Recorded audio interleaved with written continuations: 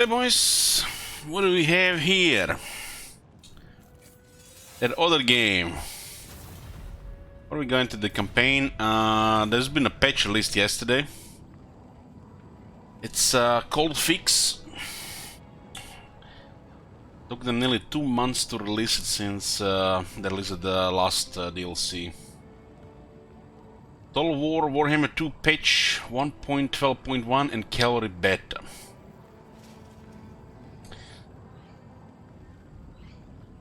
So, what the hell they did here? I went through it myself yesterday, but I haven't done it on the stream, so this is gonna be it for the stream.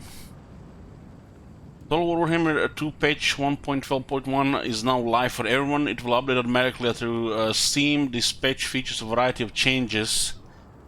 So there is some problems present since the launch of Silence and Fury, which was 2 months ago. While they are all classes bug fixes, several of them should have a balancing impact, particularly on multiplayer. We hope the patch improves your gameplay experience. In addition, we are developing a beta patch to target some major rebalancing of Cavalry. Details on this are towards the bottom of this post, and it can be opted into the usual way through the beta stub on in Steam. Nothing really mentioned, importantly. They didn't even name the page, just, this looks like, just a page, hot fixes. Just, 7 weeks too late. Total War Warhammer 2, okay, general changes. Fixed issues with collision models and chariots, which were causing them to be overpowered. Oh boy, we can't have overpowered chariots. Area of effect spells no longer affect units outside of their effect range. I'm not even sure what that means. Fixed an issue where entities moving into wizard casting magic missile can cause that character to cast again. Now we can experience the, like chain fireball casting. It still happens. When a mod gives foreign slots to a faction that does not have them, the game no longer crashes on load. And these are the general changes. A word has been mentioned regarding broken ambush AI. The undercity is being broken. Not a word. I guess issue for the next patch in Warhammer 3. But thank God they balanced the game. Khazrak and Morgur can no longer re-emerge after their death. Fix the bug where Khazrak couldn't use his abilities when mounted on a Tazgor chariot. Khazrak now gives Razgor chariots a Vanguard deployment. Taurok's Juggernaut raiding stance no longer takes away the movement range increase from raising a settlement. Okay, that was fixed. According to this. A maximum of 50 rampage can be earned through a single battle now, regardless of how many are fought. This prevents an infinite rampage bug where 150 range can gain up in a single battle. I guess if you're just doing consecutive battles, so now it's 50. Which still makes Taurox have one of the most powerful campaign abilities. In the Moral Empire's campaign, the objective is to either raise or control settlements now ticks off correctly. General, fixed an issue where Caden Unleashed would not unlock when requirement conditions were met. I think that's a technology. The final blood ground regions don't move to a new blood ground in case of overlap when establishing a new blood ground. Okay, that was bugged. It was not intended. We noticed this several times. Fix an issue in Beastman co-op campaigns where a partner upgrading the starting Hearthstone would prevent the user from upgrading theirs. Wow. Tazgor Chair Mount Heroes now count towards the hero cap. Holy shit! It took them 2 months for this. 2 months. This is literally hot fixes on week 2. They waited 2 months for this. And nothing about broken ambushes around the cities. Oxyotl Sanctum Defense missions are now display the correct amount. Increased frequency of medium and hard vision spawning. Okay, this is definitely near improving. Final quest bell will no longer expire. All appropriate horde buildings within Nakai's faction will correctly affect new units and increase King Oracle capacity. What's broken about cities, undercities? The player can access AI undercities,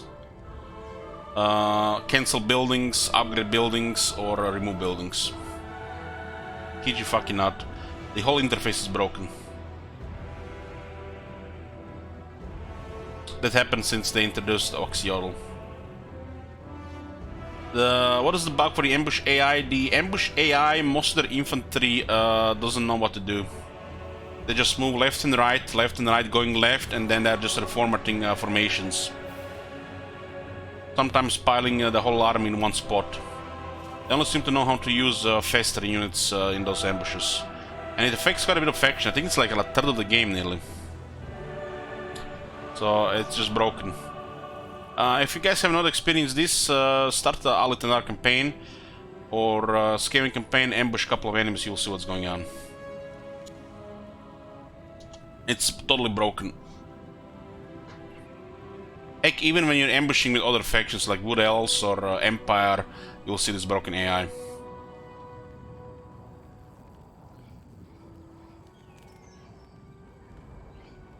This is probably the spaghetti code broken from the going left, and the changing formation non-stop so they pile up in the middle.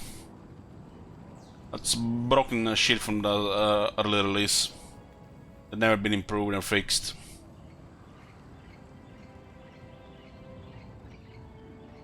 General made improvements to Cortal melee animations. Fix the bug where the King Oracle and Troglodyte was firing a double volley over the Troglodyte Sonar speed whilst on the move. Temple of the Old One's ritual now increases King Oracle capacity. I got the ambush bug against Khalida with Wars, killed the entire army with Garch Rose, and they just stood there and took it. Yeah, that's the bug. That's the bug. It's apparently what I was heard from people, what I've seen myself. Guesstimate it's happening 7, 8 out of 10 ambush battles. It varies on their composition as well. They have a lot of large units, it's a little bit different. Green skins fixed an issue with the Grown's final battle. The player would be unable to control their units. Vampire counts, remove duplicate White King button from the hero recruitment UI, we've seen that. Kevin von Lloydstein now correctly equips either skillful steed mount when purchased via his skill tree. His mount was bugged. So this is the update, guys. This is what's applied right now. And if you wanna go to the beta, different version of the game, you have to go to the Warhammer properties and click on the betas and choose a different version of the game. Apparently, this update that's been applied right now is not applied on Cavalry Fix beta. So if you pick the Cavalry Fix beta, Cavalry Fix, what a low, you will not have the fixes they fixed in the patch. So you have to, you know, decide if you want to check the new Cavalry changes or have the current patch.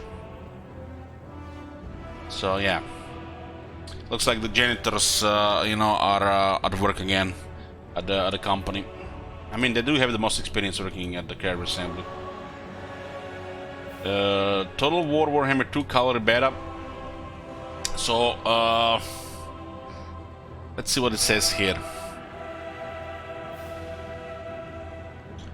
The goal of this update is to improve the effectiveness of cavalry across the board, but especially targeting issues related to being countercharged by infantry and the underperformance of heavy cavalry. So what they're trying to do here with this is make cavalry feel better, do better when they are charging head-on into other units that are charging them, especially infantry. because infantry charging the cavalry was overperforming due to just sheer number of them. Because the second, even third rank can hit the cavalry depending on the infantry's weapon range. So a unit of Bestigors, which is an excellent unit to countercharge anything, because they're deadly in charge, would do massive damage to any unit charging it. Since countercharging is usually going for the massive damage on either side.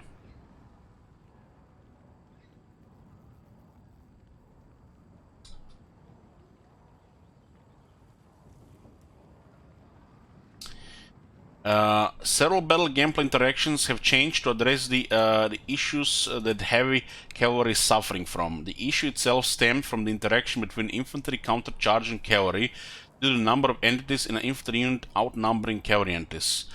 In Warhammer games, the usually cavalry size is 60, unless they have bigger mounts like cold ones, like Great Stags, then it can be even less. While a usual elite infantry unit is like 100 or 80 or 60. So they usually just outnumber them. Which means, you know, the cavalry is not really a steamroller unit in most situations that goes directly to attack a full health unit. But instead, it's an opportunity unit by design, using its speed to punish weaknesses in the enemy deployment or, you know, positioning of the certain units. Well, some cavalry units, you know, are just over the top made to win no matter what, with the help of, you know, max stats, buffed, or magic. Like the main example would be the Bretonnian cavalry.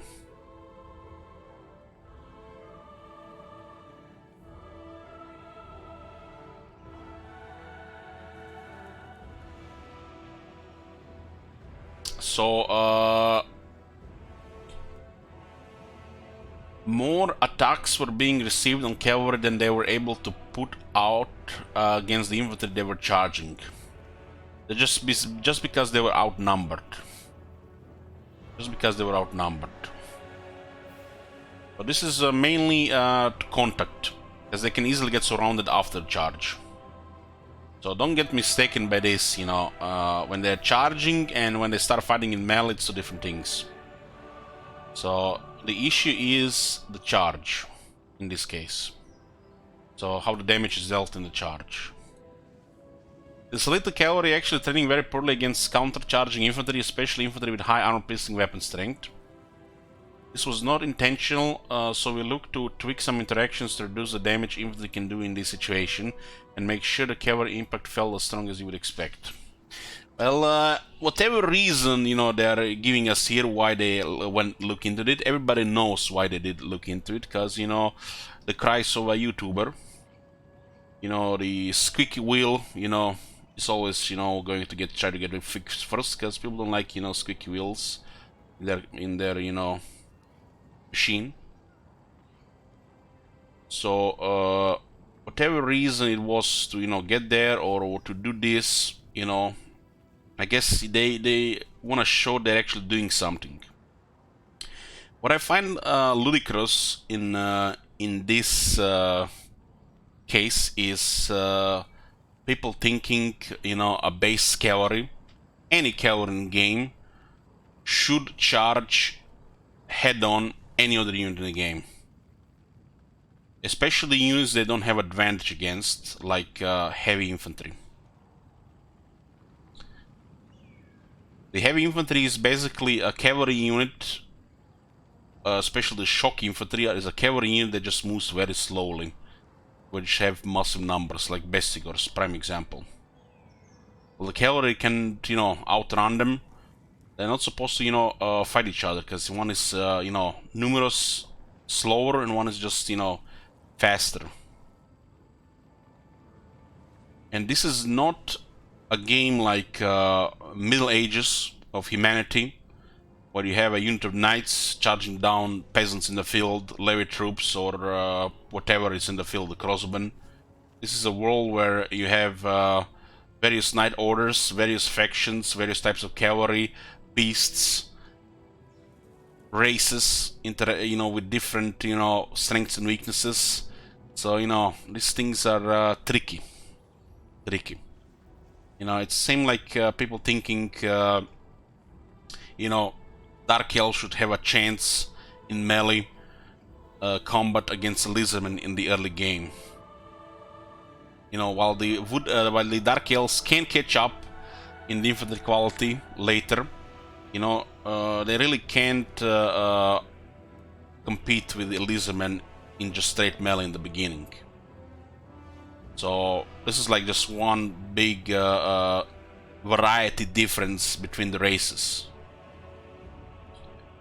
So you're not supposed to use the Empire Cavalry like the Emperor Knights and, head charge into a unit of like dead tier, like Graveguard, for example, regular Graveguard. The Emperor Knights might have the armor to, and the size to do some initial charge, but they're all just gonna lose. Well, they could go after, bigger units. Doesn't mean if they're armored or they even have a higher charge, that they're supposed to be like, something special in the battlefield. Just gives them a little bit more survival. Well, their primary role is still to exploit enemy weaknesses and look for opportunities. Same like with the Black Knights early on, you're not supposed to go head-on fight the Empire Infantry, other than, crossmen, archers, maybe swordsmen. It all depends on, a lot of factors. Let's just say the base. Not everybody's supposed to fight head-on. When it comes to the situation of the Empire, like demigrips with halberds, they're supposed to go head-on into like Chaos Knights, head-on into any literally a large unit. While the demigryph knights, the regular ones, they're not supposed to go head-on into stuff like great swords, great weapons, stuff like that. It's just not gonna work, no matter what their status is.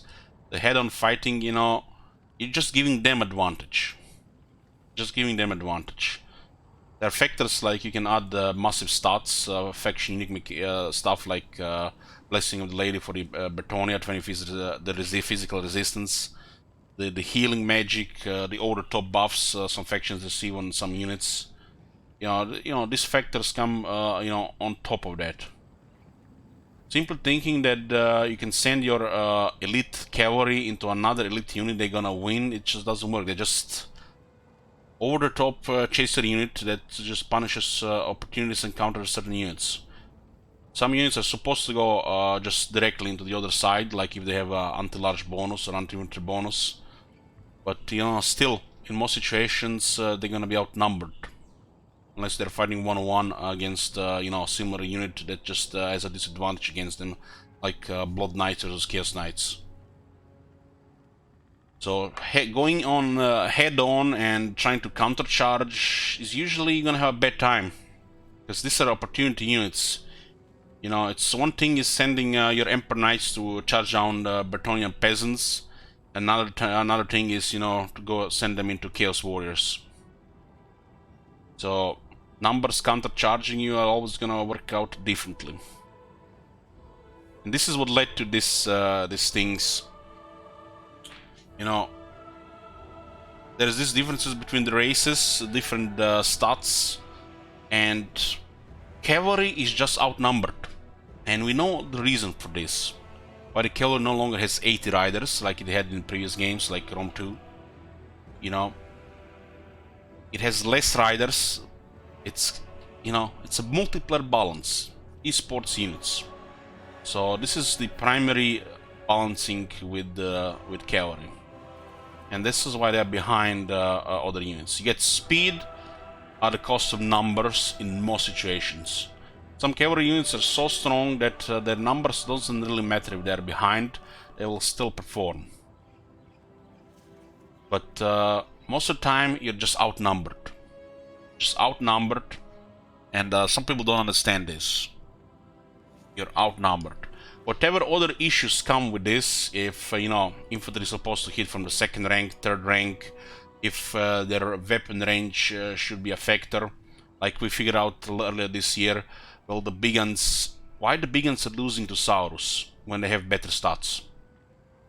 Even the buff big guns are losing to Saurus because, How are they doing it? How the Saurus winning? Well, we went to look under the hood, the stats which you don't see, and the stats they're gonna just be talking about in this wall of text below. The things that you don't see, like unit mass, attack interval, weapon range. So a lot of these things, you know, you might read, might not understand, and you know, I don't know why they're even saying it, because the game doesn't show these things. So the Saurus were winning against Biggins just because they have better attack range. Saurus attack range for some reason is 2, and this attack range is not consistent throughout the whole game, and it's kind of an oversight. And this is why Biggins lose to Saurus when they can even have better stats due to greenskin changes. They just... Saurus are attacking with more units at the same time, while the Biggins are, you know, handing first, second rank, and they just can't hit. They're just standing there taking the blows, because they can't reach the unit in the second and third rank. And this is also happening with cavalry and with infantry. It was happening on contact, and it happens after the contact, after the charge. They just get surrounded, and they get hit by so many guys because they're outnumbered. Either by you know, them being stuck in the first rank, second rank, third rank. They're gonna just be way more attackers on the infantry unit than gonna be on the cavalry unit. And if 60 guys lose half their health and 15 entities from 6 to 45, they're gonna have a difficult time finishing off the enemy. While the infantry 100 guys might drop down to 70, losing half the health, and they're still gonna outnumber vastly the cavalry unit. So the less attackers, which are larger, missing, with questionable attack values due to esports, is gonna make all the difference against numerous attackers that gonna be attacking way more, because their stats like attack range, attack interval, base hit chance, min hit chance, max hit chance. More equals better, especially when it comes to quality. They're not attacking men-at-arms, they're usually attacking, the issue is counter-charging. They say here, especially infantry with high armor-piercing weapon strength. And there were definitely some issue with contact, how the damage was received. I've noticed this, especially with the Black Orcs. You know, if anything is charged to Black Orcs, you just counter-charge them. The Black Orcs will just smack them because of massive damage. But, you know, these things will just get surrounded because they try to get through. And they're not supposed to fight head-on. That's pretty much the thing. They're outnumbered. 2 major changes have been implemented to resolve this, but due to the nature of changing core game system, we decided a beta patch was the only safe way to ensure players aren't negatively impacted if these changes have unanticipated negative results in other interactions in battle. Oh boy. So they gave the game to ready for testing, instead of, you know, properly testing, you know, after 2 months of waiting for an update. Summary of the changes. Entities will no longer charge attack if their charge pair is blocked by a friendly entity. Well, this is actually interesting, because there were times where you could actually charge to your own unit, especially with cavalry units, like the Graveguard pinning enemy, and you would just charge to your Graveguard on the enemy. So this could be very noticeable. This particularly affects infantry versus cavalry countercharge interactions. This means that when an infantry unit charges into the cavalry, the back ranks no longer get to charge attack as well. So this is what I was talking about. The first rank, the second rank, the third rank, you know, like the infantry was getting way more attacks than they're supposed to. But, you know, this could have been, attended by design, because devs were silent about this for 4 years, so some YouTuber made a video. You know, if this YouTuber didn't make a video to, you know, get cry out to people, everybody's complaining about these days. Everybody's complaining about heavy cavalry. Everybody's complaining about battle difficulty and balance. People who don't even understand, you know, the game systems. But, you know, if you go to Reddit, if you go to Steam discussion boards, Twitter forums, now everybody's complaining about it. and people who don't even understand, you know, the systems in the game. And the problem is because you don't see all the stats, and the problem is because you don't see the hidden stats. This reduces the damage dealt by infantry when counter-charging, as fewer entities get an immediate charge attack. This helps cavalry trade more favorably with infantry. So basically, keep in mind, guys, this is head-on charging to a unit that is counter-charging you. They haven't fixed cavalry to the point where they're actually stronger. They just made them better in head-on charges against the counter-charging units. The idiot way to use cavalry. Especially if you don't have the stats to support such strategy or tactics, whatever you wanna call it. Here we come here to confusing part. The calculation for collision damage has been changed. Collision damage, it exists.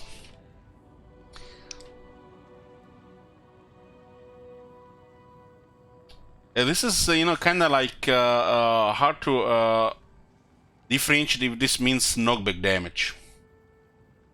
Collision damage. So this is where it gets a little bit confusing. Previously, collision damage was increased by the charge bonus of a unit. Collision damage.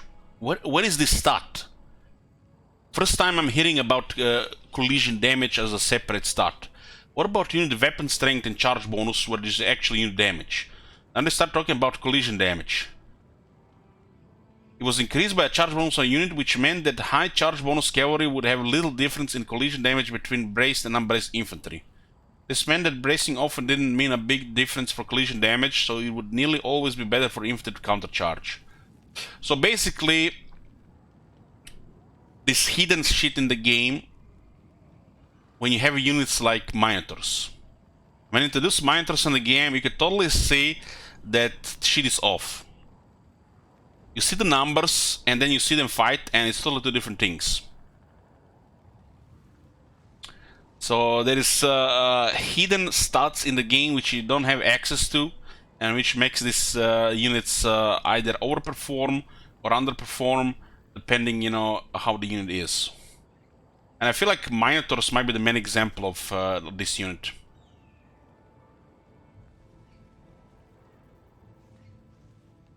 It says, now collision damage is just a calculation using collision power and not adding the flat charge bonus.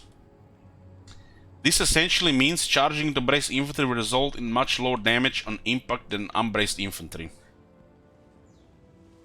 So we wanted them to fix cavalry, but they're now also buffing infantry to do better against charging cavalry. Which means this cavalry fix also nerfs cavalry at the same time. So they might have looked into an issue and they found another issue. The way this says here, the bracing units just got stronger against cavalry. And I hope this is not going to mean this, what I did in the recent game. I have a clip here to show you guys. Let's go. These are chariots charging the braced infantry in Troy. They just dead on stopped. So this looks to me like a very high mass units where they are bracing now will completely negate the charge and end up looking this silly, you know, just dead on stop. This could have been achieved against most units by deploying units like Longbeards into 6 rank formation, 6 ranks of them. So the way it says there, the way that I'm understanding, I could be misunderstanding, guys. Maybe you guys understand a little bit better the text with this hidden stuff. This looks to me like they nerfed cavalry.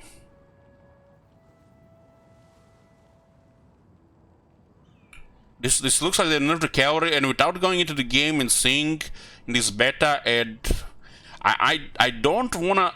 I'm afraid to go into that beta and see that now the bracing is stronger than before. The way it sounds to me is they buffed infantry against cavalry charging when it's bracing. So bracing infantry now actually works for the first time. So they didn't want to just counter charge. They wanted to give infantry a chance to just stay there and take the charge. But now it works even better, especially units which don't have charge defense versus large or versus all. So they're gonna brace even better if you deploy them right. Most people just deploy as wide as possible and ignore these things, cause I did myself, cause there was no point. Like they said, charging, counter-charging, or just standing still would make no difference. It was better to just counter-charge. So I was always deploying as wide as possible. But if the unit had charge defense versus large or all, it's just better to brace, like in the case of dwarves. But, you know, this is what it might happen now, more than before. Which means it looks like its cavalry got nerfed and not really fixed from the text they, you know, presented. It's hard to understand it because this is a lot of hidden stuff. Unit mass, collision damage, who has the range to attack, who has not a range to attack. It's all really fucking confusing because we don't see these stats. Apparently in Troy, if you mouse over damage, it will actually tell you some of these stats which are hidden in Warhammer. And they're talking about these stats that nobody even heard about before. Collision damage, and now not accepting flat charge bonus. Then what the hell is charge used for? Why does the charge bonus exist if there is collision damage separated from the actual damage?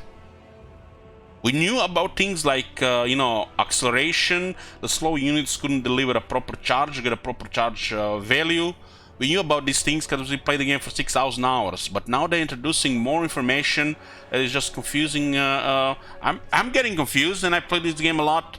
Maybe I'm not understanding it right, but what it says there, it says to me that infantry is now better at receiving the charge than ever before, especially if you deploy it in a position you know, this is 1, 2, 3, 4, 5, 6 ranks.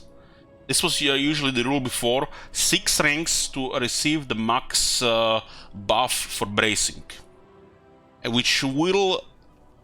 what happens here? This happens to the Longbeards getting charged by a lot of units. Just, you know, you've seen guys, Wolf Riders charging Longbeards before, right? You did it, you see it, and they just stop. They just stop and they do nothing. I feel like it's gonna be now with Chaos Knights and other cavalry as well, especially against dwarf units, because the bracing seems to have just gotten better. So just look at this one more time here.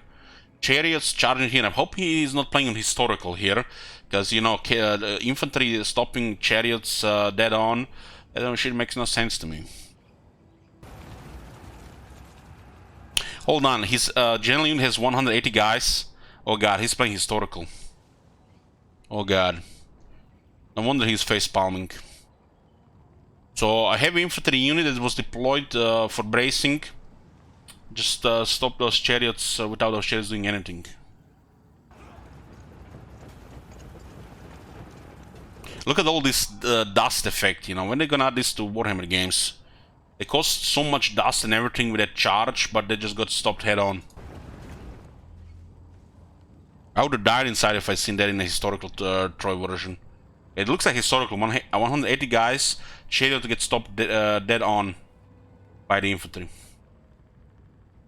That was pretty cool. Quick, cover it with a cloud of smoke.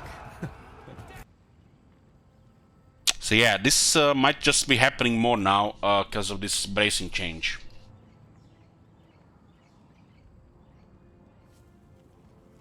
Let's just read it one more time, guys. Let's just read it one more time.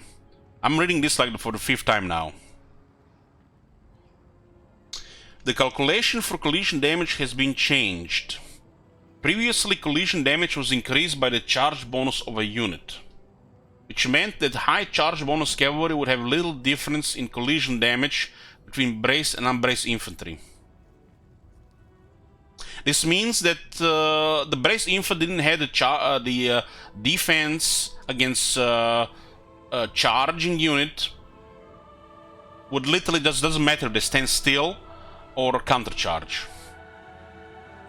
So this is beyond what people are asked here for them to fix. People just want the cavalry to be good. This looks like a cavalry nerf, really. Because a unit would be bracing no matter what. Even if it didn't have a charge defense against large, it could brace.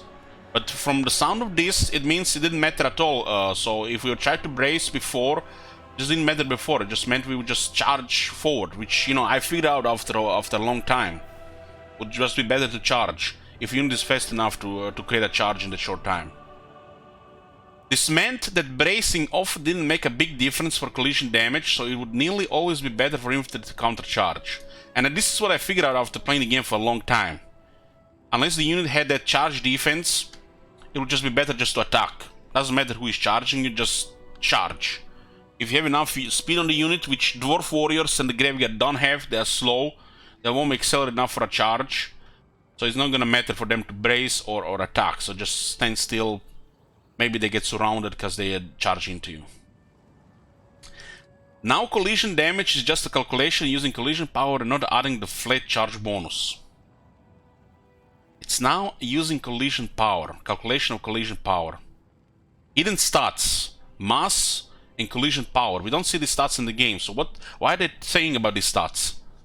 Why can't we just mouse over weapon strength or the unit size and it tells us why can't we just go into the game and mouse over a unit, mouse over entity unit size, and it tells us mass. Let's say it's 1000 mass and it says like a 60 collision damage. Why are they talking about these things which we can't even see? Why can't we mouse over weapon strength and it says base weapon damage 20, armor piercing weapon damage 5, and then collision damage? Or under charge bonus. Why doesn't not it say on the weapon strength the weapon range? Why doesn't it tell the attack interval? There's a shit ton of stats missing. If they can't feed this shit here, they can just feed it under a tooltip, right? Under a tooltip. So some YouTuber guy says cavalry sucks, they're getting killed by you know, shock infantry. What a shocker. Shock infantry kills cavalry, no problem. Because, you know, Bestigors does not mean they're, you know, gonna be... It's Bestigors. It's not great swords. Well, the great swords are overperforming as well, so there's definitely something there. The devs say that it is.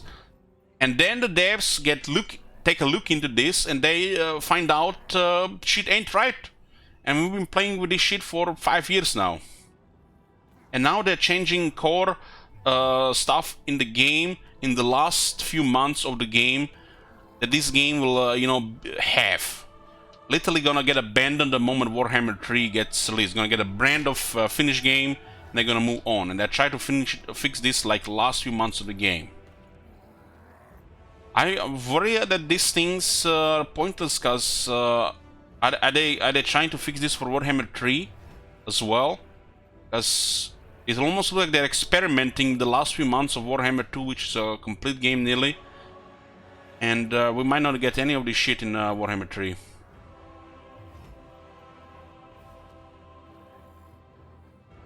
So we don't have this information, and they are talking about stuff that we haven't even heard of before 5 years later.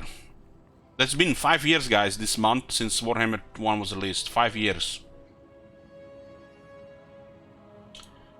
And now they say collision damage is just a calculation using collision power. It's collision power, which we can't even see. We don't understand it, we can't even see it. How much collision power do the Emperor Knights have? How much collision power do the Horned Ones get? How much collision power do the Chaos Knights have? And not adding the flat charge bonus. This essentially means charging the braced infantry will result in a much lower damage on impact than unbraced infantry.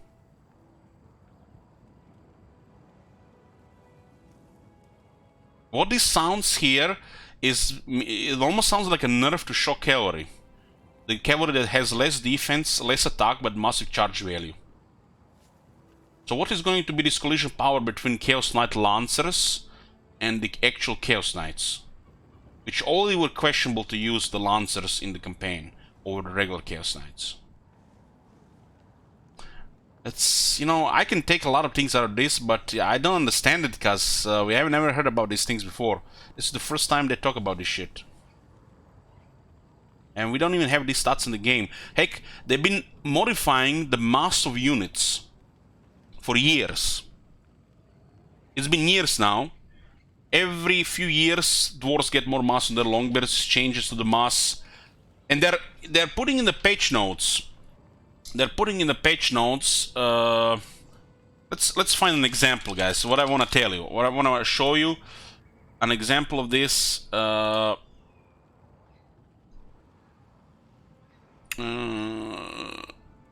Okay, maybe this patch has it. Okay, here we go. So this was the patch before this one, and look at this. There is an actual balancing in the patch for mass of Malagor. This is a lord in this case. His mass going to increase from 800 to 1200, and they're telling us this.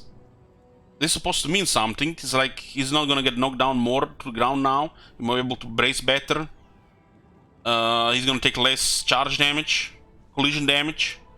They're telling us these numbers. They're telling us these numbers, which we don't see.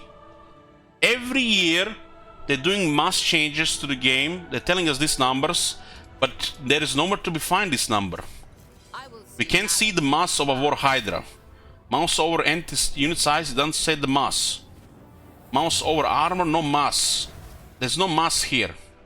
And they keep changing these numbers on a whim almost, it feels like. And now, even more than ever, they're trying to fix Cavalry by giving us some mumbo-jumbo information that nobody even understands. I don't understand it. What the hell is collision power now? We thought the charge bonus mattered for this. But you know, we've seen Minotaurs, and we've seen Minotaurs going through even bracing units. You know, guys, remember when the Minotaurs just charge into bracing halberds and they just die? Maybe this is what I mean. Because there are units in the game like Minotaurs, some other large units, not just Cavalry, which just don't respect the unit mass. They don't respect any of the rules in the game. So this thing we discovered by just playing the game for a lot. Are they gonna get now just stopped? They won't be able to breach the formation if the enemy deployed 6 ranks for the max mass bonus.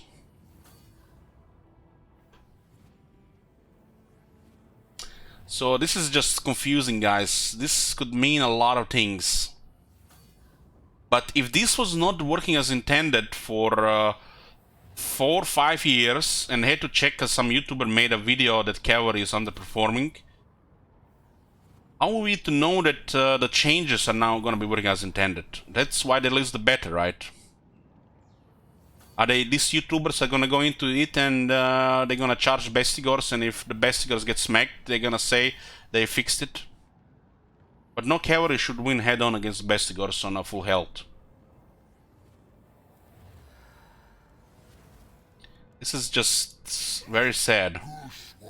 What Cavalry should charge Bestigors with 10,000 health, 32 charge bonus and armor-piercing damage, and win?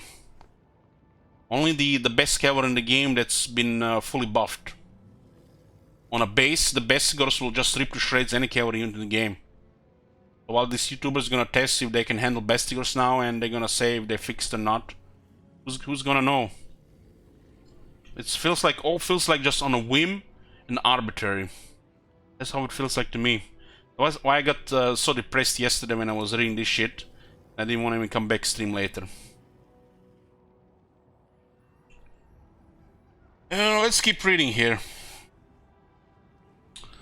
These 2 changes reinforce our intentions of how Cavalry and infantry should interact. So by you know, people wanting to fix cavalry, they nerf cavalry at the same time, or they fix the infantry for the first time because it was not working as intended for all these years. Cavalry should be favored in fights against countercharging infantry. Of course, the relative strengths of the units will still be important. So guys, I hope the Reddit sees this, I hope the YouTuber sees this, because this is, you know, should be written in caps lock. You should not be charging full health Bestigors and thinking your cav will do something. They'll take less damage, but they'll still lose. They tell you here, of course, the relative strengths of the units will still be important. Isn't this the main factor here? In what reality does a quality cavalry unit has a chance against quality infantry unit? They're just outnumbered by game design. By game design, they're outnumbered. And this is mainly due to multiplayer. If you go into Rome 2 and look at the difference between the heaviest cavalry and the heaviest infantry, there's a massive difference. Why? Because cavalry has 20 more riders than in this game. They just have more horses. And they're still not even close to an even one-to-one fight. They're still going to get outnumbered. So just attacking head-on directly, it's not going to work. It's going to take massive damage. And if units get stuck, they're outnumbered, they're dead. Cavalry, how it's designed right now, it's best used against damaged units. Or hit them from the side or back where you get a massive attack multiplier so you don't miss. So you do like 3, 4, 5,000 damage within like 10 seconds. So the units hopefully breaks or just cannot keep fighting the unit that hit them. Okay, now they go for the gritty details. Oh boy. First, some terminology and calculation specifics. Collision damage says here the amount of damage dealt when a large entity collides with a small entity.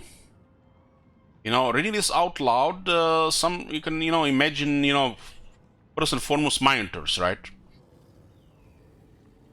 Because how many times we've seen Minotors charge into halberdiers and halberdiers just get destroyed? And they're supposed to be okay against the Minotors. This follows the formula of collision power, collision damage normalizer. There's a formula here. They even post a formula here.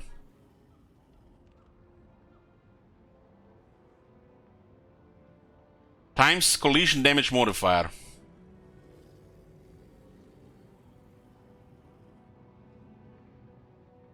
But we have never heard about this before until now.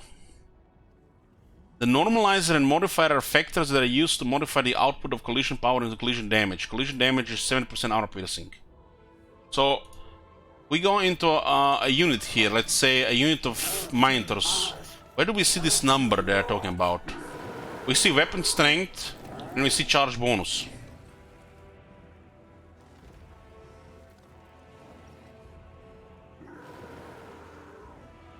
And they talk about here collision damage.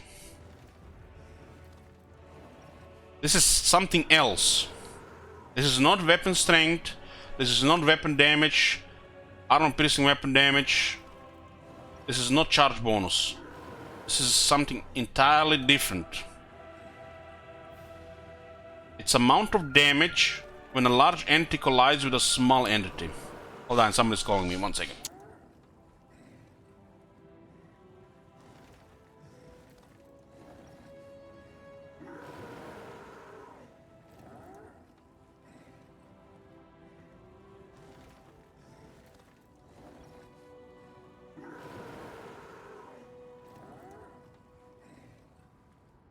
I'm not recognizing the number. I'm not answering.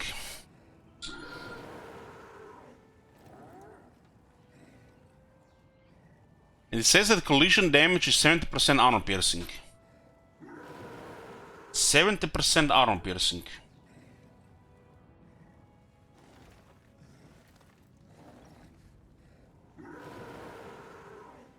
Collision power, this represents the momentum difference between entities. Collision power equals relative speed delta This is, I guess, a multiplier times mass ratio. In a more detail, the formula is nt1 speed plus nt2 speed plus nt1 mass nt2 mass.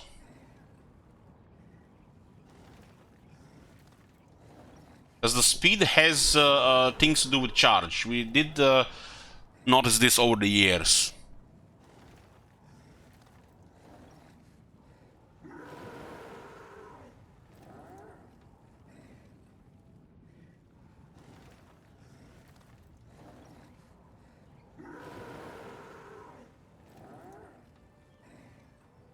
I guess this is going to matter more if the units are actually bigger in between.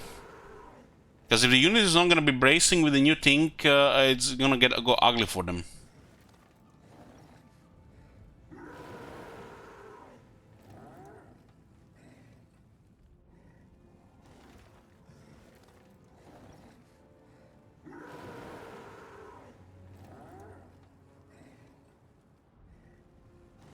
Bracing, when infantry is standing still and facing the enemy, they will get a bracing multiplier to their mass. A braced entity can have significantly improved mass, reducing the collision power and damage considerably. Yeah, we understood this thing exists in the game. Basically, unit that just doesn't move will brace. It also has to be deployed in a certain way. So you can go 4 ranks with or 5 ranks with Bestigors and thinking they're gonna be bracing if they're not standing still. Well, the unit like Bestigor should never brace. They should always countercharge. Well, for example, the Dwarf Warriors or the Longbeards or Halberdiers, they should brace. But they also have to be deployed in a way where the bracing will actually do something. And if you think the unit is just gonna brace 4 ranks deep, it's not gonna work. That's why those Miners just go into the Halberdiers, kill them all, like they're almost not bracing.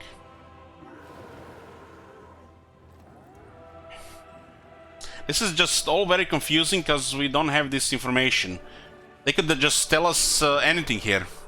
They could just tell us anything. This could be a recipe for a new pizza.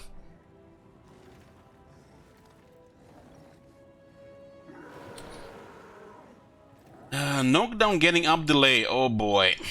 The game has a random delay for how long entities will stay on the ground before getting up on knockdown. This is like what I hate the most. When a cavalry unit hits another infantry unit and just fly like 30 feet in the air, and then like 3 seconds later they get up like nothing happened, because, you know, they got hit, but they did not get hit. They got hit to take the knockback, but they did not get hit to take the damage. That's another, this is probably the main reason why Cav in this game is weaker than the Cav in some other Total War games. There is no knockback damage. And this is due to multiplayer. Because, you know, a couple of guys maneuvering cavalry would just trivialize most of the units. Some knockback damage should exist.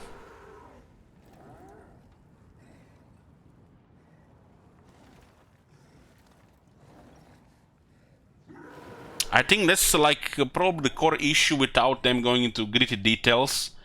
Knockback damage. Like, knockback damage is the reason why the cavalry in games like Medieval 2 or Attila is just bullshit. And instead of, you know, balancing that, they completely removed knockback damage. You know, in that game you had the knockback damage with units that could have charge values of even like 200. So they literally wanted the cavalry, when they hit, they kill everything, without a chance for the unit to survive or to fight back. The changes themselves are as follows. The check for entities in front of others before charging means that infantry units get fewer charge attacks when counter-charging. Our testing quantifies this reduction at around 35% less attacks, which means less damage dealt by infantry on the charge. Okay, that makes sense. This is probably gonna be the main damage mitigator now with the change. We have tweaked the collision damage calculation formula to have a bigger delta for possible damage. Difference in range of damage output increases the amount of damage per collision power. However, charge bonus is no longer added into the collision power, as this was reducing the impact of bracing on collision power. The way they're saying this, you know, so what did the charge does now?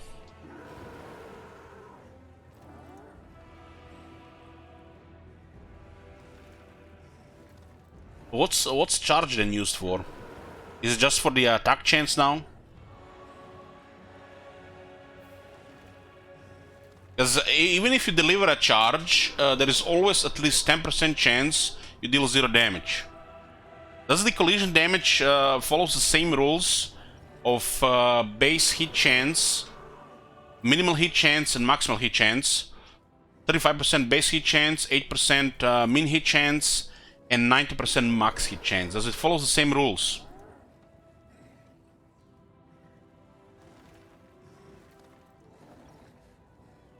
Charge bonus will still add to melee attack and damage after collision, I think.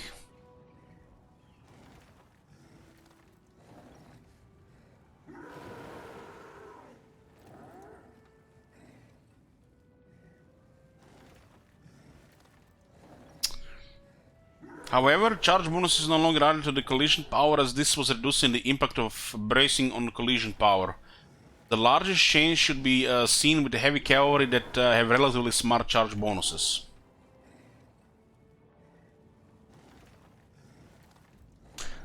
This is what I'm saying, you know. So what we read so far from this is just telling me that Chaos Knights just better than the Chaos Knight Lancers.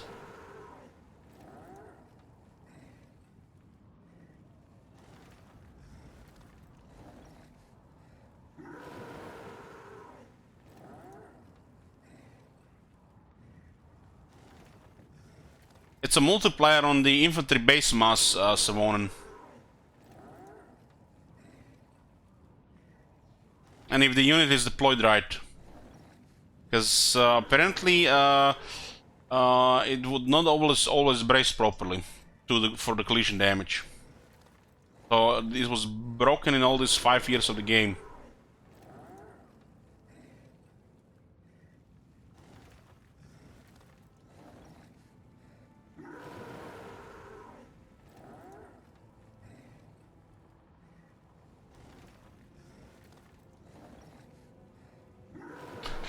This type of stuff makes units like Lancers make no sense. It's like, prime example, without going into Chaos Knights, let's talk about Black Knights, which are basically just lower tier Chaos Knights in design. You have Black Knights, and now they have anti-infantry, and you have Black Knights with lances and barding. They just have big charge, but their attack and defense is shit. Why these units don't have anti-large? Why not make the regular cavalry anti-infantry bonus and lancer cavalry anti-large bonus, instead of having hidden stats? And different charge bonuses, which are questionable at best compared to the loss in defense, attack, and anti-infantry bonus.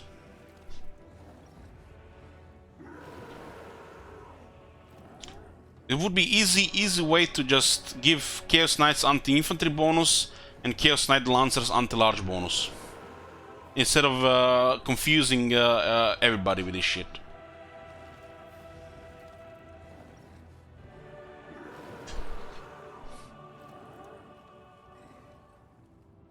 Yeah, we don't see this information, Savonen. The game does not give you this information.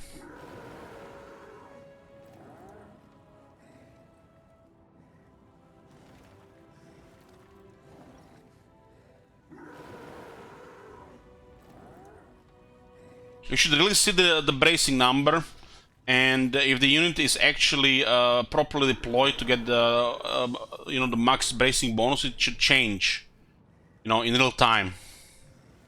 But you don't see this information. The game is hidden. It's hidden in the game. You tweak the collision damage calculation formula to have a bigger delta for possible damage. Difference in range of damage output and increase of the amount of damage per collision power. You know what I'm worried the most, guys? If this collision damage does not follow the same rules as regular attacks. I mean, why should it? You're charging with hundreds of horses, or monsters into a bunch of infantry, there should be some kind of stampede effect or damage. Why should we follow the same base hit chance, min hit chance, and the max hit chance rules of the game if it's separate damage? This could be why the Minotaurs are just stomping when they are charging like that. They might just have a 100% chance to deliver this damage.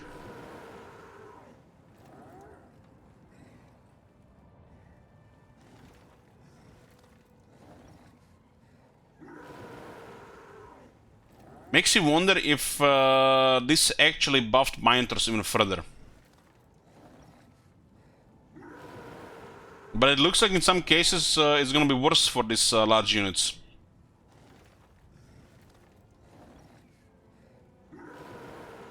However, charge bonus is no longer added into the collision power, as this was reducing the impact of bracing collision power.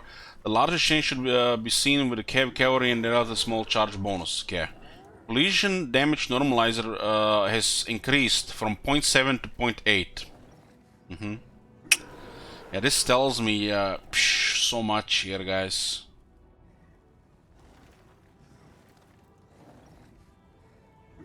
.7 to 0.8.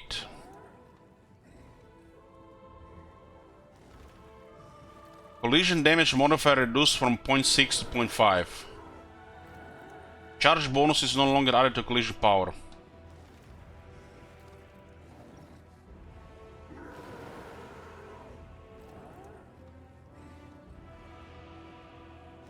Ah, damn.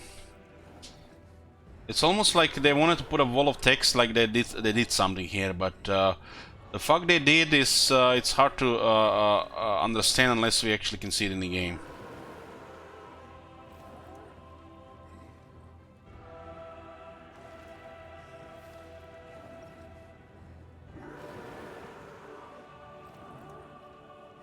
The knockdown getting up random delays have been increased, as Cavalry would often not have a window to disengage cleanly, as the infantry would get up inside the Cavalry unit and disrupt disengagement cycle charging.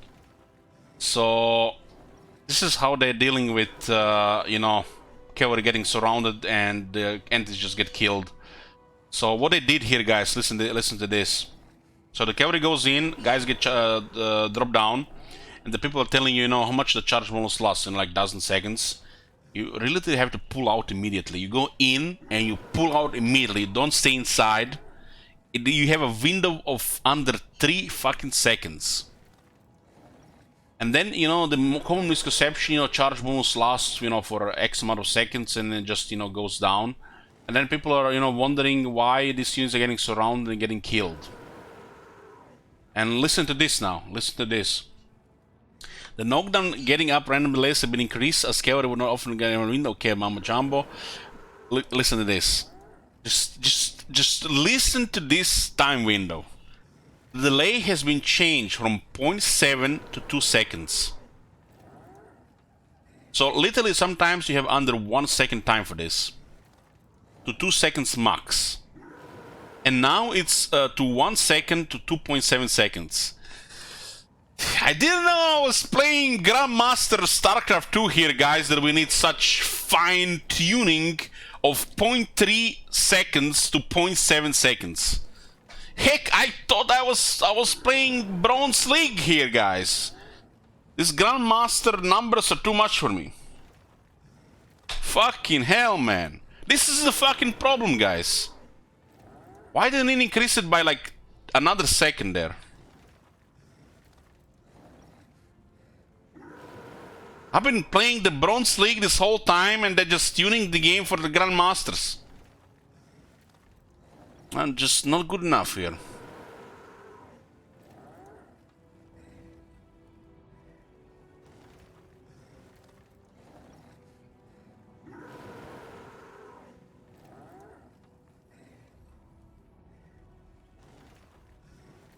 It's gone up by 0.3 to 1 seconds, Dr. Vector. My bad. From 0.3 to 0.7 seconds. So minimal used to be 0.7 seconds, now it's down up to 1 second. And maximal used to be 2 seconds, now it's 2.7 seconds. Literally, it's gone. It's gone. You still in? Well, you're surrounded, you're gonna die now. Who's gonna notice this shit? What's this, the phasing, the going through some kind of immunity when you're trying to pull out? You literally, they gave you not even 1 second, guys. They didn't even give you 1 second. In a game where just you have fucking StarCraft 2 dropouts dictating esports balance, or old people like Marconos playing. What the fuck is 1 second? What the fuck is he gonna do in 1 second, guys? It takes like 3 seconds to move a mouse for him.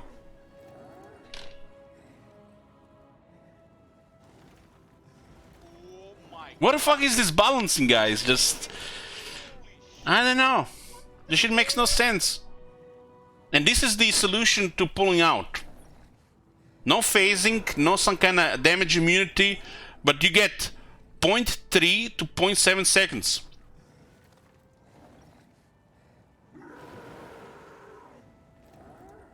That's all you get.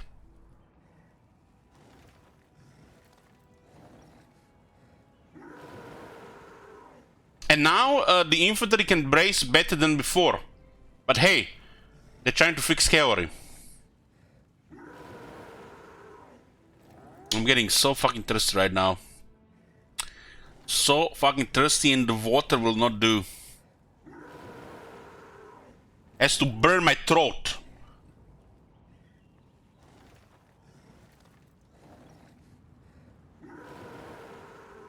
Bracing multipliers have been increased to further improve the power of bracing against collision damage. So they try to fix Cavalry, but they also, you know, fix the other stuff now as well. The goal is to increase the difference between bracing and countercharging in terms of how much collision damage is dealt. The problem is most people just deploy a formation and they never countercharge.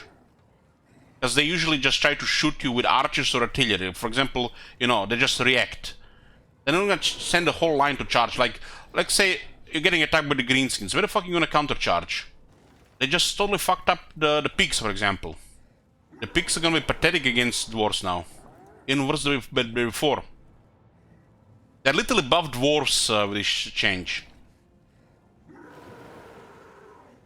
In campaign. Pigs, so by fixing the cavalry, the way this sounds, it looks like they nerfed cavalry.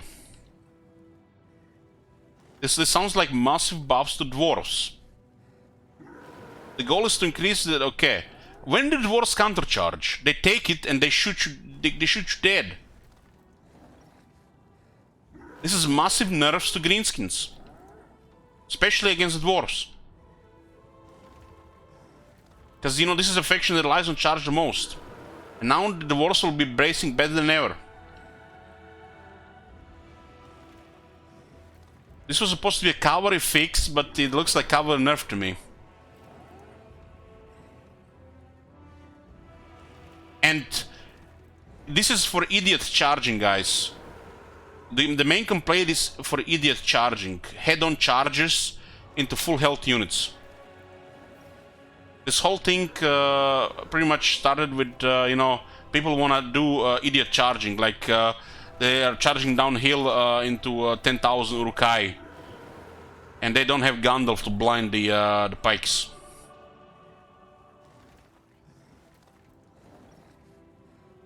So head-on idiot charging was improved.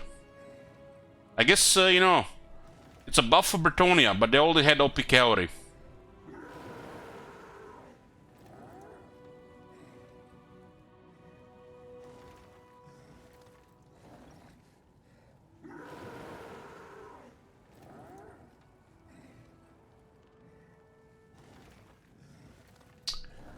So yeah, it looks like idiot charging is better, but you know, I guess it's good buff for dwarves and some other infantry.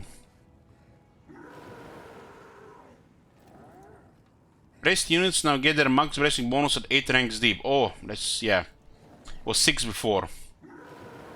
So if you guys wanna brace against the enemy, if you guys like have pigs coming from left and from the right, you know, in the corner, deploy them at 8 ranks deep. Literally just gonna cancel all their extra buff.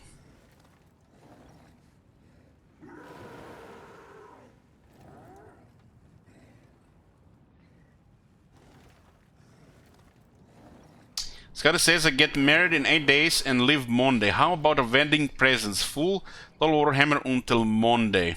Well, I was about to start a new campaign, Scotty. But it's a solo Tyrion campaign. Congrats. Did you inform your wife that Diablo future wife that your Diablo 2 Resurrect is getting released?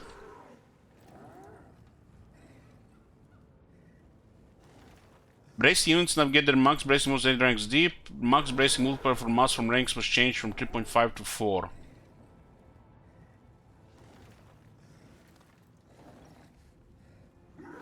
So you have to go thicker now, and the multiplier is even higher now.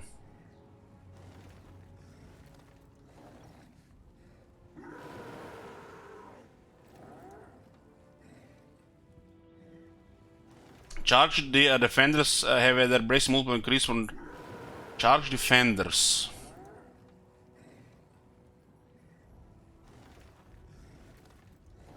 Guys, you know, this could be all just, you know, pro numbers and pro shit here, but why do I have a feeling this is just more of that proving grounds shit?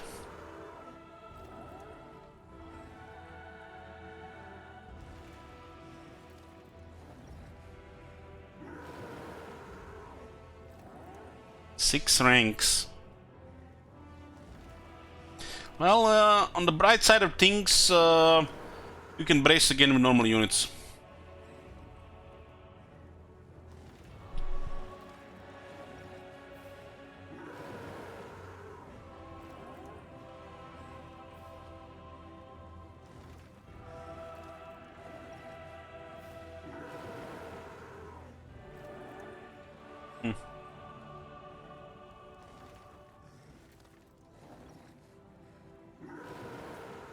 Send me to vent. I am the Lord of the England. I guess by charge defenders they mean this.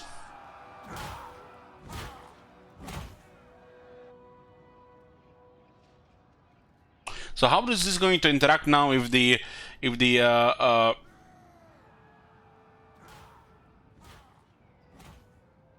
boy.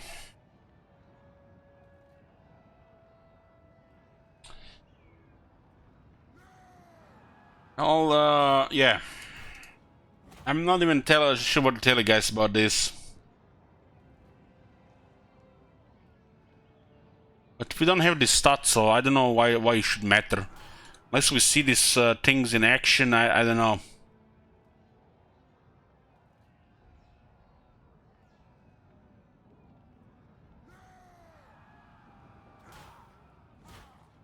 So this cold fix 2 months later, guys, and not a word about ambush bug, which is broken right now in the game. It broke the ambushes.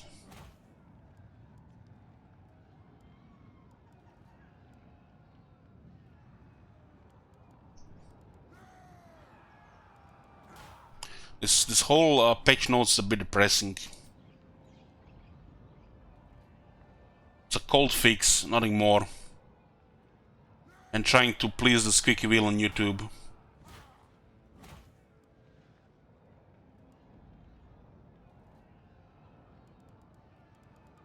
Why? I have a feeling that this is not going to do shit for us in the campaign. This is just... It feels like this is targeted for the multiplayer. The moment when you see that 0.3 to 0.7 change, that screams multiplayer all over it.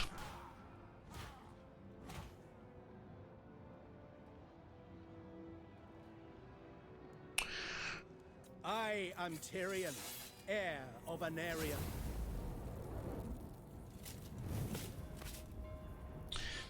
Anyways, we got our quarterly sellout campaign here, boys. This is for this is the third one this year, so third quarter. It's like September, June to September. Yeah, I waited a while for this one. We don't have the beta patch on. I don't care about it. I honestly don't care about it. We'll care about it when they put it in the game. I'm sure the YouTubers have already, you know, got the knowledge of the universe, so go watch them. What would it say about this shit? Probably it's quick battles and nothing else.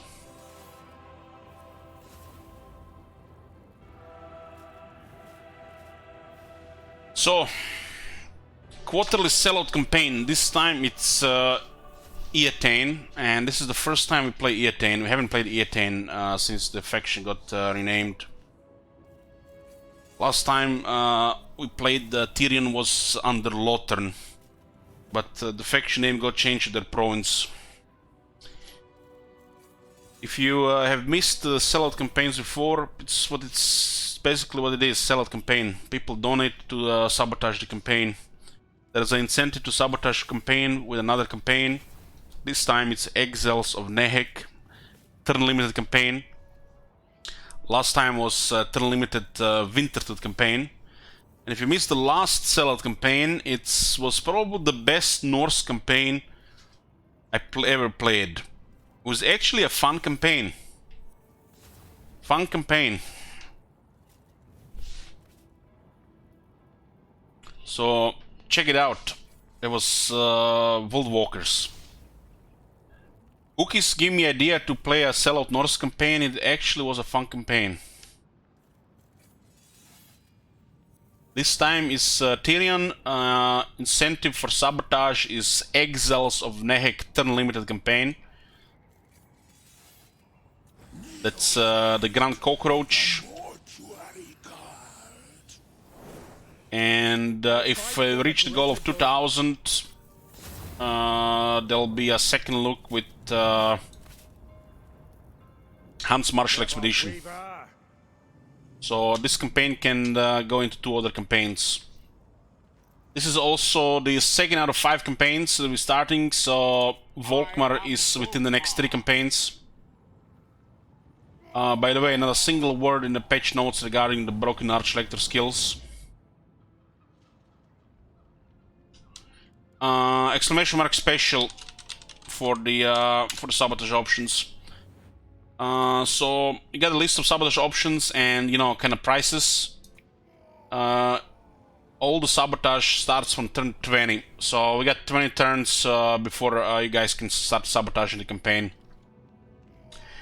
The list of the sabotage will be at the command exclamation mark SL, like Shadow Labyrinth, which means sabotage list. Everything that gets done to campaign will be on that list. The sabotage will be available between turns 20 and 150. So after turn 150 there is no more sabotage available, but everything that's been done to the campaign stays, like handicap or queued auto resolves. The goal of the campaign is a short campaign victory. We must preserve this world. If I get a short campaign victory, meaning no Eggs of Nehek, if 2000 has been reached, that means we are playing Hans Marshall Expedition next. If neither has, you know, been reached, then we'll be playing most likely Volkmar next. So, Eataine with Tyrion, one of those recommended lords for a new player to start playing the game. We haven't played this in... it's been a while. When was the last campaign? Lothern... last time we played Lothern was nearly 2 years ago. Wow. 2 years.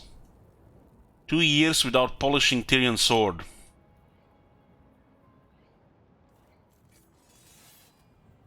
How are the sabotage incentive campaigns decided? I decided myself. Eggs of Neheg is a fucking torture the streamer campaign. It's the most tedious, boring shit in the game. And I'll do everything in my power so you guys don't get it. It's also a turn limited campaign, which you guys decide how long it goes. 50 turns to begin with. You get combination here, information about the turn limited campaign here. These campaigns can end quickly or go for a while. That's why I put a turn limit campaign and not... so yeah, I can't sabotage it myself. If I would just go Ace of Naked regular campaign, I would just end it on like turn 5 like I did at Wintertooth. But a turn limit campaign, I cannot sabotage myself. Only you guys can sabotage it.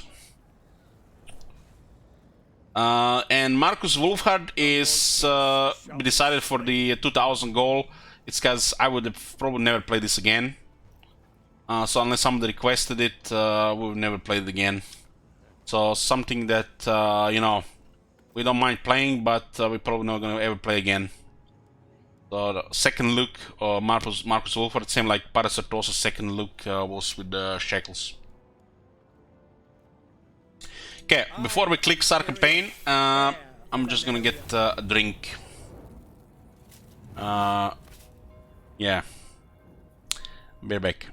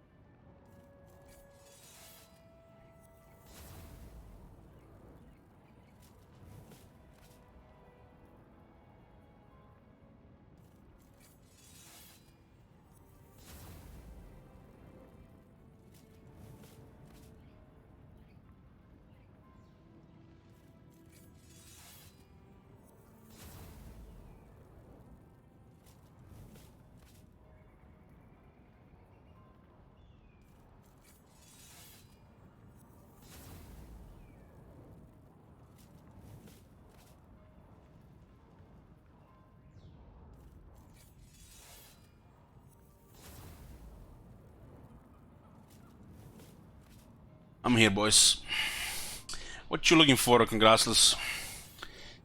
No alcohol, Pepe, gun, or else you'll be making air moves again.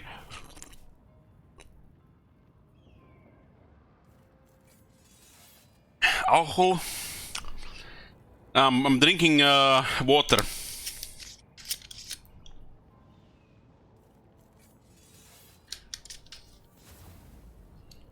It's just yellow-brown water.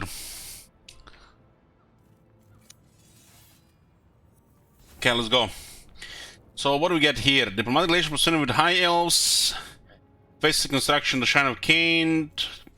Basic recruitment on infantry cavalry. This is nice. And has cheaper upkeep for spearmen, silver guard, rangers, archers, and silver helms. Start with silver helms, Eataine chariots, and the white lines of grace.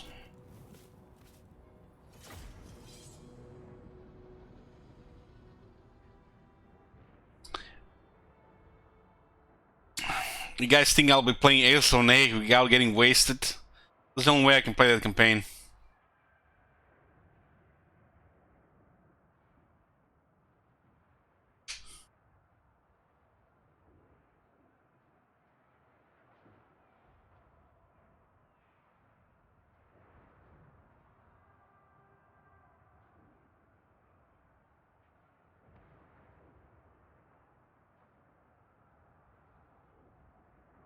This campaign, I think, is pretty easy to sabotage. We're gonna have to get a little bit lucky, I think. Maybe we get take down Everest by turn 20 or a Confederate. Hey, Bress.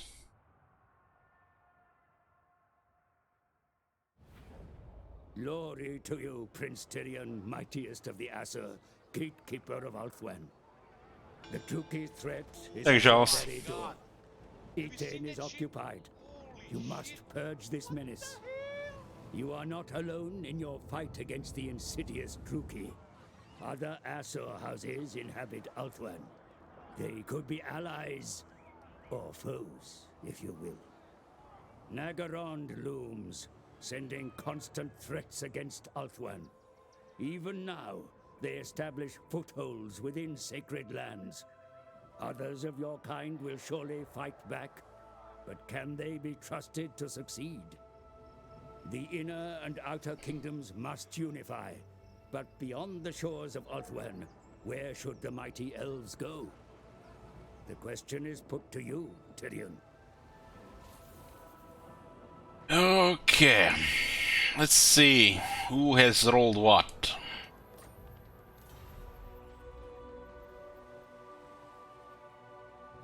Servant of the king.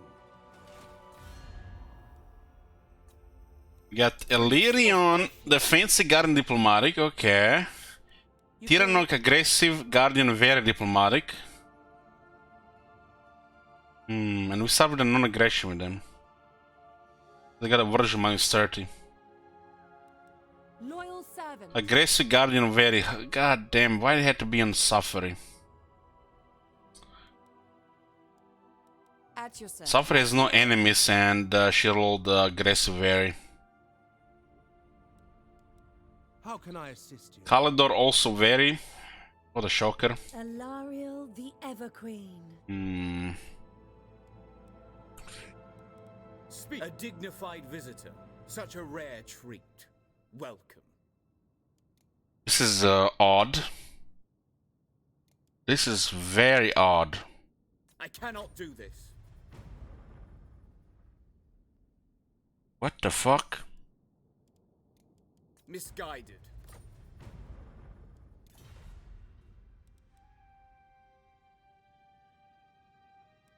Lady, you have a proposal for the Asur. How delightful. I agree. This we got her. This is really strange with Illyrian though. Give the my guards stand ready. Choose your words with care. It looks like she's gonna go after us.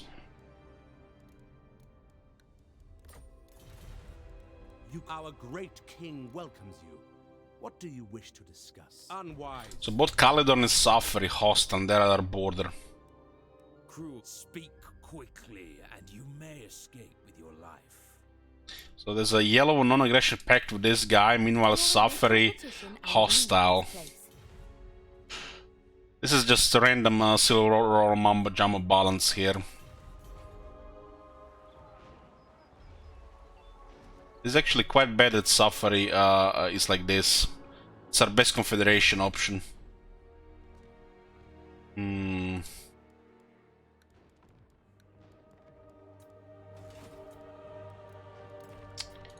But what can you do?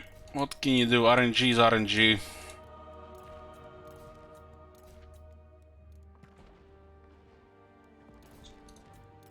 Let me see.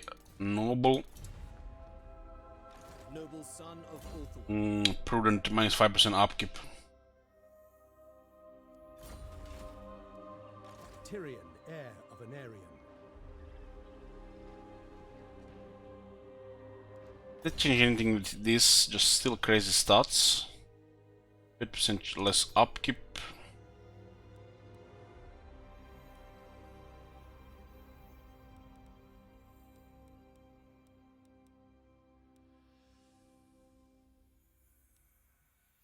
Rank 12.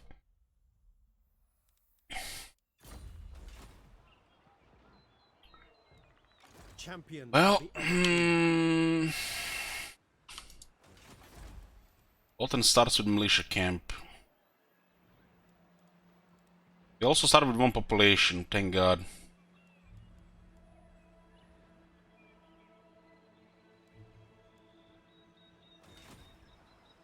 Protector of the Everqueen.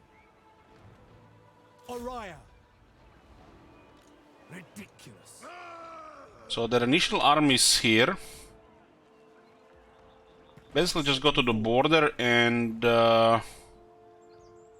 encamp to recruit. Short-sighted. 6 and another 9. Servant of the king. What news? I have much to teach them. I think they're gonna sell you out. Maybe not if the heroes in the army. It's been a while. Shield against the darkness. Rangers.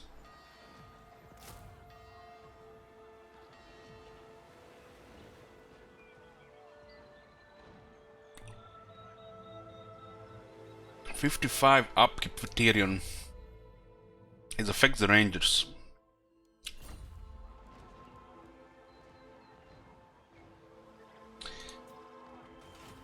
Her servant. Never. Ulfwan's defender. On to adventure. Ill-considered. Ridiculous. What orders? We want them to sally out here to get extra experience. Extra experience is critical in sabotage campaigns. I await your command.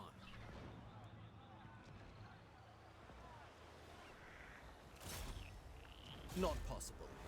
We can do it because we did enter the army. No. Champion of the Everqueen. Just add some units. These units are tier 1. Tier 1 units cannot be banned. Archer's light armor tier 1. Oh my god. Yeah, let's give it 5 subs, thank you very much. Holy shit. What the hell? Ever vigilant.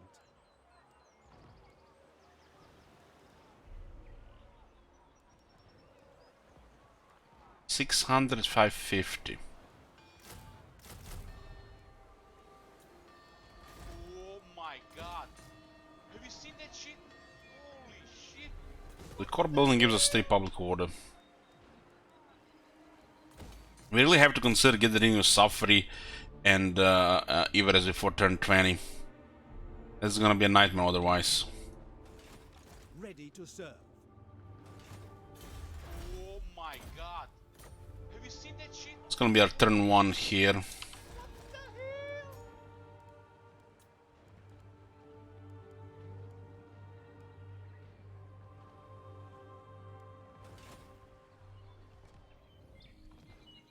hell? Kalidor and Cavalry are hostile. And the Tirnok might not hold. Have you seen that shit? Holy shit. What the hell? Getting Eataine and securing border, but you know, this shit can get sabotaged in no time. The fact we can't confederate Cavalry before 20, it's already a disaster in the making. They're all the bet rates. If it was the other way around, we could have confederated them. My god. Have you seen that Protector shit? of the Everqueen. Holy shit. What the hell?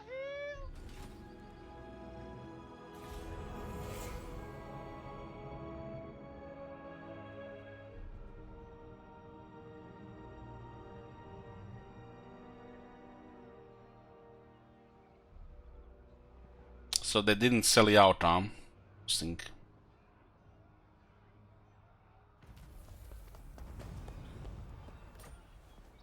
Your orders? I live to serve my queen. Tyrion, heir of an Aryan. The one lord that was in Angel went for the shine of a Saurian. You are no friend of the Asur of Ulthuan. Oh my god. Have you seen that shit? Info here. Welcome, fellow Asur. What would you wish to discuss? Military access? No. As you say.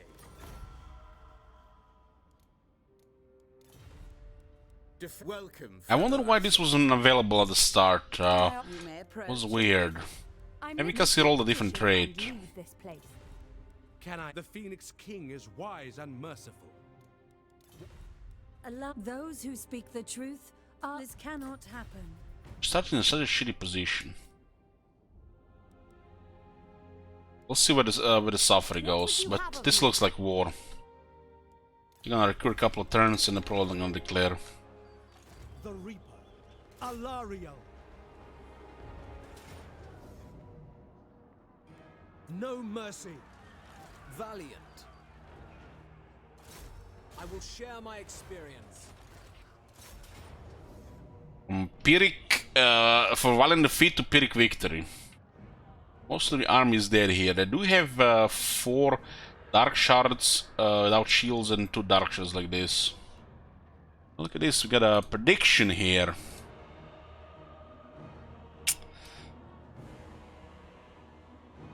The game says Pyrrhic victory, huh?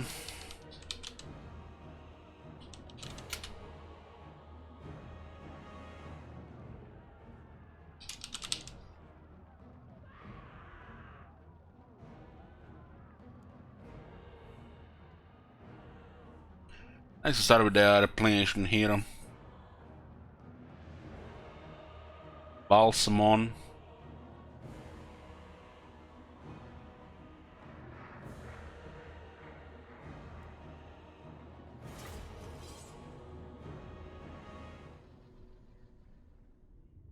Well, will Warhammer 3 be released? Well, hopefully by December.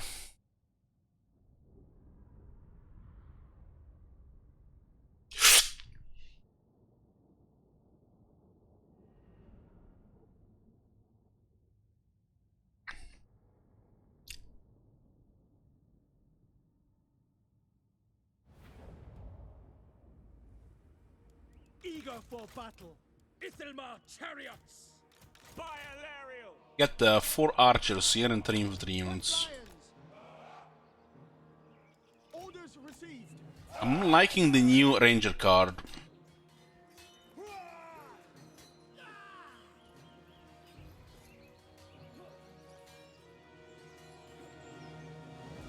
Serious amounts of copium. It is what it is, you know. Let's see if the chariots actually got nerfed. As you say, it shall be done. Also, just deploy a little bit higher here. We do outrange them quite a bit. Understood. Might get a little bit of additional damage by deploying here.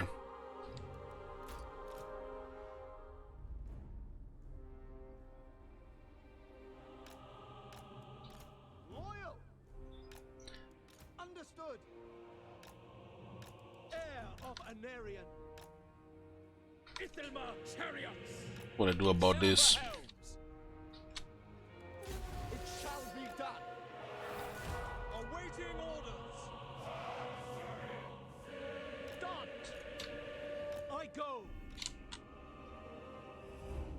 Assyrian This willing. guy's got 78 speed.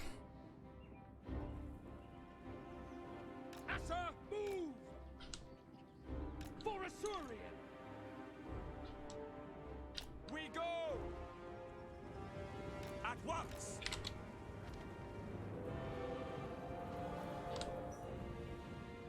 Serve the king. Ithilmar chariots. Following orders. We away. Advance. It will be done. Loyal. Archers. It shall be done. Attack! Onward! Assa! Move! We advance! As you say. To the front! Heir of Anarian. Advance! Ithilmar chariots! Swiftly! Assa! Forward! Silver held!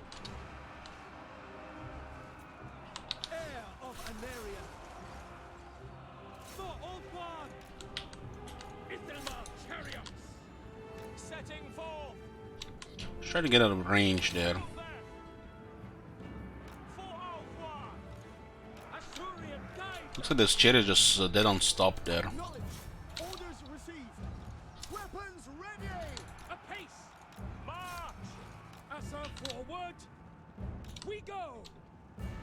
We advance! Asa, advance! Spearman! Orders understood! Ithelmar, carry! Downhill charge there. We away! Onward! Moving out! Forward! Archers! Without fail. Striking forth. Had I be praised! Quickly now! Forward! Move! Lose half the horses here. They're just outnumbered, so they're slowly going down. Ithelmar, chariot! Silver held! Apace!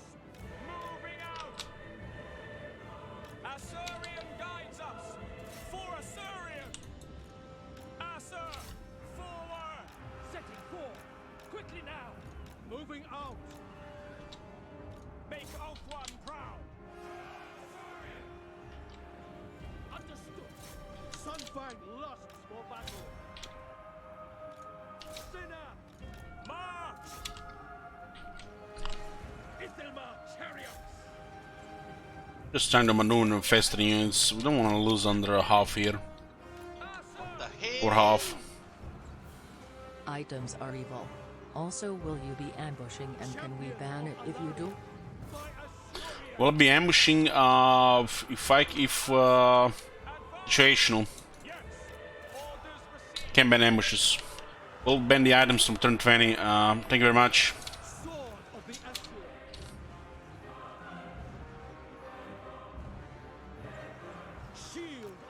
Ambushing is mainly to hide for a turn here, not really to do anything else with it.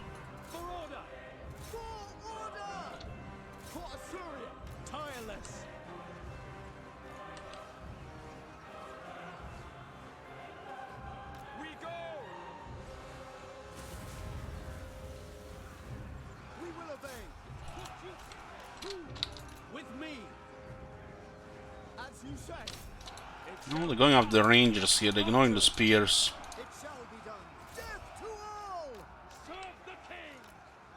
Only care about silver helms. Tyrion! To the fray! Annihilate them! I'll just shoot everything here and tank these guys.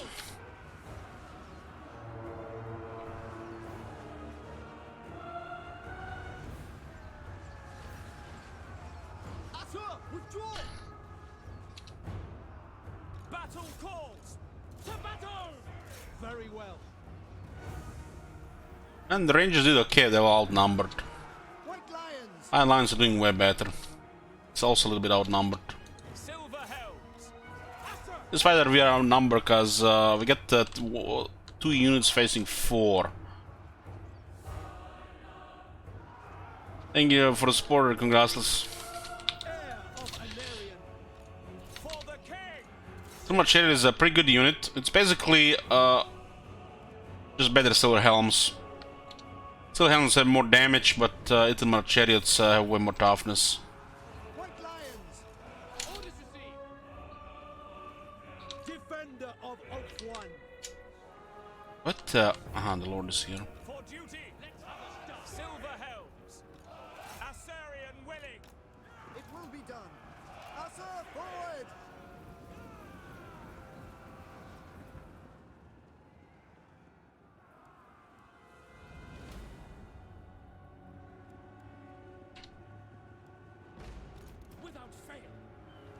I mean, look at the difference here. They're trying to do the same shit. Eataine Chariots 0 casualties, Silver Helms 35 casualties. Truth, justice, loyal, Asa, attack! This is the second time they dropped order.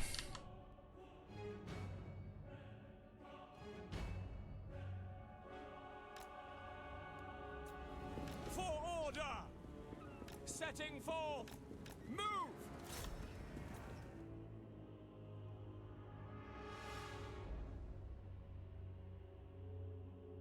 Kill this one and get more money. It's not a guarantee if the settlement goes down, they're just dead. Just all habit, close victory. Predicted by 3%, other empiric. Congrats, ban the items. Was ban on the items, right?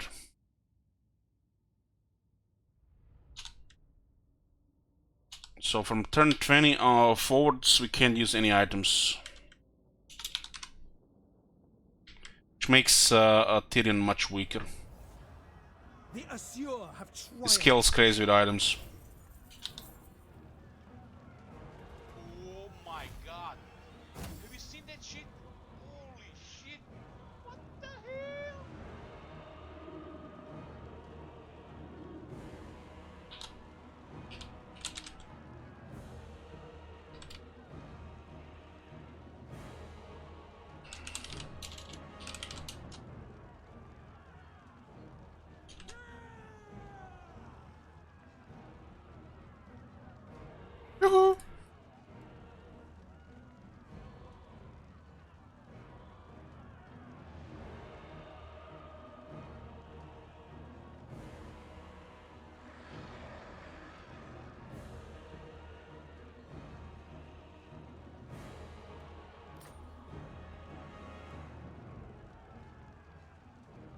Occupy this place.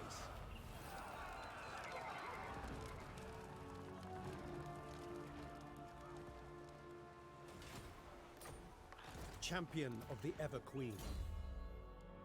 Heart of Avalon now already popped up. This is this extra item.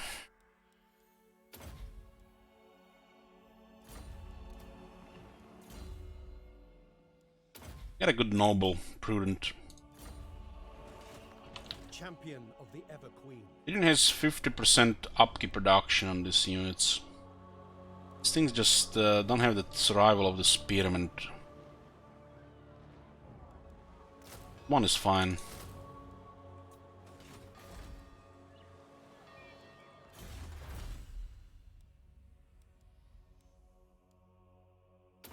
Archery prowess. Reload time reduction plus 20% for archers and Lord and Sea Guard.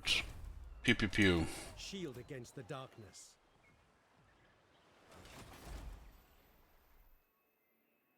The Empire. How much for the extra upkeep? Well, they're available, why not? Civil War, they also have archers, so it might be changing arrows, right? Have you seen that shit? Holy shit. Against the Dark Elves doesn't matter, but against the other elves, 25 more armor might matter. We have Tyrion, which makes it minimal difference. And we started with the building, so why not? Isha bless you. Otherwise, just get the regular archers. Hey, Grox. Ready to serve. I will receive your petition in... So, looks like Suffering Kalador are most immediate enemies here.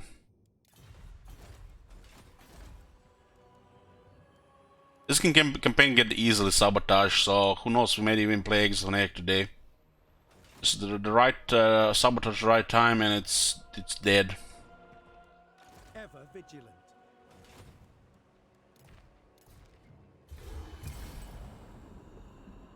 You can ban tier 1 units now.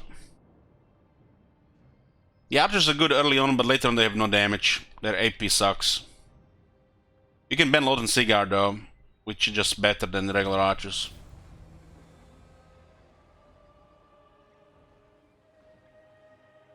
Heart of Avalon, capture the Phoenix Gate. Protector of the Ever Queen. This looks like we're gonna get attacked by Suffer. We only got bad RNG with the Suffer being hostile. The most comes items, no. No. The items are armor, weapon, talisman, enhanced item, and arcane item. Extend the community challenge, which one? Volkmar or Malekith? Inspecting the garrison.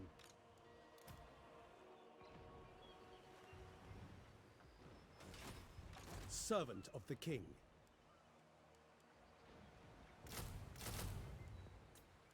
Awaiting orders.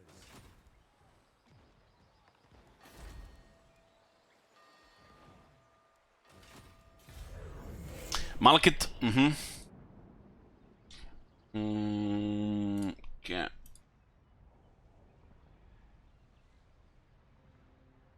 Extended. Volkmar, there is Gorst. Gorst.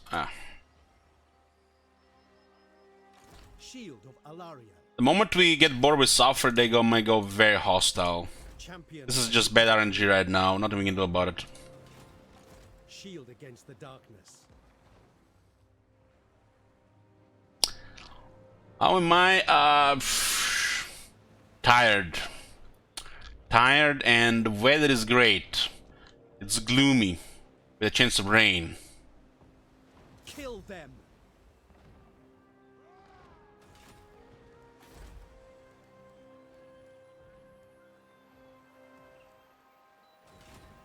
This is horrible. This is the worst thing that happened in this campaign.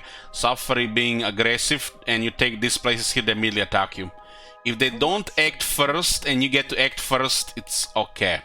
So this could be already a bad RNG here. Because of that.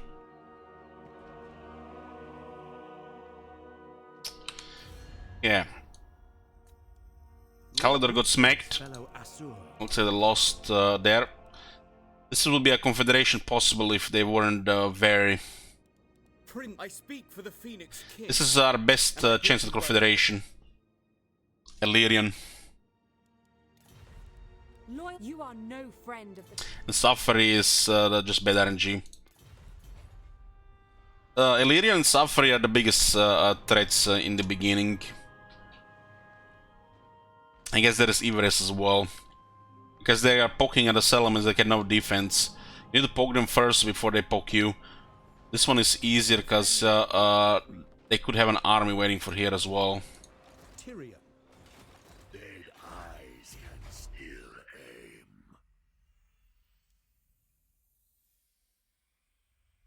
aim. Unsinger have a little bit more damage.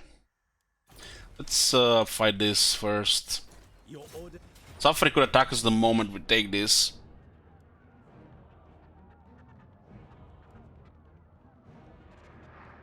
The archers beat the Dark Elves, as long as you're not too outnumbered. Range beats damage in the beginning.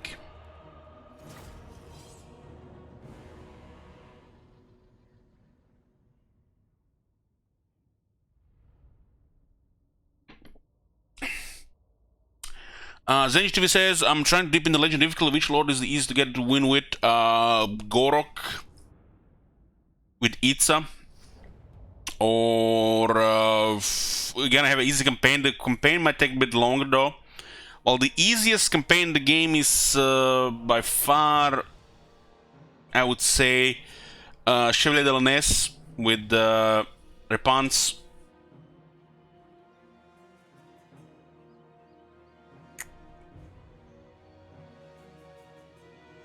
The hardest thing to do in that campaign is take Hammery.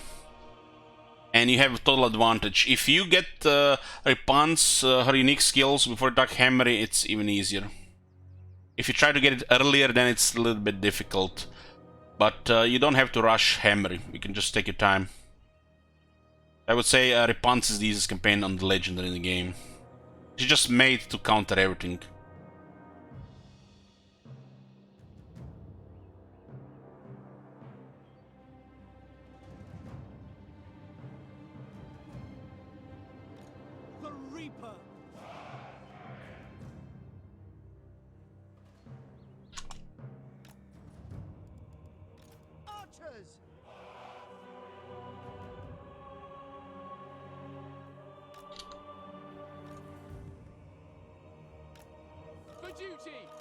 I like a little bit space here, especially when we need to turn.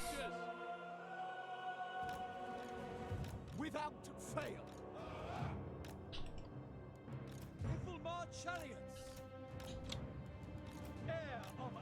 The fact he's starting with a noble and Tyrion, it's very nice. It's like get extra replenishment and really cheap upkeep and the best province in Ult 1. I like to go after the Rangers because they're lower armor and threat. The Spearmen just buy us time.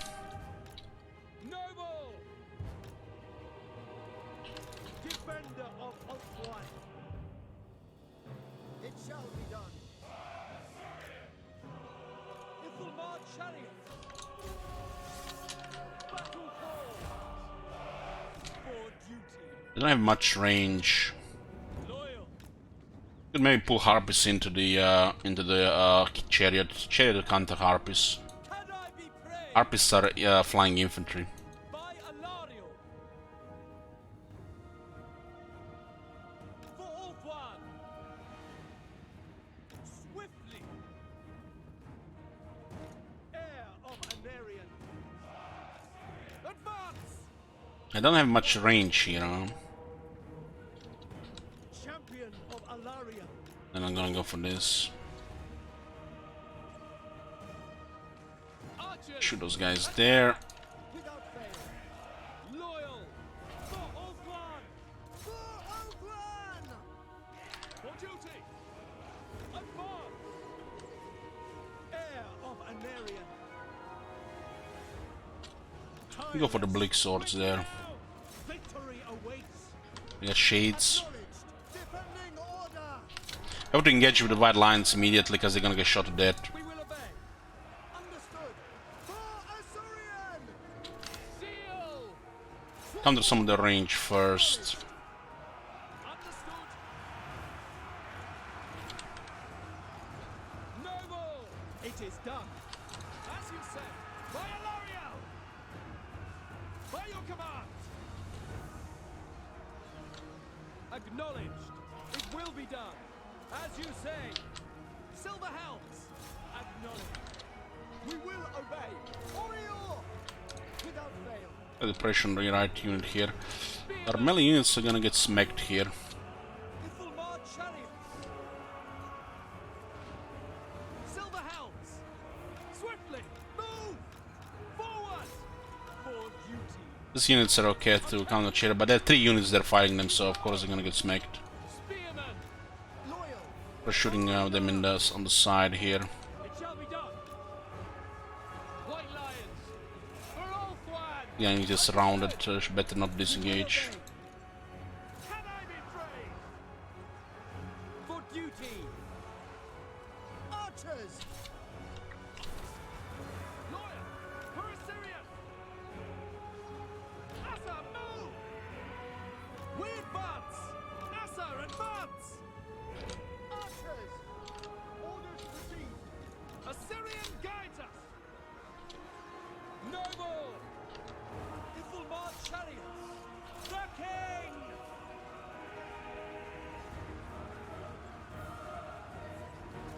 Following order! And I disengage on that other side. Following orders! All the shooters here. Without fail! Asa! Attack! This is a Black Argosiris have some armor, but if you shoot him with 2 archers, they're just gonna get killed like the same. Received! Asa, forward! This one is such an easy target to shoot. Eager! Yeah, they always focus white lines and 0 helms with range. Forward! Somebody gotta get focused, which means the other units are getting less focused, especially the range. Forward! For Azurian, heir of Anarian! We away! Archers! All the items have been banned, so we can't complete a quest, so we're probably just gonna get rid of the white lines.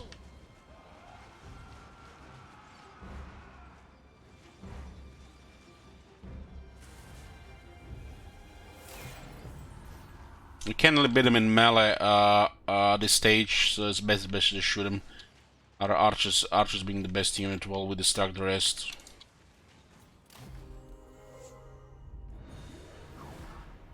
Would require the first battle skill for us to have a chance in melee, and of course proper amount of melee units as well. If we don't have enough for replenishment, it's not worth it.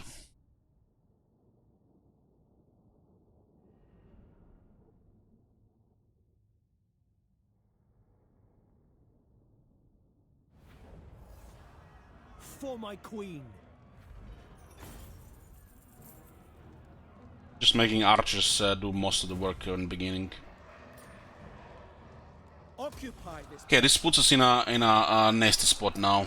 We are adjacent to these guys. They might have an army that will be ready to attack. Boss replenishment. Shield against the darkness. Gonna go for lightning strike first. Public order. Public order is important to the high elves. This is a sellout campaign. We do once every quarter. So it's gonna be strange that or who knows what. I fully intend these campaigns to get end up in defeat. Fully expect, I mean. Champion of the Ever Queen.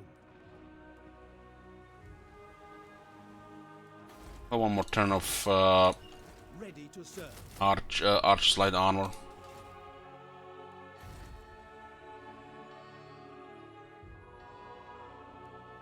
Ready for orders. Factions and ultrons are actually quite easy to sabotage.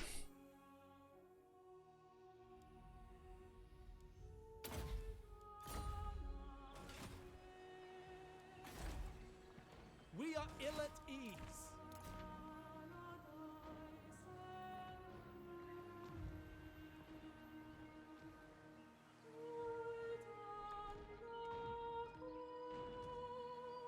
Ever loyal.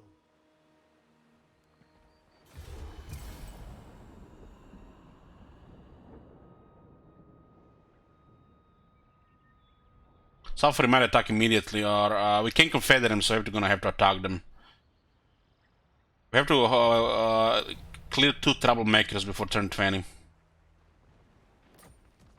Tyrion, heir of an Aryan.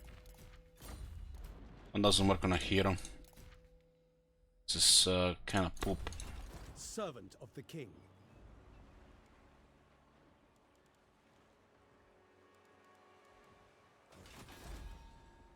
You must Can I remove this? restore order.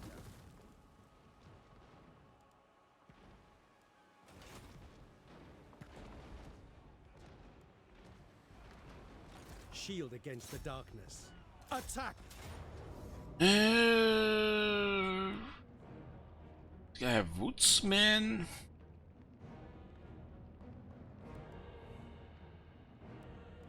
The banner is so bad. The leadership one is better than this shit. I lust for battle. 200 casualties. Get the fuck out of here, man. 200 casualties. This is like a 0 casualty battle. Maybe there's a fireable on her. Look at this. Somehow they got 79 center kills and we have outranged them. We can out these units before these units even fire. We have captured it. Okay, we got Eataine turn 5. All excess is gone. This gives us a little bit public order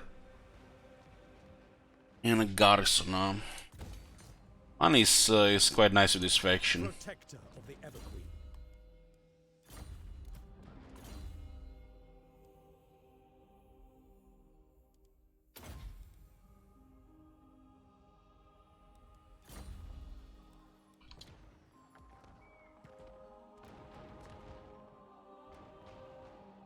I doubt we're gonna be making the quest. The people are restive. Alariel's champion.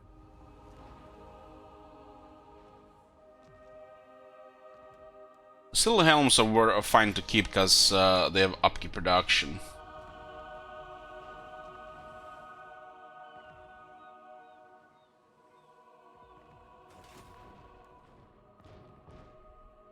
Well, if these guys or these guys or these guys were all the bad trade, I would go after them first. Kill.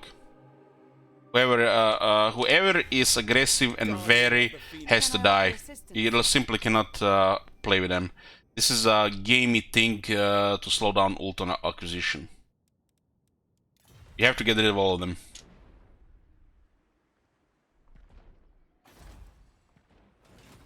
Which is basically suffer at this point. Champion of the Ever Queen.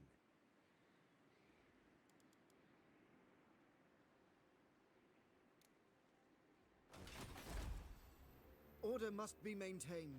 Ah, man, he's fine right now. The Ellen Ford is tier 3.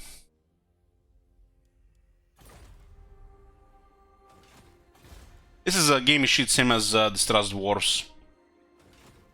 Distrust Wars might not have a place in the game anymore, but this one, you know, makes a little sense. There's some different time in the game. The Reaper.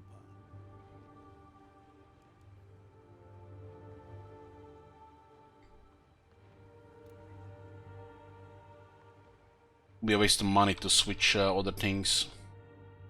Cal better on no. The Asser are troubled. We attack Cavalry before they attack us. Look at Noctilus in our territory as well. This is so exposed before tier 3.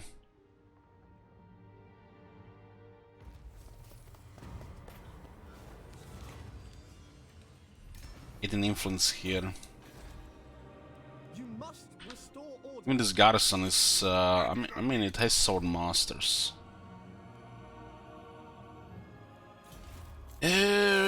One noble right now.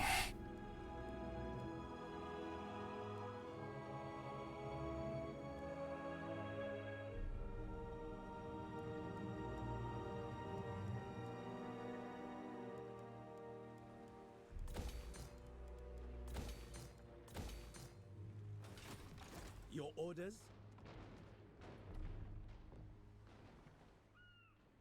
Attacking Cavalry is probably our best move right now. I'm listening. She rolled very, so we can work with her. Fellow Asser, I bid you welcome. Not even trade available. They're biased for trade. How can the Asur bid you welcome? A dignified And Lyrian is our best such a confederation. rare treat. Welcome.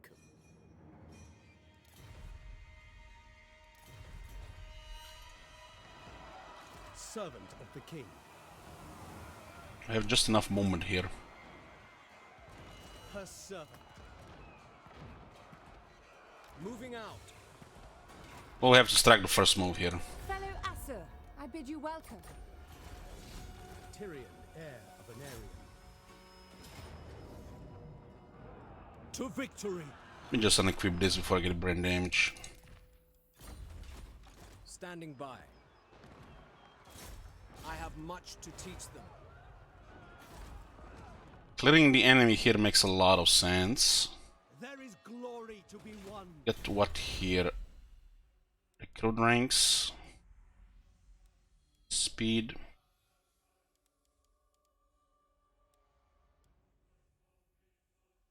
This also works on the Silvering Guard. Kill them. Silvering Guard here. Ooh. Actually, is Silvering Guard as well on that list. But it's not worth to keep before tier 3. This building is fine on tier 3. Before tier 3 it's not that good. Get a good shit on tier 3 here. Bring me battle.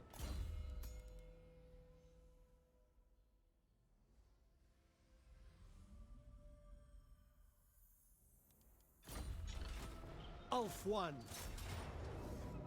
No auto resolve here, we don't need massive casualties here.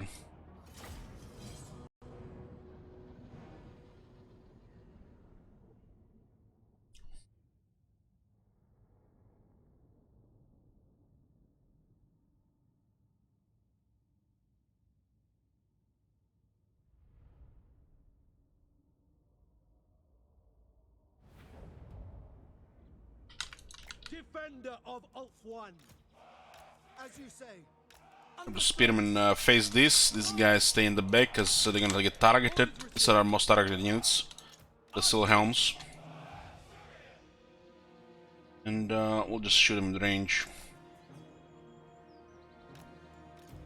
Understood. Don't have to give targets, we outnumber them like 3 times in range. These guys can be first with the chariot.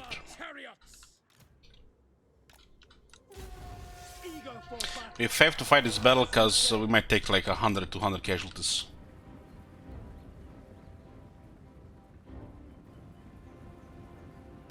done. Very well. Forward. Heir of Anarion. At them! As you say, by your command. Heir of Anarion. Assure, warrior. Charge!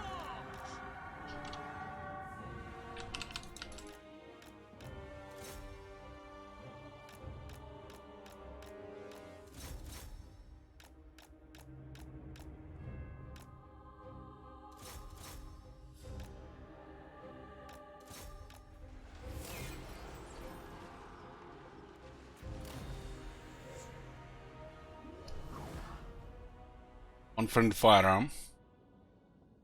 Huh. Must have gotten too close to the range, to the arching unit. The other archer shot one of the archers.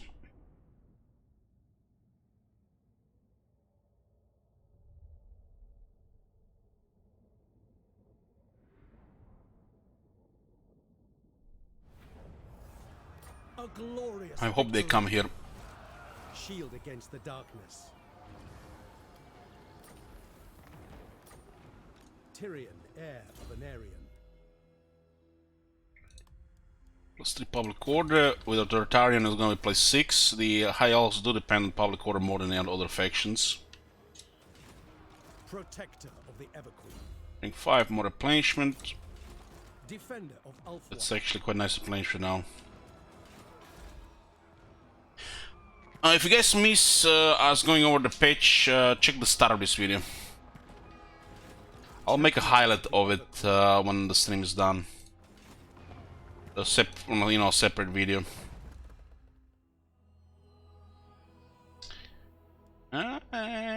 What do we have here? Shield against the darkness.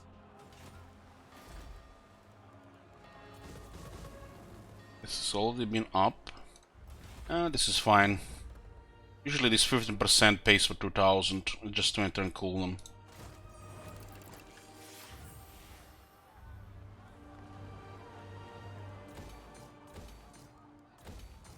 Important turns until special is on. Servant of the king. I need to sort Safari and Kalidor. And then we have a good area to work with. But what we need is Eataine tier 3.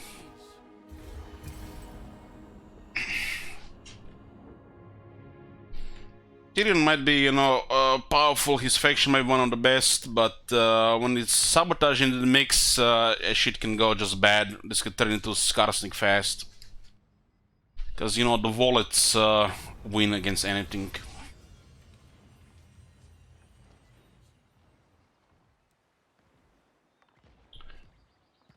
$25 influence, I'll take that. Your prestige grows.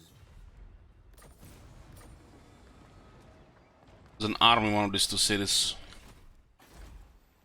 Order must be maintained. Behold the majesty of the Phoenix Court. Now, to business. If you Do wish. business. Okay, this is our best confederation target right now. How can well-chosen words and fine... This very has to die. A child of Isha, what do you see? It's hard to invite him to war, but there might be a chance here. No. Protector of the Everqueen.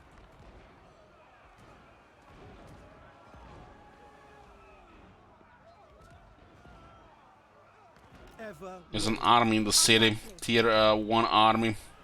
We could besiege them, but it's actually tough to kill them behind the wall.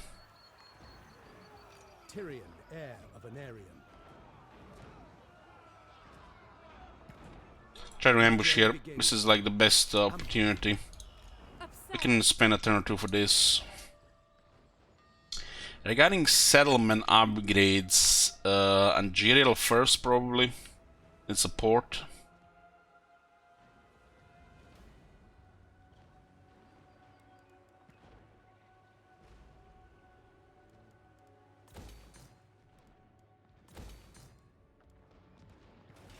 Hopefully we stay hidden here and Harriet gets wrecked.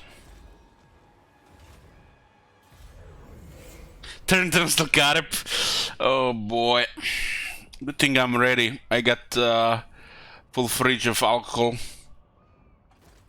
Oh, look at this. Stream of luck.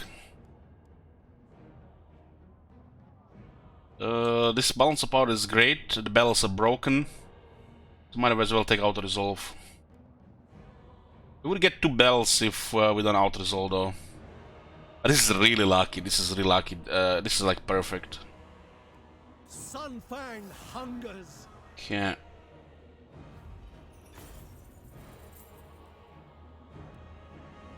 Replenishment is okay. We can't drop replenishment right now. We can drop this if we have fully skilled replenishment on the hero. Taking warriors is fine. Slaves are always useful. That was perfect what happened there. Well, a successful ambush, you apply 34% their health on contact. It's not broken, that's actually correct. We have actually taken more damage in this battle than in auto resolve we would have in the battle.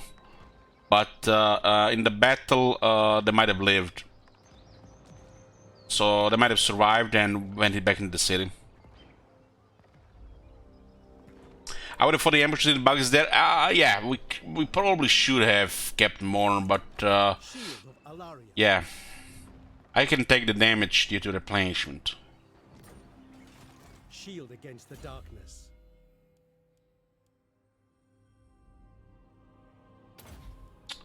Ready for the filler.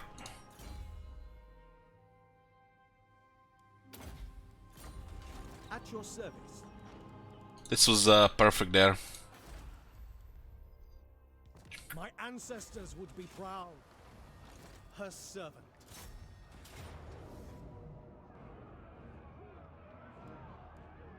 Ulf one. Kill them.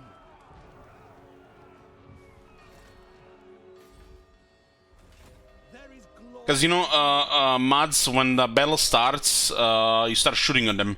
You'll shoot them 2 or 3 times before they get the bearing. And the moment they try to reform, half their army is dead. So the auto resolve there is absolutely correct. The amount of damage you receive is not correct. You should be taking less damage. But there's a chance to destroy them there usually, so it's good taking. We need to you know, make progress faster because there's 12 turns until a special is on.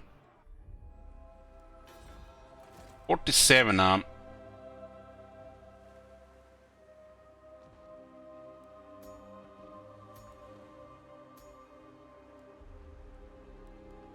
47.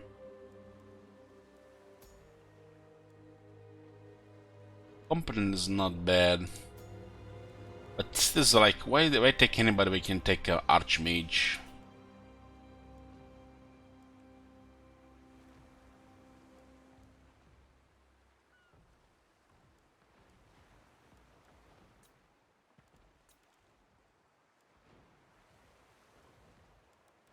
Primed is good.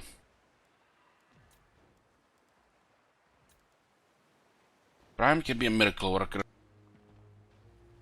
I mean, primed lore beasts. If we have just tier 1 units to heal, it's not good enough.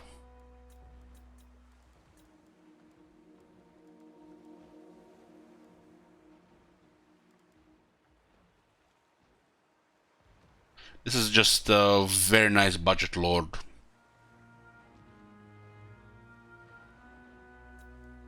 We'll get it for reserve. What about high magic? If it was a regular campaign, I would consider the Starkland. It's good enough to use. It's good enough to use.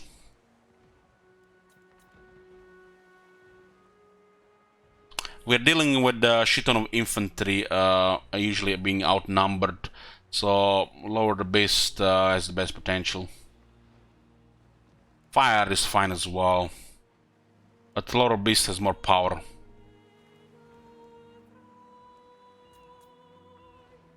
Due to Wild Heart.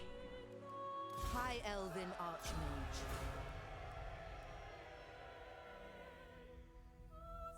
mean, no lore is wrong with this. No lore is wrong. You can go with whatever you want. No lore is wrong. The fun lores are high magic and the lore of heavens, I think. That, you know, are the usual. A little bit weaker options is death and light. But and no lore is wrong. You get whatever you want, really.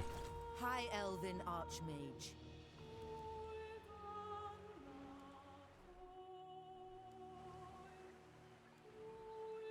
This is gonna be reserve.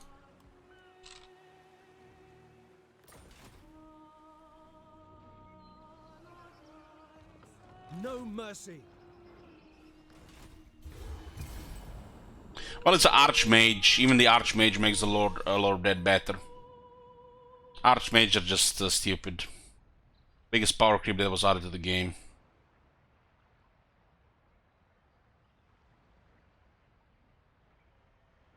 What happens if Gnom actually beats up Everest? Wouldn't mind finding some goblins. To victory. I lust for battle. Occupy this place. Okay, we got whatever Hoiter 9. Potion of crap, remove that. Ready to serve. The downside is this is tier 1. Count Noctilus reign. Behold the majesty of the Phoenix Court. Now to business. Business.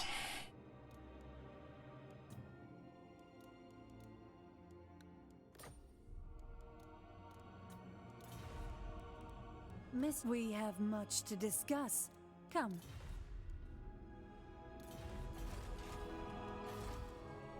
You must restore Yeah, let's keep building this up. This is a very sweet province. This starting location is just super strong. With good RNG, you can even avoid any headaches. The Eataine is rigged to go bad, though. You can get 3 to 4 vary of them, and you can't work with them. You have to destroy them. Alariel's champion.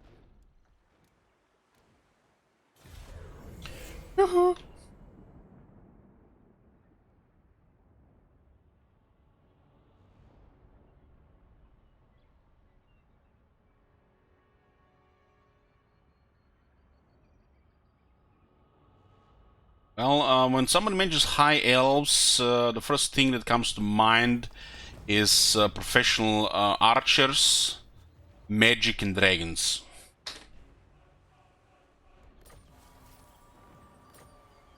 The Reaper. Ever vigilant. Even the Lord. I got an extra bell there. Tyrion, well, Tyrion is funny not to build up as a melee lord, but Teclis is godlike.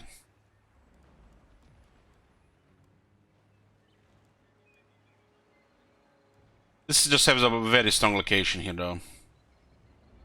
Edgebear. I think public order is the way to go here. Servant of the king. We do want 2 bells here. Attack. Auto resolve will just kill them all.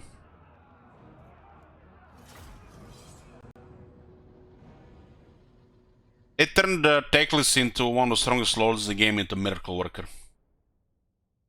Teclis was always one of my favorite lords, my second favorite lord since the Warhammer 2 got released. Now they just made him stupid overpowered. And it kind of looks bad because the state of Lord Mazdamundi, aka Gran Pepe. I'm not saying Teclis shouldn't be this powerful, but they overdid it. One of those updates could have easily went to Lord Mazdamundi. I don't understand why they didn't do nothing with Lord Mazdamundi. They did release that the Henwen guy, which makes already Gran Pepe bad. Tyrion.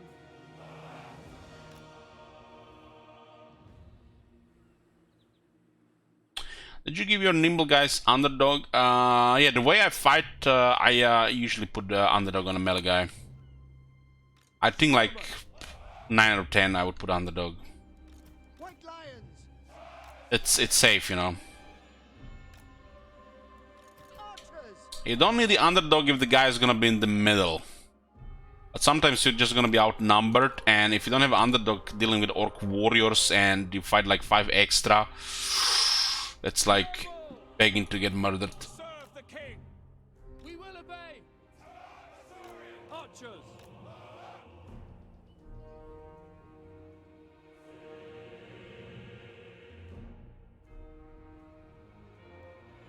I'm not saying that the Lord Mazmuni should not be powerful. The Teclis just they overdid it. The only way at this point where they can make Gran Pepe better if by giving another skill to follow up on the Ruination of Cities, which adds 3 more lines. And I think this would be enough. They did good by adding him the second generation Slan, but they forgot to add 3 more lines to the Ruination of the Cities, which should be a follow-up upgrade.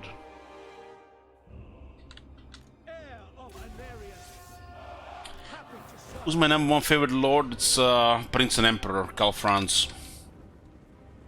Do you even have to ask this question?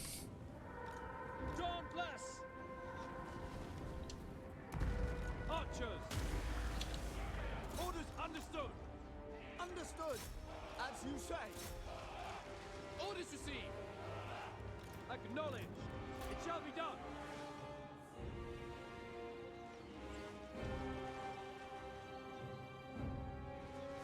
Heir of Anarion. It will be done. Archers. Sinner. Kill them. Quick time. We will obey. I want to charge here 18. Spearman. Spearman best not to move. They actually have an attack animation when the enemy gets close. Without fail. Without fail. Archers. Asturian willing. Well, I just with the armor because we had barracks and Tyrion has a 50% on discount.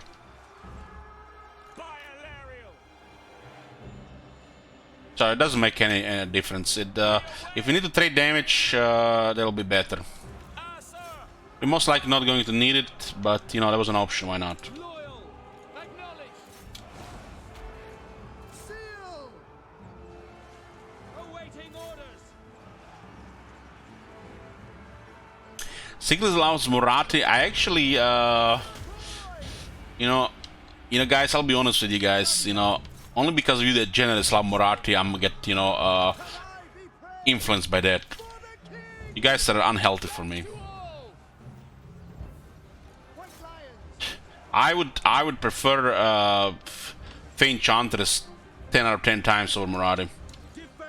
Sexually.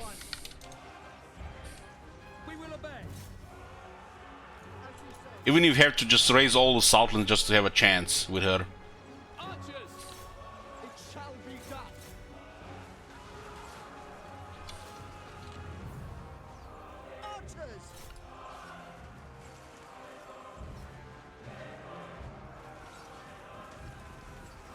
Why not just settle for the twins?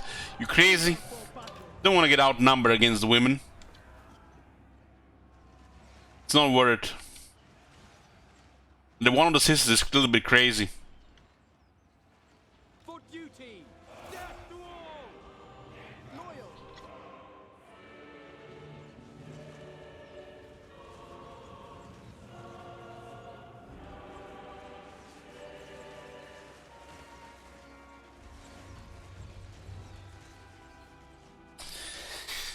Marcona says, be honest, Elich, anything will be better than your left hand has been hurting you so much lately, and we wonder why. Now I'm a right-handed, right-hand Marconas.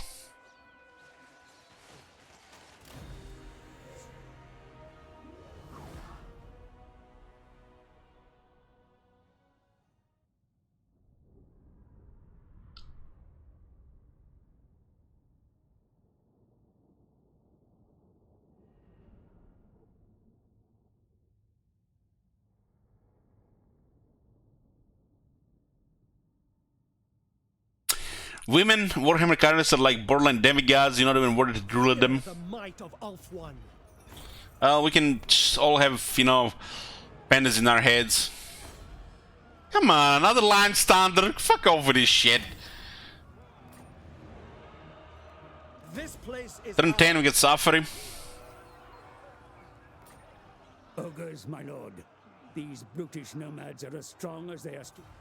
Another bell here. Okay, we got Lightning Strike. Ban in 3, 2, 1. We're going to run free for upkeep reduction. A little extra money helps. Einstein is such a piece of crap. Alariel's champion. You know, guys, you don't have to sabotage anything. We just have a nice chill Tyrion campaign here with no items. I'm gonna take the ogres. Yeah, I'll need to clear her first. The high elves are biased for trade. As long as they don't really hate you, they'll always trade with you. Yes. Okay, let's see. Critique, nice. What about Everest? Oh, very. Ah, that's expected. So we got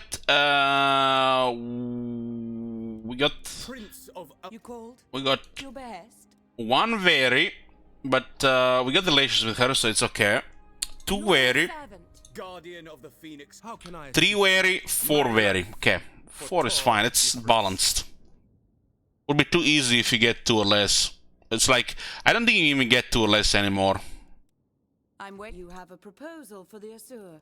How delightful. Gladly. You need defend. I bid you welcome, traveler. What would you wish to discuss? Very well.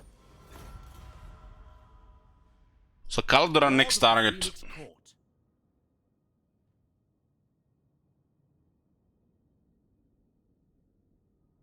I'm not playing it better now. No.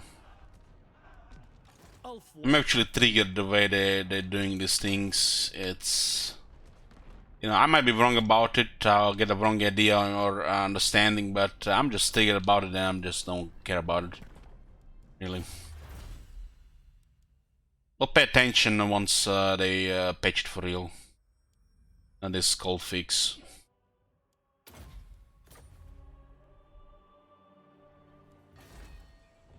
The people are resting.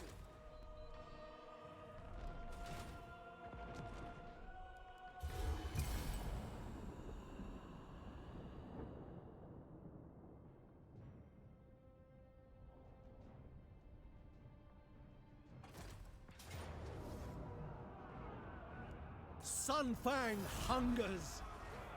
Okay, Suffer is gone. 1 troublemaker dead out of 4. This is an incredible start here, but it'll go to shit probably by with treachery. Marconis is, you know, he's been, he hasn't been doing treachery for a while. Wow. Awaiting orders. What does this even say? Many years ago, an old and respected seer disappeared into the Dragonspine Mountains. Trekkers were sent and a rescue expedition assembled, but to no avail. He was given up for lost, the rot, until now.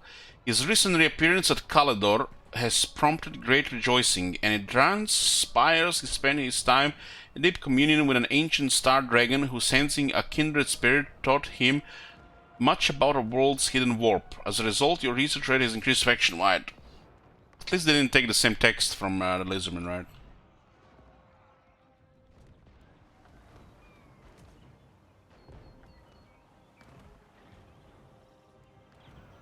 I mean, it's good to have an option for the for it. Chat roar ogre dual weapons. Ogre dual weapons. Well, it's 9 turns until then. Somebody could ban it there, bro. You jumped the gun. Jump the gun.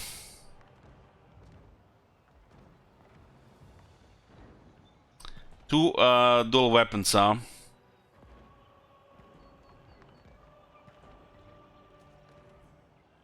Means more money. Yeah, let's suggest 2 chat roars. 2 chat roars. Thank you very much, here, bro. There, bro, is closest I had to a simp on this channel, guys. Ready for orders. It totally saved that that Vampire Coast campaign, and I probably made $2,000 because of him there.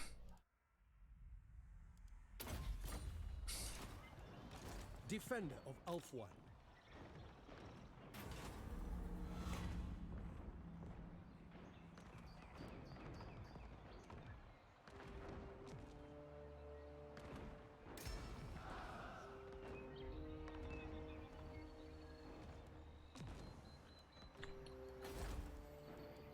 Must restore order. Okay, we need to kill Cloudor next before turn 20. Not rest. Entering the garrison. Just get more defense here. 75 defense on the noble right now. The main threat is Dreadfleet right now, and of course Treachery.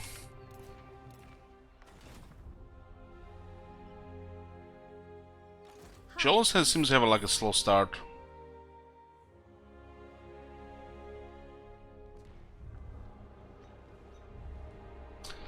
Well, it starts on turn 20. Keep in mind, if you do stuff like this, people can counter you.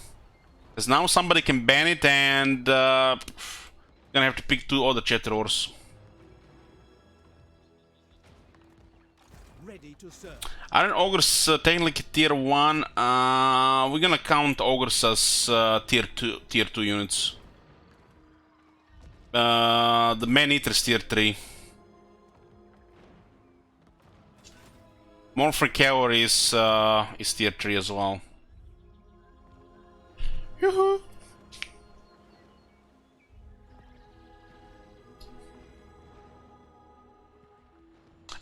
If the Ogres gets released as a faction, Ogres are tier 1, then Ogres are tier 1. But right now I will count them as tier 2. Champion of the Ever Queen. I guess the regular Ogres could be tier 1, while the dual weapons could be tier 2, while the Man-Eaters can be tier 3. You know. The regular Ogres could be tier 1.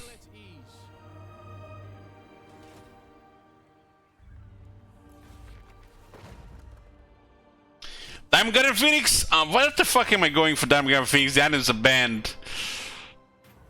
No! No! Of course it's here now that I can't use it. I guess I'll get some money here for now. Ever loyal. Oh, we can use it for 9 turns.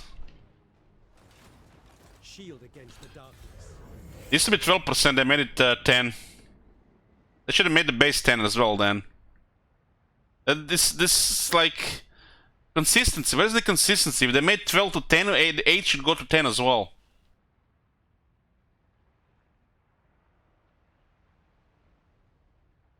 Diamond Guardian of Phoenix is one of the items that makes the High Elf melee strong.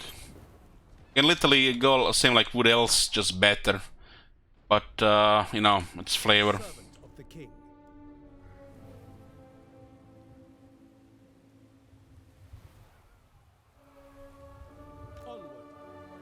You need to destroy Caledor before turn 20.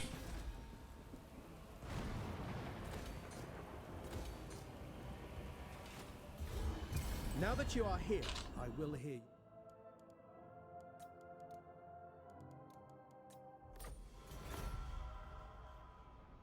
Sabotage list, let me just update. It's active from turn 20 though.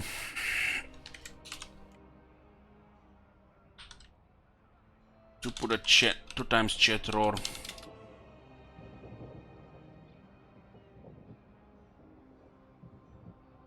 What happened, Aring? Get me influence here.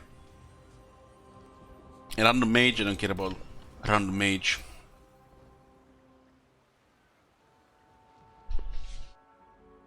Need experience here. Where the hell are they going? I will receive your petition in the name of the Phoenix. So the main enemy here is Dreadfleet right now, the potential enemy at least. Alariel the Everqueen. I am the bright flower. Protector of the Everqueen. It's public order here. The Asa are troubled. No mercy. Ulf-One. Bring me What the fuck is this damage? This is just stupid. We have a replenishment at least. Armor of Destiny, come on! Slaves are always. Oh man, who did that? Congrats, this hurts. This.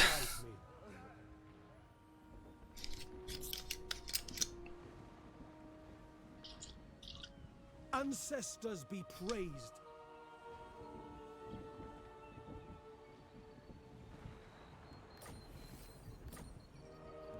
I mean, the high elf characters are really good with items. Really good. Makes all the difference. I mean, you know, I can't be mad because you know the supporting the channel here. Literally, the sellout campaigns is the only way I get ahead these days. A glorious victory. Ever vigilant. There's 2 armies here.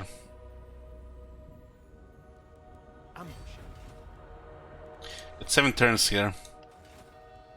Your word shall reach the Phoenix. Hey, Ron, good morning. You're not gonna get Talisman Preservation.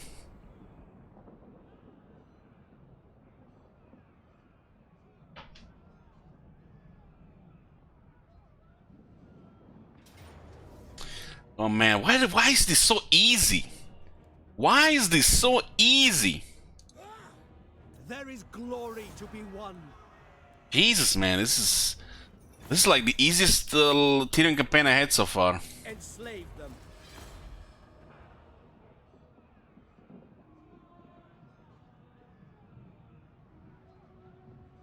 But Armor of Destiny is crazy for a noble or a handmaiden.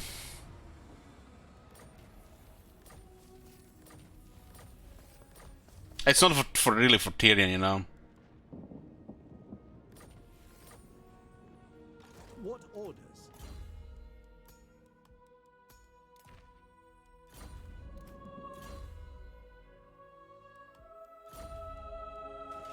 Tyrion, heir of an Aryan. Look at this, man. 22,000 treasure, 3,400 income.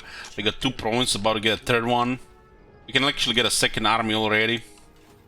This is a new faction, just for a new player. One of the 3. Gotta be really bad at strategy and thinking to fail this one.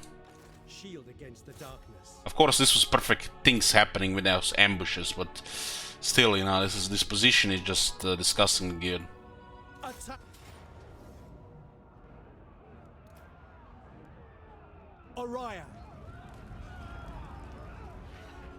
To victory. This helps with the garrisons. The people are restive.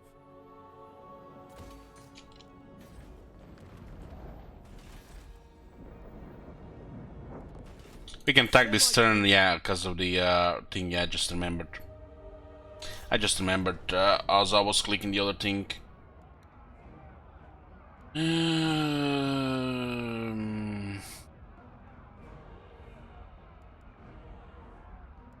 High casualties. You can actually lose this battle in auto-resolve. This was medium, I would have taken the auto-resolve.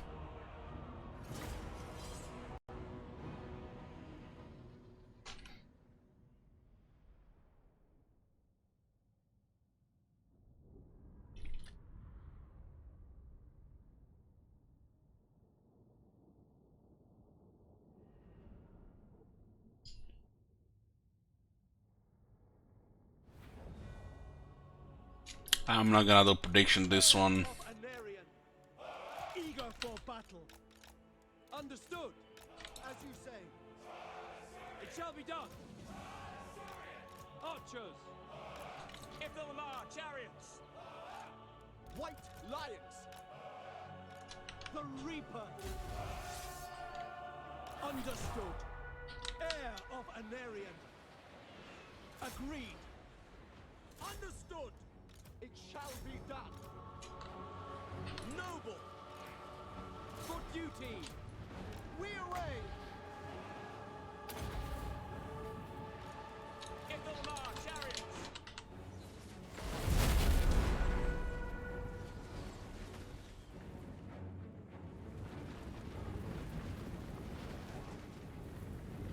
Heir of Anarion.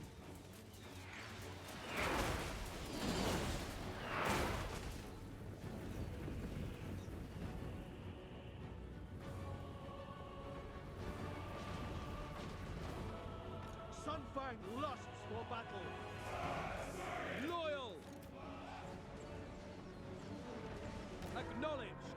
It shall be done. For duty. They played most of their vigor as they're climbing. And they always, that was always a thing, yeah. Spearmen, for duty. It will be done.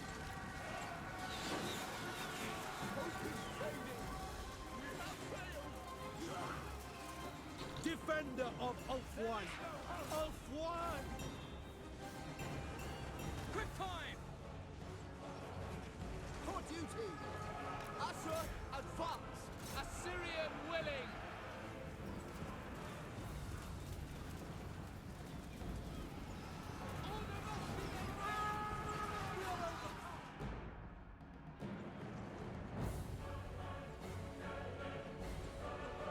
Ithilmar chariots. Swiftly.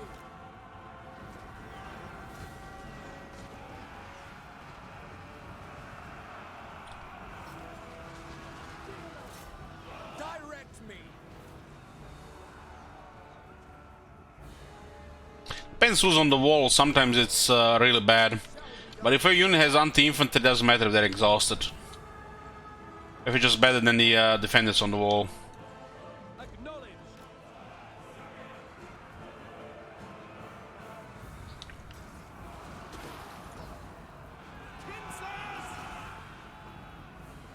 Stats matter as well, not just, you know, exhaustion.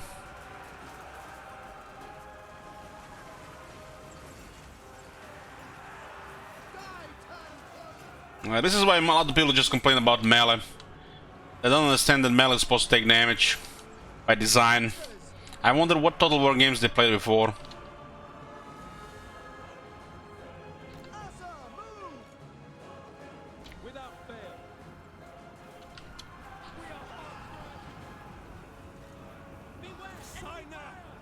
White lions. Race. Glittering host. Order. Like sending spearmen against spearmen is bad for our spearmen, but sending the rangers or the white lions is fine. Even if they lose 75% of their men, 50 is expected. Tyrion. For the king. Archers.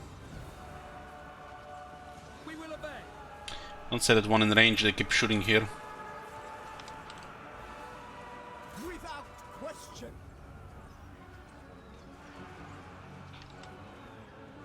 Asa, attack. Nothing we can do much about this unit. As you say.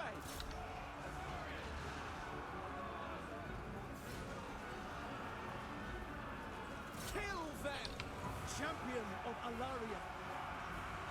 Yeah, some units on the walls is just bad. Ithilmar chariots. Swiftly. Assyrian guides us. It will be done. Death to all. Servant of light.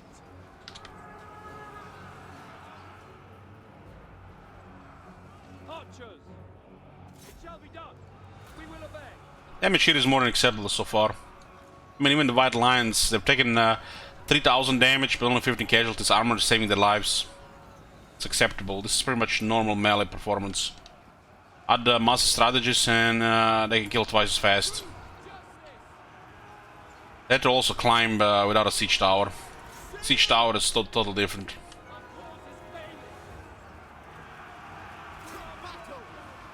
Orders received. It will be done. For duty. Advance. White lions.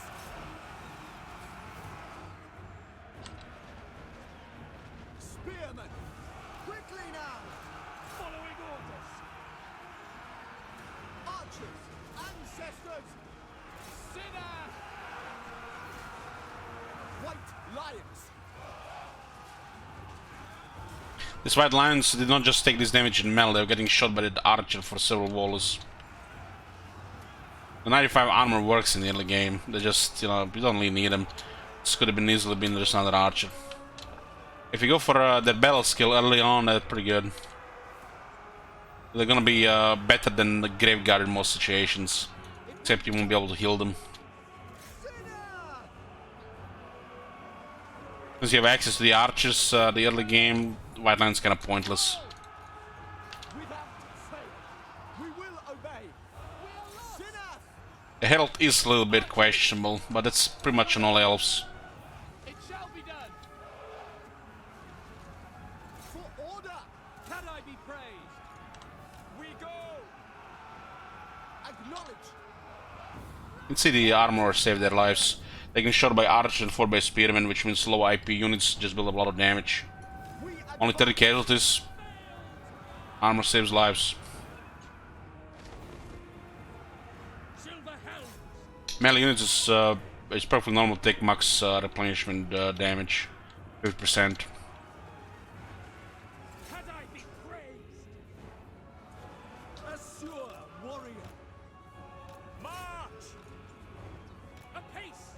Like this unit is taking way more casualties, has no armor.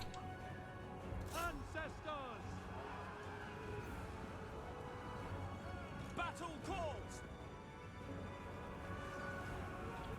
Spearmen, apace. Archers. Ithalmar chariots. Loyal, without fear.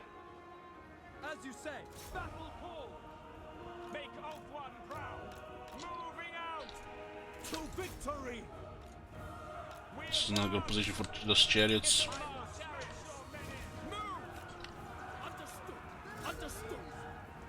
Spearmen might have under large, but they don't have armor piercing.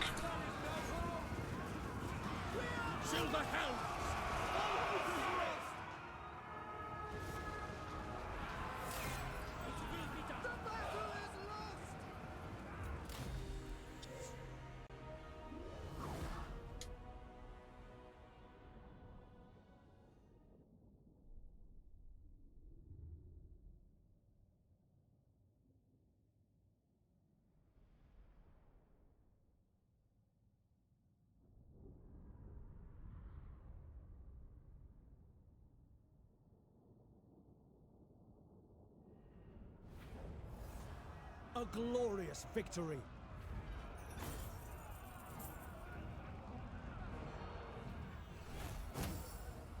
Are there any armored large units? Yeah, let's armored chaos trolls, like one example. Fimers. Are there any anti-large armor piercing units? Of course, halberdiers. Any halberds.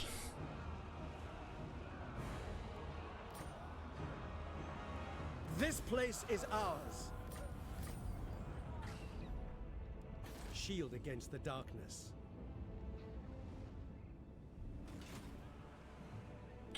40 now.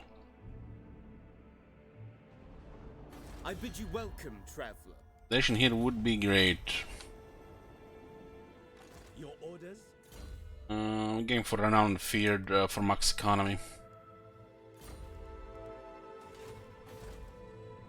You must restore order. I'll probably not open campaign skills on Tyrion in this regular campaign. Protector of the Everqueen. Awaiting orders.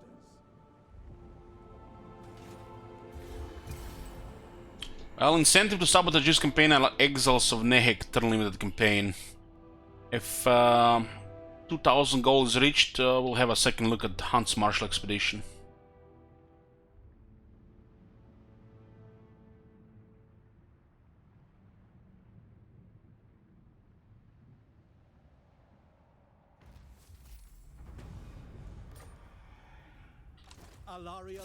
It's turn 15, we're about to get province number 3.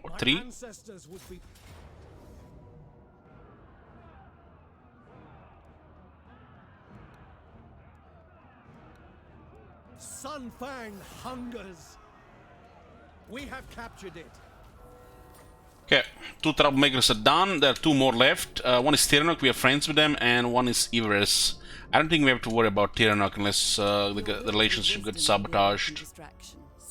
This faction usually serves lots of enemies.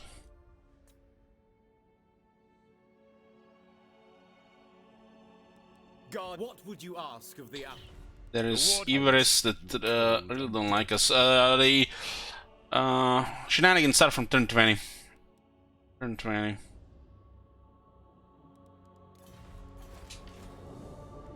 Ever vigilant.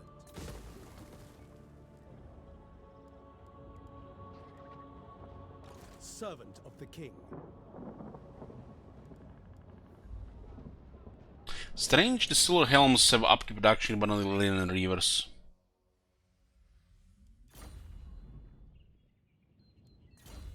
Okay, renowned and feared.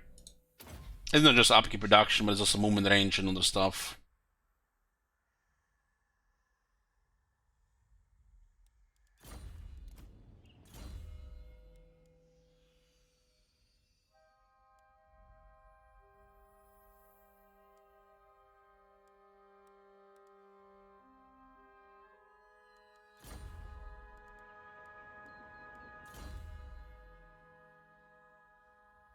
I'll take this just for +2 with high alts.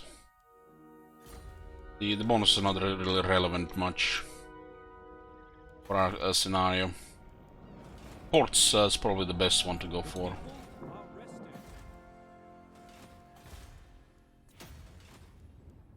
Champion of the Ever Queen.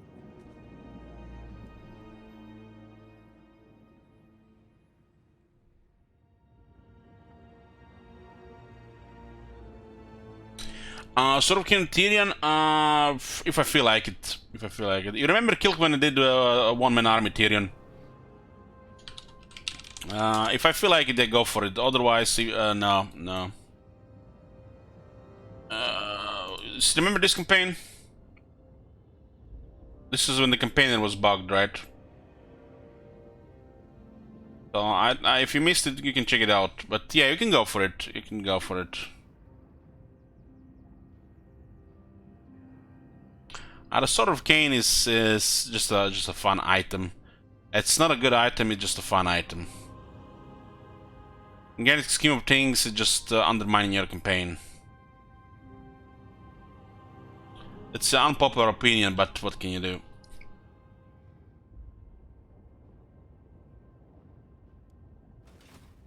It's nice that such items exist in the game. Hopefully the Slayer of Kings get there closer as well.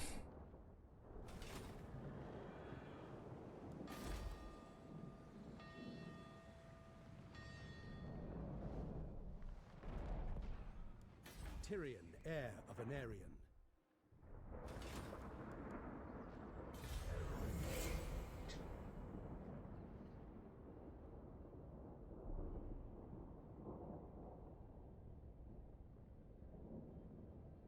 It's not like anything. Well, for this campaign, yeah, Sword of Cain is good. Well, no items does not forbid us from using Sword of Cain. We can still use Sword of Cain. Sword of Cain is not optional. It's an event, not an equip. So technically, I can take it to the event, but I cannot equip it. Technically.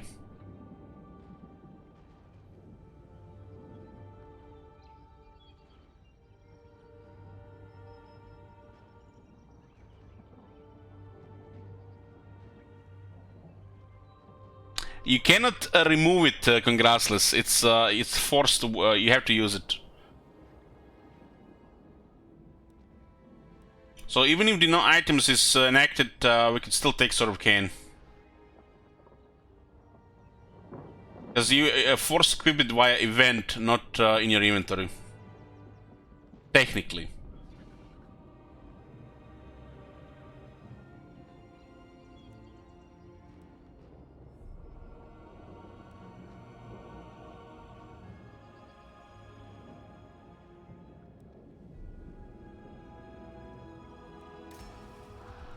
Four more turns, huh? With growth here. So what will Noctilus do now?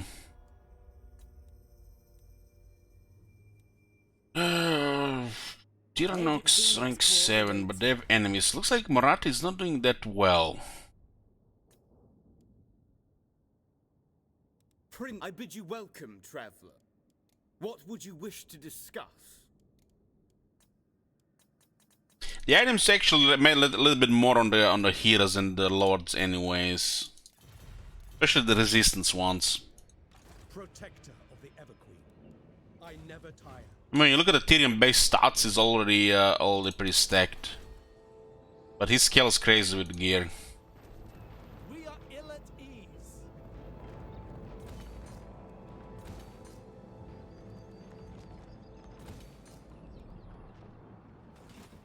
What orders?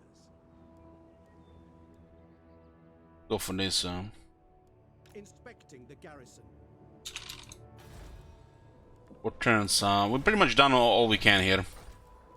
This is turn 16 Ultron. We got Calador, we got Eataine, and we got Cavalry.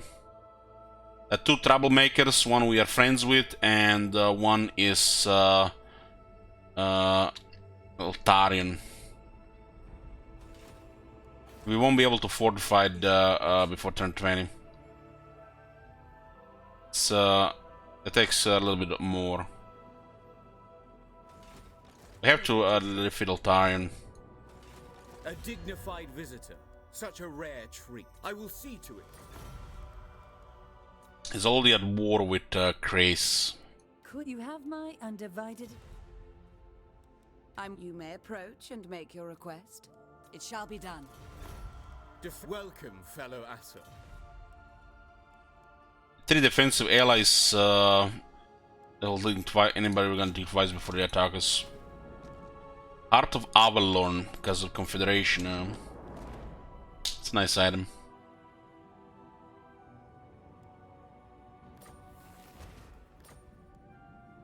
Servant of the king. For enchanted item, quite nice.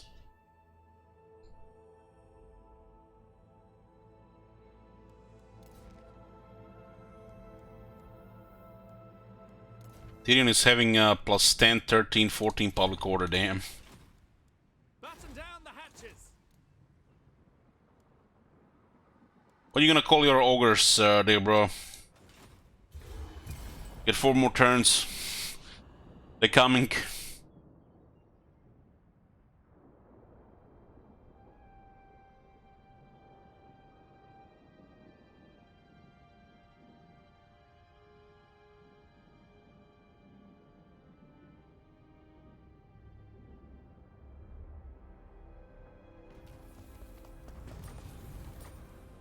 Tyrion, heir of Anarion. Shield of Alaria. Might get a confederation before turn 20. What requests would you make? I have heard tales of your kind. He's heard the tales of my kind. Wit and wisdom will be... I'm the blue high elf.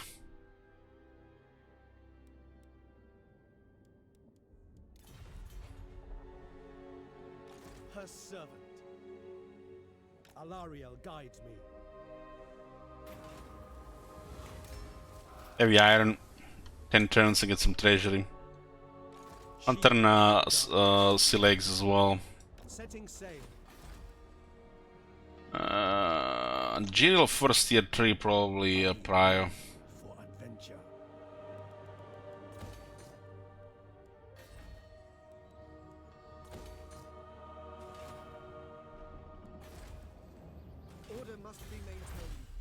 The archive, it's a tier 3. A gentle ocean breeze. I'm gonna go Lawton first, tier 3. Makes more sense because of technology. This technology is not very good anymore. At your service. Yep, got 3 turns now, and the sabotage will be open for the next 100 turns.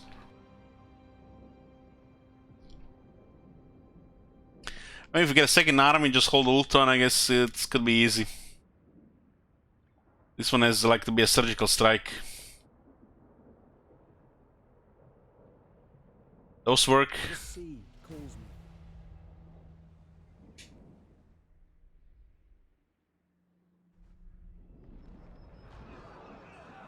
And if only we had like a Skull Reef close at this point. Shrek and Donkey, yeah. Ready for orders. The Greenskins are fortified Shrine of Loic. Adventure awaits.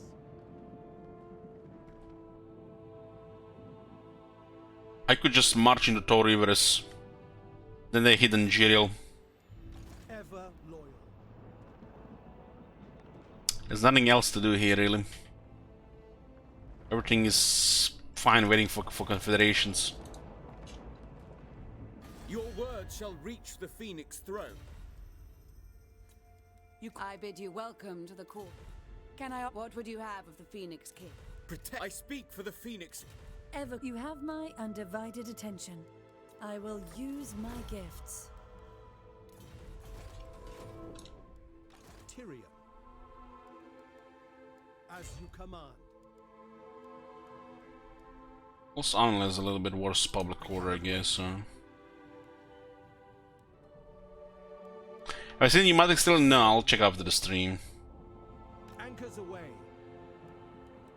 We shall not rest. Come on, Grom, do something! Do something, Grom! Do what I say. A job for the Gobbo King. You! Your pointy head's going on a pole. Boys, bring Grommy's chopper. That gits here. You stupid git. We greenies gonna smash ya. Grom's got a war brewing with your name on it. So rare to see this guy.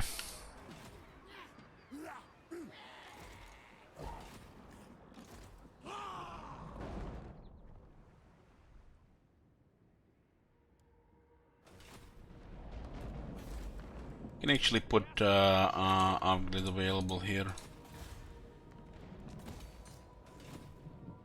The Reaper. The Reaper.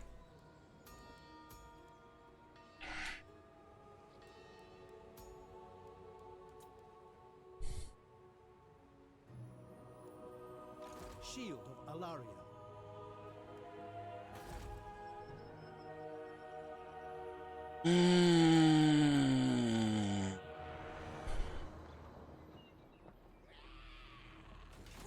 If I clear him, then we have to fire him. This being a series actually okay. The Asher bid you welcome. High Elven Archmage.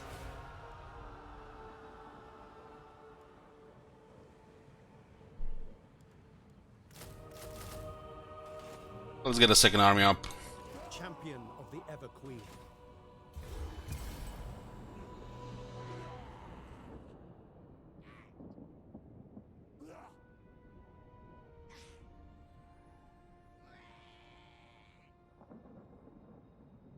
He just lost.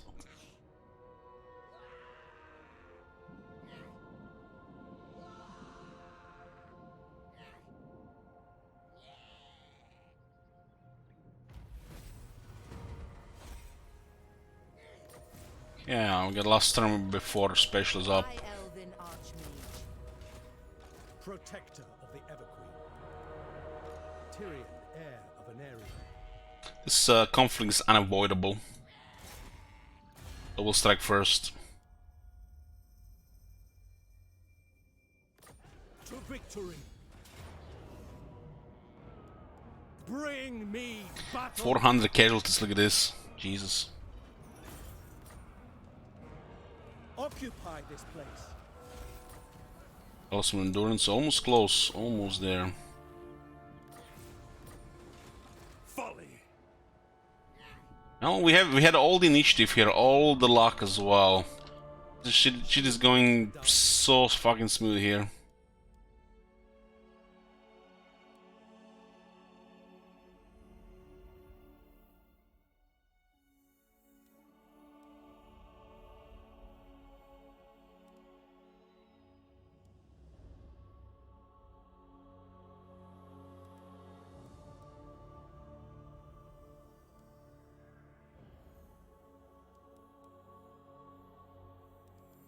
For Majesty of Eataine here. Ever vigilant. I think it's the first time I go left outside the not confederated Tyrion.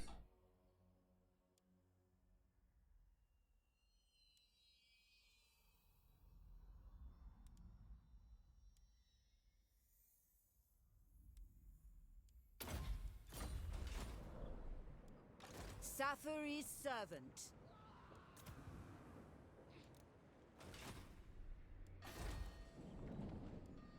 Well, Tyrion left side is pretty good. Right side is more fitting flavor though.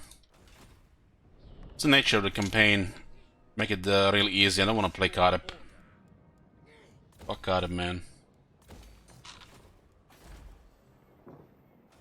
Imagine going flavor when you could play Carib next.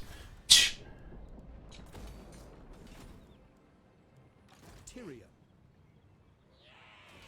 Champion of the Ever Queen. We did our best here for 20 turns here.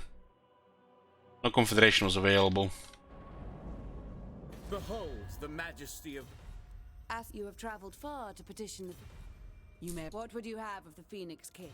And Marathi has not been doing that great from the looks of it. What matters do you wish to lay... No confederation, yeah.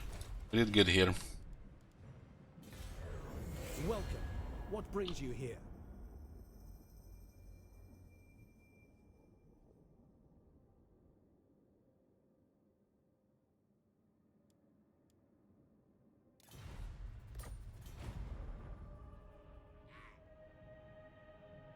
Here is also declare war on critique. Tyrion. Speak your poisoned word and be gone. He wants non-aggression. Oh man. They're scared. They're not only because we are at war with Eataine, because we are on top of them. Form the true alliance. Garmin is just a useless faction, nothing you can do. South result sucks as well. Okay, what was first? No items, huh?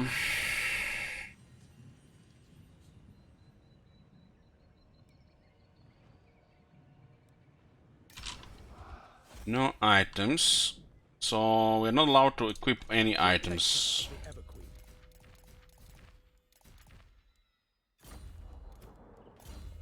You see an item, tell me. Second thing that got sabotaged was Chetrors. Chetrors, you know, kinda like sabotage. They have the Rangers and the White Lions.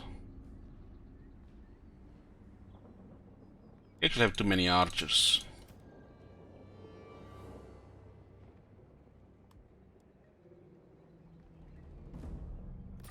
Shield against the darkness. 2 Ogre's dual weapons were requested. If these units get killed, we have to do treacheries. We can disband them. So what were the names of these units?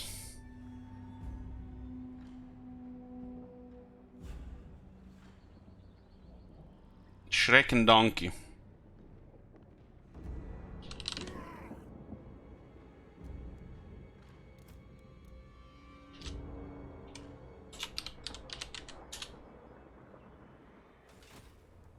An insult. What are you gonna do with that damaged army? We haven't. He's on one unit of Knights of Torgwall. Damn.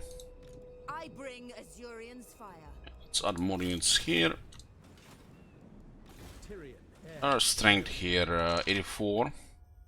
God, what would you ask of the... At your, you may my approach God. and make your. Have you seen The that shit? Phoenix King welcome. Checking for confederations. You have my undivided.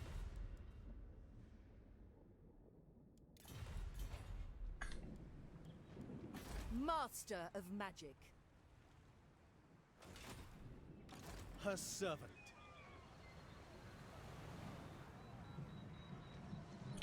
Yeah. So before we continue, I'll just make a short break here.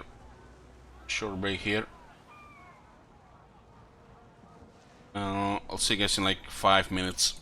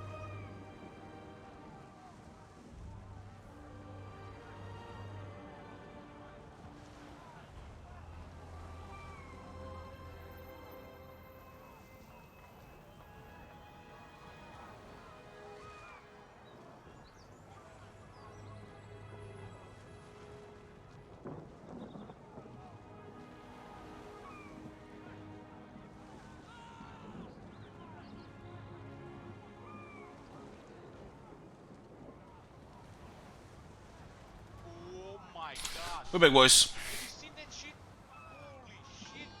What the hell? See if something happened while I was away.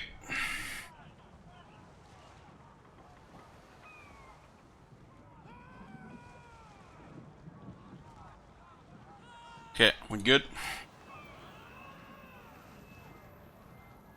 So we're gonna be destroying Tyrion next. He coming from the north, and his army is fucked here.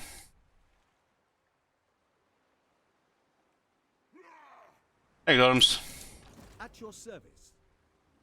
We got Shrek and Donkey here. Limitless talent. Valiant defeat. I don't see. I guess Argon Phoenix on the base. This unit has different health each time. Whatever. He does have a pretty good army, but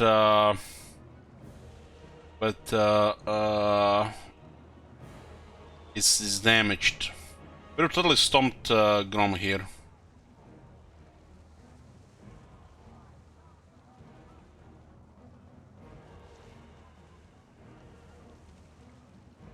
If this army, Tyrion is done.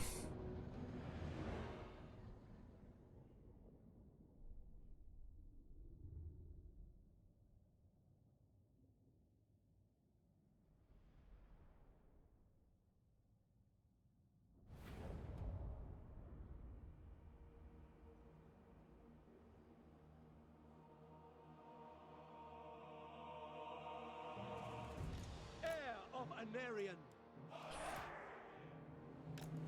No, we're gonna expose the spearmen to most of the damage. They have shooters as well. The rangers can just stay around. They might lead into the White Lions. Archers. Without fail. Understood. 9 archers with light armor.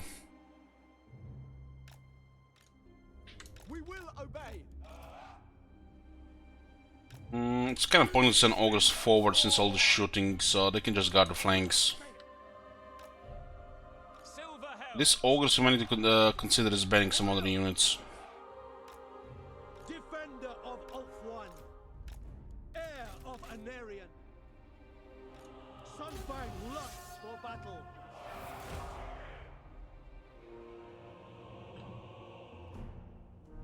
What the hell? Exclamation mark Chatter Ogre Great Weapons into Second Army. Name, Princess Fiona's FWB.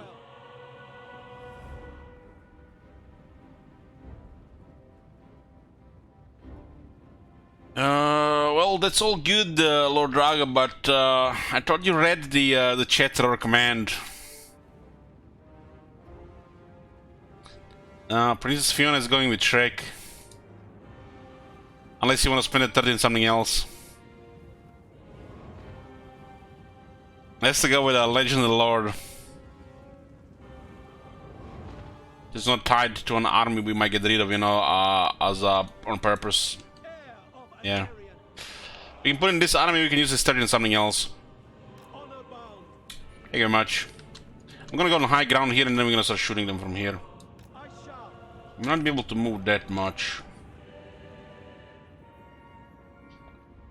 It's actually a very good high ground position. Damage will get increased quite a bit.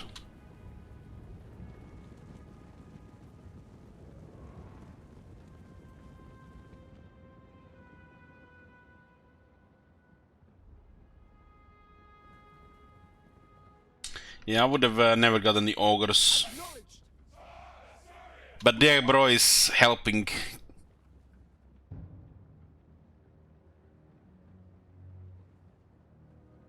Heir of Anarion. Sword of the Asur. Heir of Anarion. Happy to serve. We have a nice high ground here. Those guys are not gonna move fast. What the fuck, man? You guys see this shit? When they gonna fix this? When? Now they have 40,000 health. What the fuck is up with this unit, man? They're never gonna fix this shit. It's like, one time I seen this unit 3 different times in the campaign, and each time they have different max health values. It's a broken unit. It's been broken since release and they don't care.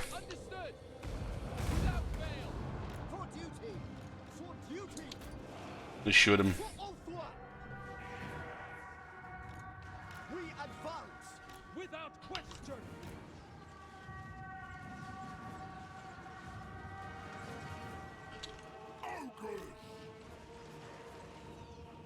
Assure, warrior.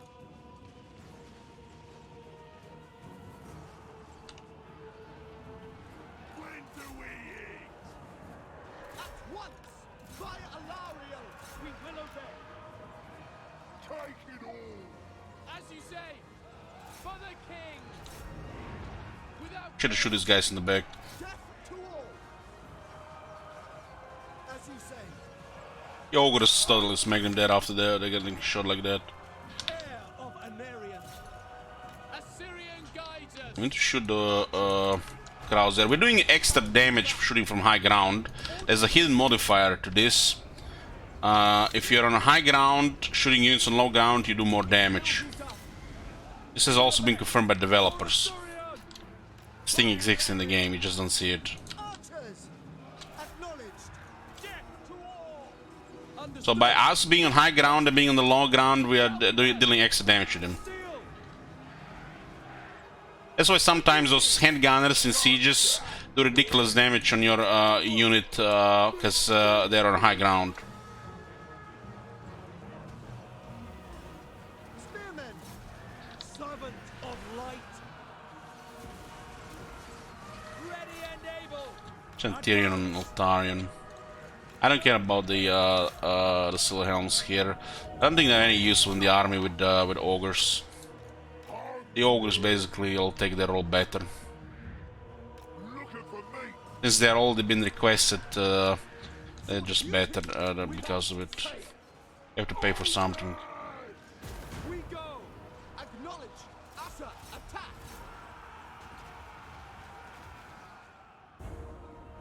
Asa, withdraw. By Alario. Heir of Anarian! Brave and true. Orders received. Death to all. Pull back! They actually explained in detail, and I was paying attention since they said it, and everything was true what the guy said. For duty. I mean, some mobs probably have bug terrain and not working as intended, but you can see in some situation that it's true. White lions. Tyrion! But yeah, there's definitely what you said some there as well. Setting forth! Heir of Anarian!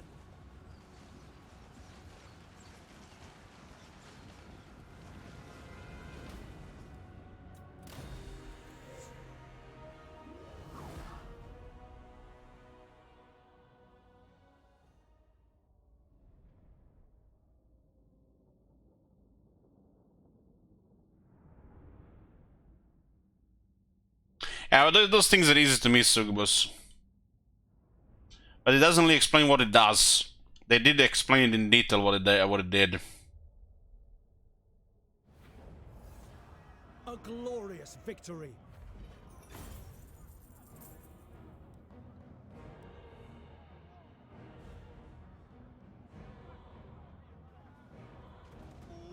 Hey, Clarks. Have you seen that shit? Holy shit. I'm actually gonna take 1800 here, it's a lot. They are free to go.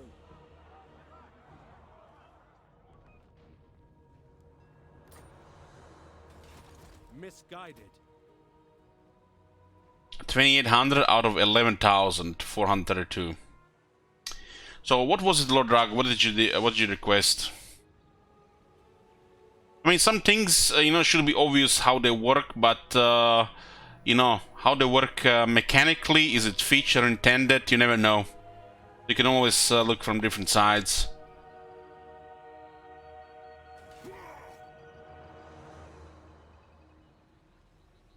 Was a third chat roar.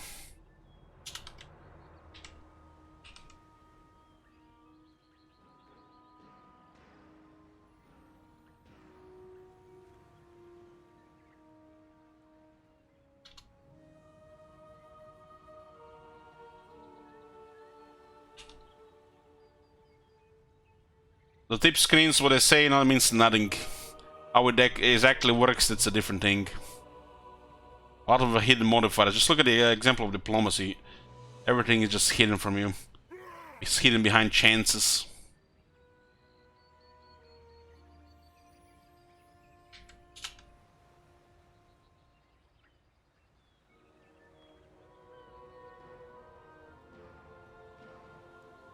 Shield against the dark. Would have been a first game that, you know, tells one thing and works different ways. I mean, just look at Fallen New Vegas. Explain, they say the agility increases movement speed. And not work like that. Even a guide, some guides were telling that for years. What if Wright wrote, and then 3 years later, those days might not even work at the company anymore, and then just, you know, spread the gospel of things that might not work. So many hidden mechanics in this game.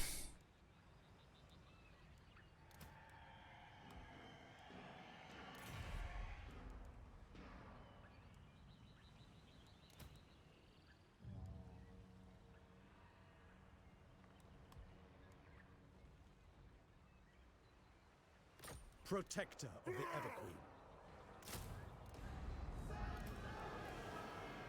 Everqueen. Princess Fiona's. I'm not even sure what that even means.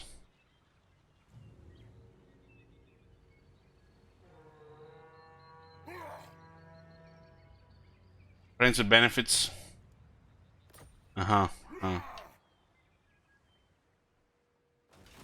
Unwise. Defender of Ulfwan. Well, we actually saved Gnom from Altarion. Well, if it ain't the gates.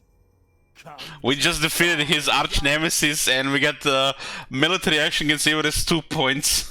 2 fucking points. We just smacked Altarion, we got 2 fucking points. Jesus. Champion of Tyrion, heir of an Aryan.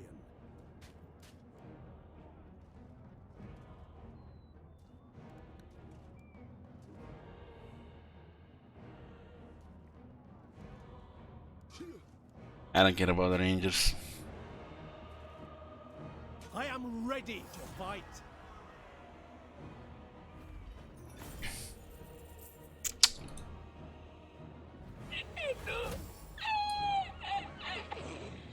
This one was impatient resolve. Take 200 casualties and lose Rangers just to save some time. But I don't really care about it. I'll drop the replenishment, we'll take 4 turns to replenish. Shield against the darkness. Setting sail.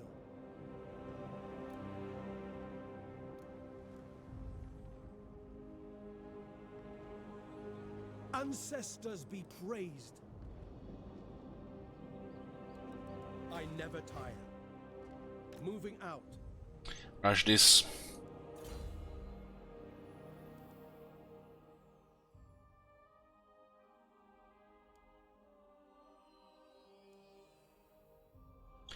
Diplomatic relations plus 20 with high elves, public order plus 1 all provinces. This might give us confederation.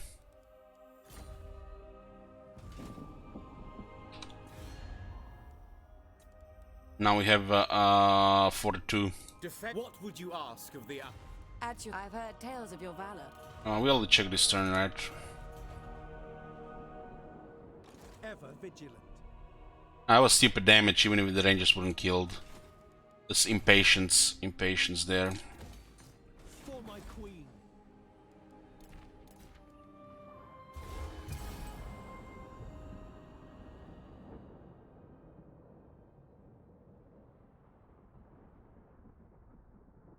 Chris Benjamin kept the white lines. The white lines don't fit the army anymore in comparison with 3 ogres.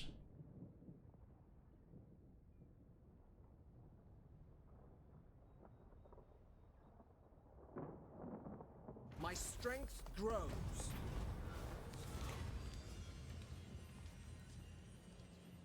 I was born for great. Holy shit, all the amount of influence we gained so far. Turn 21, we have 184. Assyrian smiles upon me. It shall be done.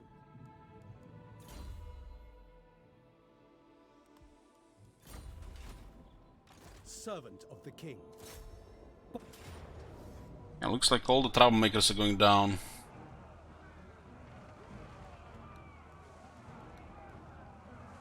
I lust for battle. We have captured it. Alariel's champion. Awaiting orders. Don't care about sense of urgency. Although it can be very convenient to have this skill. This is 10% upkeep production for all armies.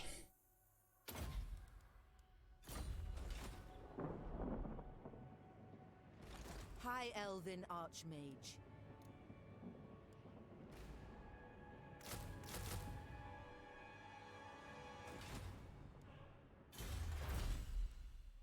Working on that. Trained by the Archive. Yes. Arbor of Lothern. Click, click, click, click, click, click, click, click, click.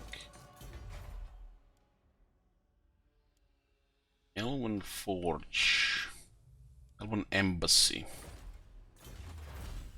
Embassy required for that one. Embassy also buffs the port income here. Gives us some influence per turn. Is there anything else to build here? Not real. I guess Soaring Guard.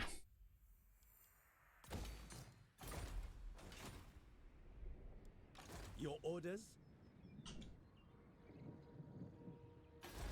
I agree. Trained by the White Tower.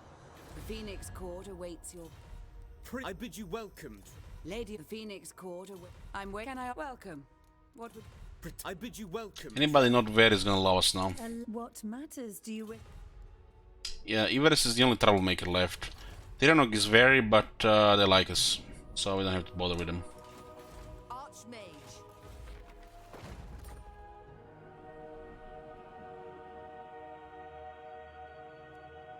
Champion of the Ever Queen.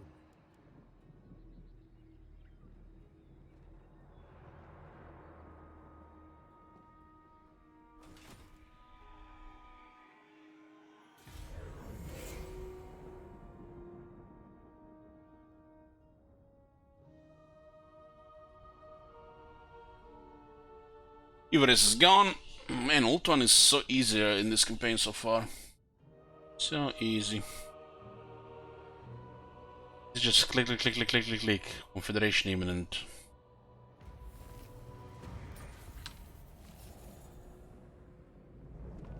Welcome to the court of the... Welcome. Time is... You welcome. What would you have the Asur do? Oh, thank you for the city. I'll take it.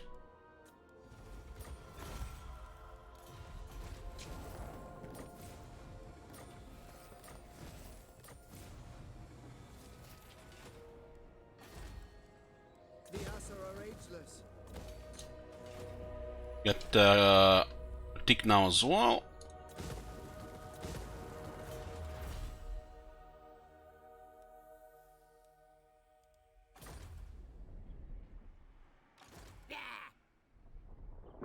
This is turn 22. We got half of ult one. Master of high magic. Doctor.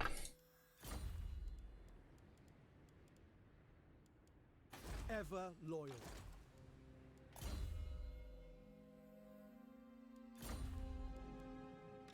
Unfathomable knowledge. Penalty will be for 5 turns, but Tyrion has extra 20 and we got his left side, which makes it the joke to do diplomacy to the friendly high elves. Princess of the Asur. Retaliatory.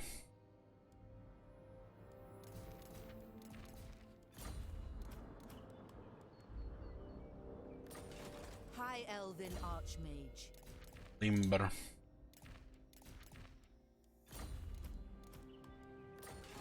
This tier 3. Well, the negative public order is building up in White Tower Hoyt, and this is why we got Sakona.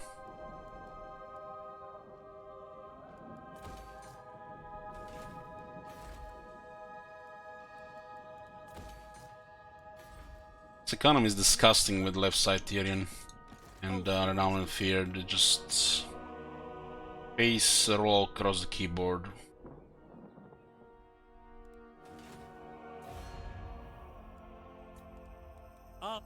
Only the Grail come by the. This is Breton. No evildoer.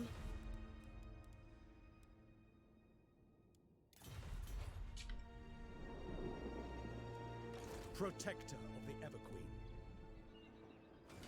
A dignified visitor. Such a rare treat. Well. The Reaper. Yeah, we clear all troublemakers and ult and just now click, click, click, click. We shall not rest. We should go clear Grom here. Shield against the darkness. Going ashore. This is a rebellion in 3 turns. Rebellion in 4 turns. 4 turns is manageable. I bring Azurian's fire. And we have a rebellion here next turn for Sakona. True magic. A light here. A new fortress of magic.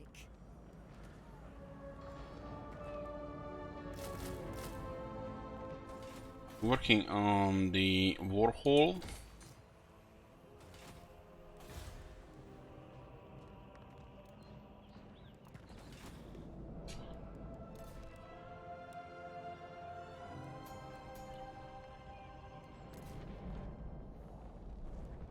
Tick has taken a lot of damage in this war and didn't merge the recruiting units as well as they were first confederation.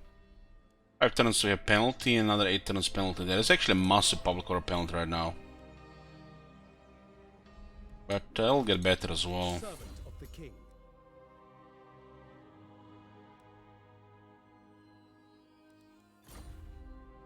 This army is so cheap. Like without it, if we didn't have the ogres, this would be a dirt cheap army. Even the ogres are cheaper here as well, by 33%.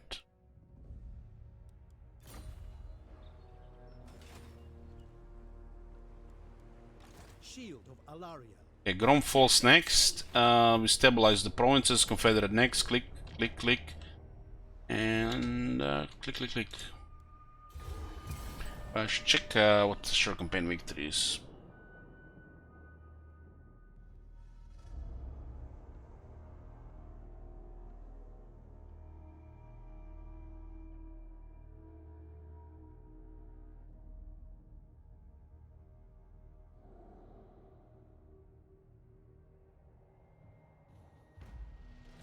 Your conquests strike fear.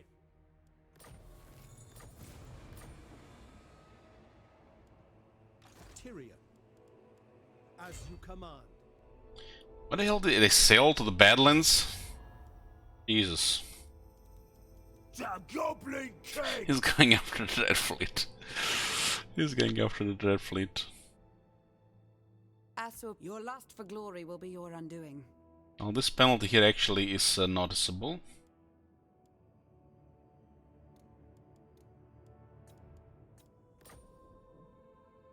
Gladly. This might be enough to prevent it. The other 3 are fine.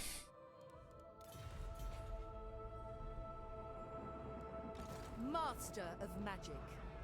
Ridiculous. Student of Teclis. Student of Teclis. Bring me my tomes.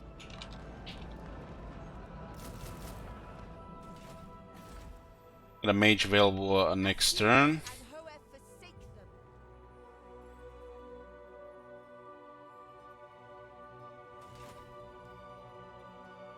Tyrion, heir of an Arian. Beginning my journey. As you are ill prepared.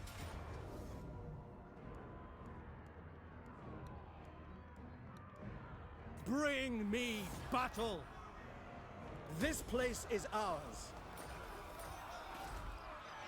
Loic, ours. Grown here is okay. It's our trade situation. 4 factions. Champion of the Ever Queen. Let's actually growth here. Get marble here. Destiny does not favor us. Victory conditions. Ult 1. Nagron Cult of Pleasures. Victory settlements. Chaos. So it's quite long. Awaits us.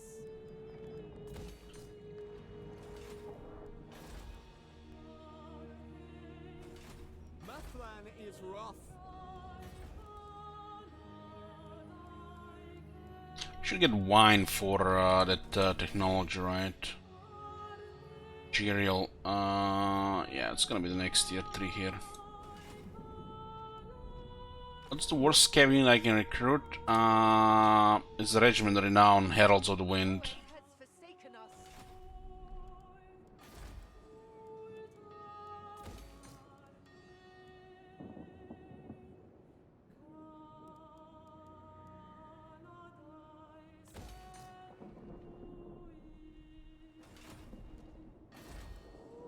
This penalty is 7 turns, it's stacked with the previous one, and Confederation penalty is 4 turns.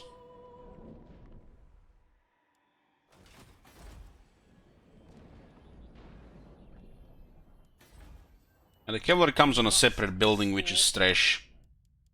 You don't build this shit.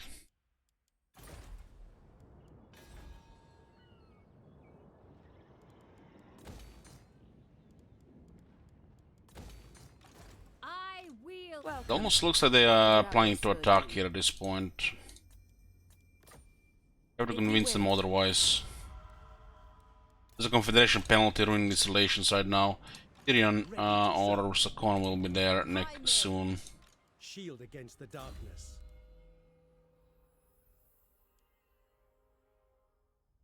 Malchendir.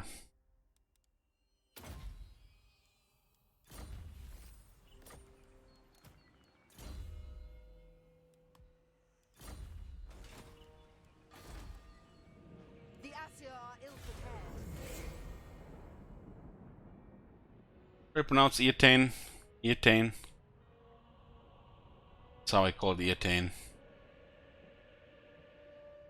Oh, Grom. Isn't horse item now? Mount. Here's where your alliance look with all else.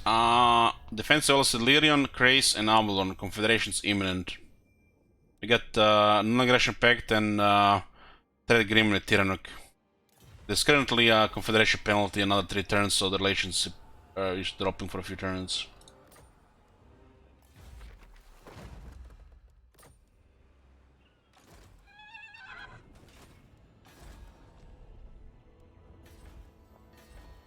Those rebels there, and then we go for the other ones.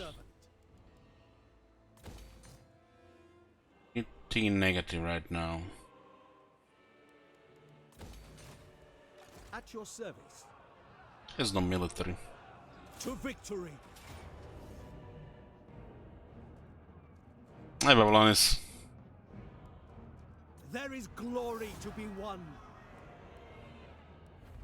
Let them go. That's the end of Grom. Oh, look at this, another 10 relations with High Elves. Orleans get terror when fighting against Greenskins. Funny. We cannot wait. A fine anchor. We'll stay here another turn.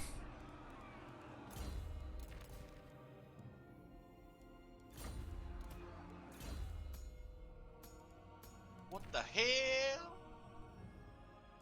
Treacheries against the other elves. Start with your best friend to war and then go from there. Okay, we'll do. Thank you very much, Marcos. 5 treacheries, huh?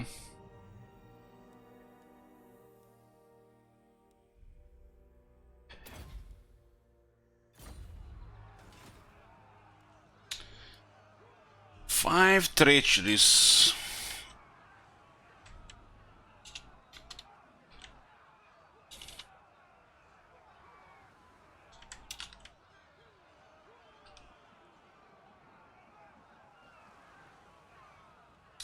Our best friends.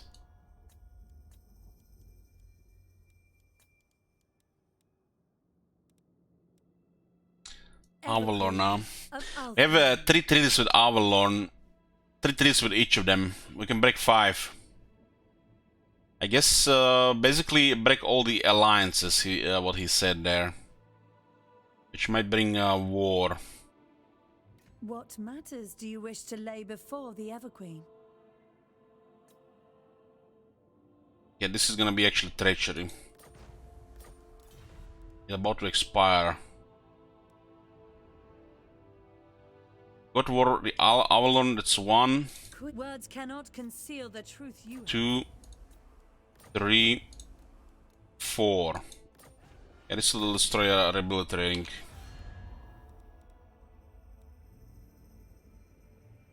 That's Illyrian Alliance. Welcome, traveler.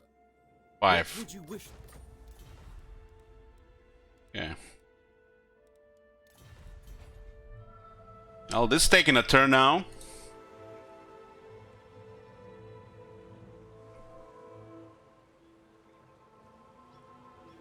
Let me just update the list there.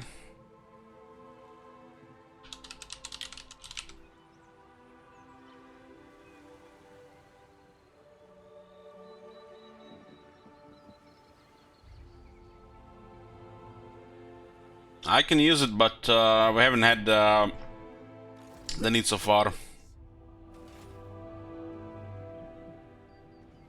So it does look like we're gonna have to go after Avalon hard.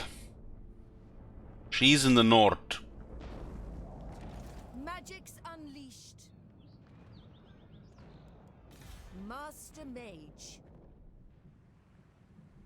This rehabilitating will be at least 20 turns. The probably other factions will declare war now as well. Starting rehabilitating is the way to go. That's how we start. Marconos has some experience. He's done sabotage before. Limitless talent.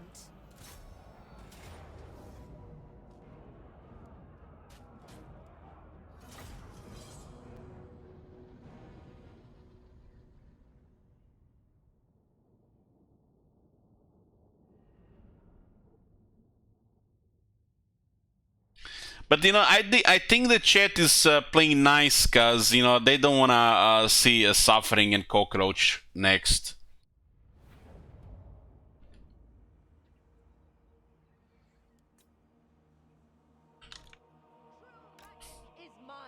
Chat is just too nice. They love me. I only got a bottle of whiskey ready for cockroach, so I'm prepared.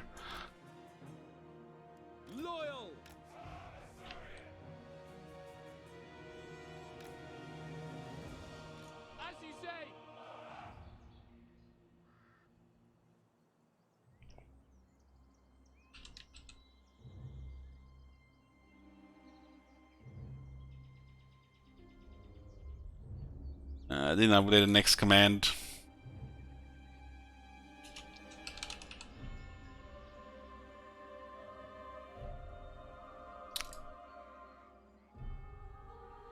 Canoptic Jetta whiskey, you say?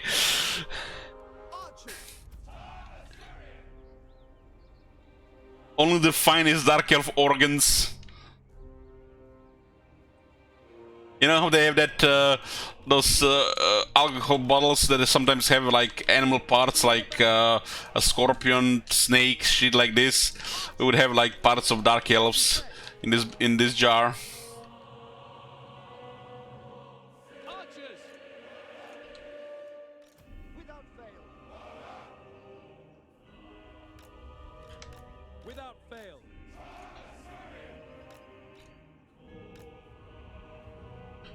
They have artillery piece, so we go forward.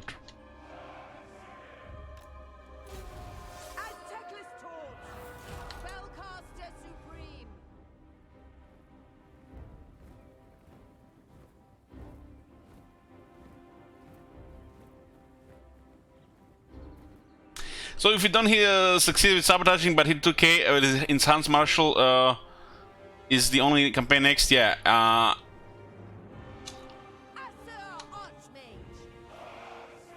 Volkmar is within the next 3 campaigns as well. Yes, yes.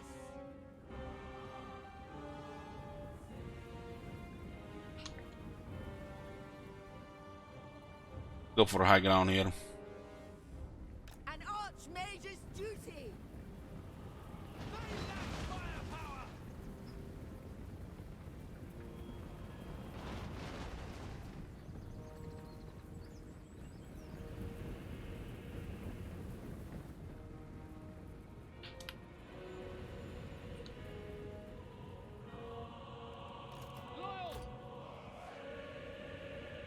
I've been nice, guys, with what you get for the incentive for sabotage there.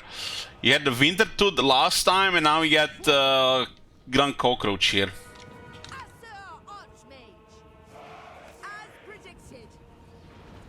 And you guys have been merciful.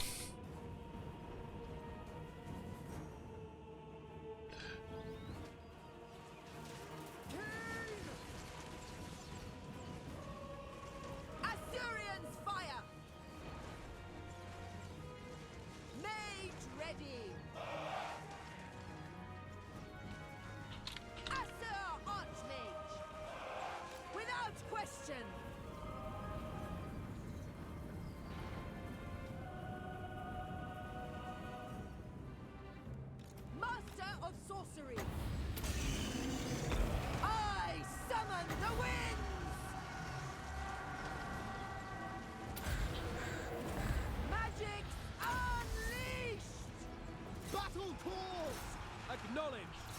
It will be done. Lacoy! For Lothern! Seal! Ancestors! Archers! For Assyrian! Kill them! Moving out! It will be done. Orion!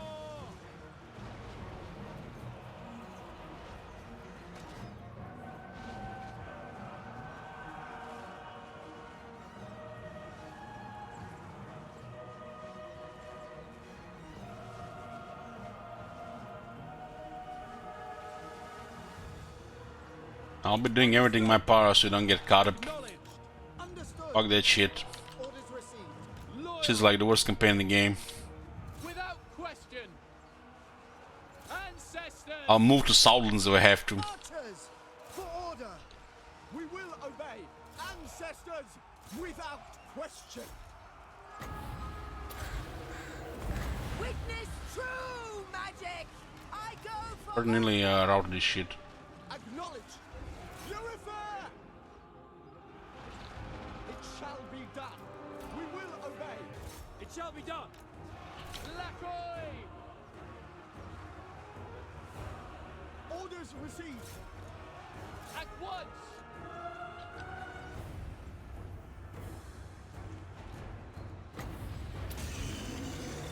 Behold my power! For the king! It shall be done! Loyal! Archers! We will obey! Orders understood! To the fray! For duty! For our... I started Kara campaign, I see that the Red Desert is like... It's enough turning into alcoholic. No sea on the left side. It's cramped. It's become a claustrophobic there.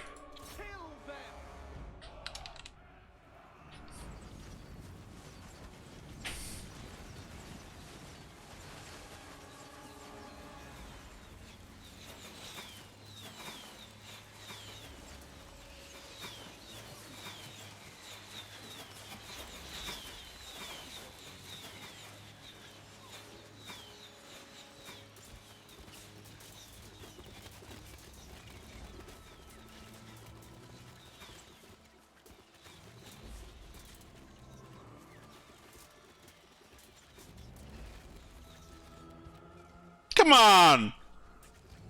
Come on! Okay, headshot.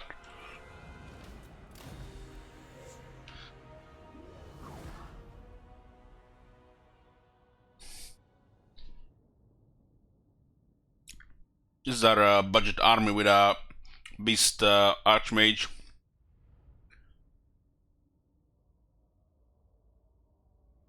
The dive at the end was great. Well, make everybody take a dive instead of falling on their knees and die like Boromir from too many arrows. Should probably take it. We can take this with the siren. There's no extra replenishment. We can take on warriors here. We might need to use her against the Lariel. They can serve the tower. Destiny lies there. High Elven Archmage. Yeah. Master of Magic.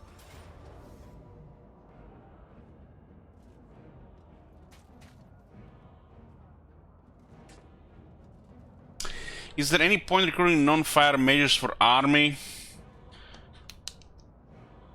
Well, healers and flavor. I get what you mean.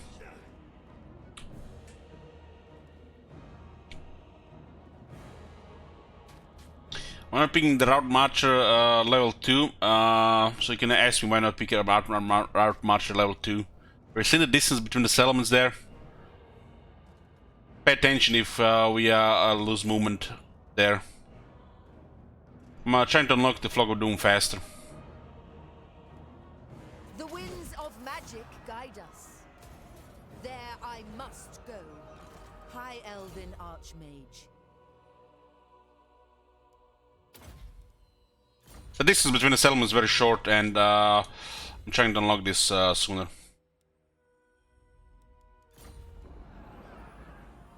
You can see the distance between the settlements, it's always one turn. If there's a force in between, we need more movement. I'll pay attention if we need a Route Marcher in any of these situations, I'll tell you. But doesn't look like we're gonna need it. Seems really odd. Well, nothing is set in stone. Like I said, distance between the settlements, second army.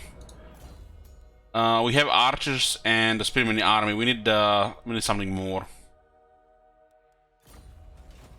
High Mage.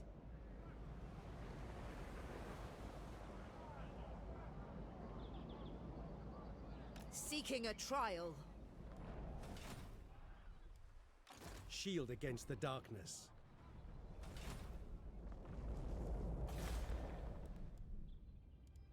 The archmages are too weak without a couple of spells. Should be obvious. And like I said, distance between the settlements the primary reason. Ulfwon's defender. Hoef's disciple.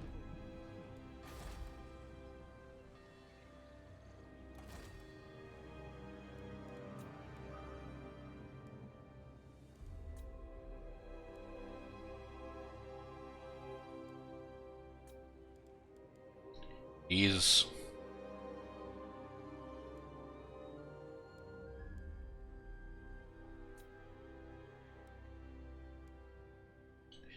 It's 3% tax faction wide on that mage. What the hell? Gross doesn't like you anymore. Chris doesn't like me anymore. Welcome, fellow Asser. What would you wish to...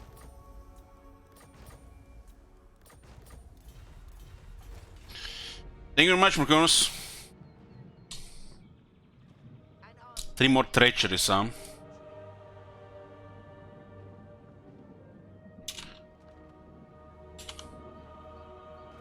Oh my god. Have you seen that shit? Holy shit. What the hell? Okay, let me just update this.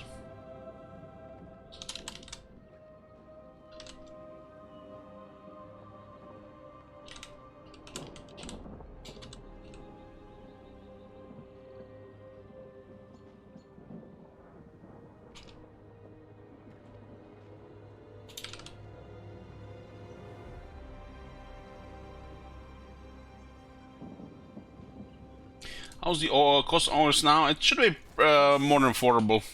Because we got 20% Quartermaster now in Fear, then we got Righteous Cause. The left side Tyrion is very strong for the campaign. All the best stuff in the game.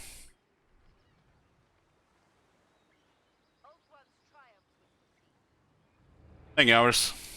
Protector of the Everqueen.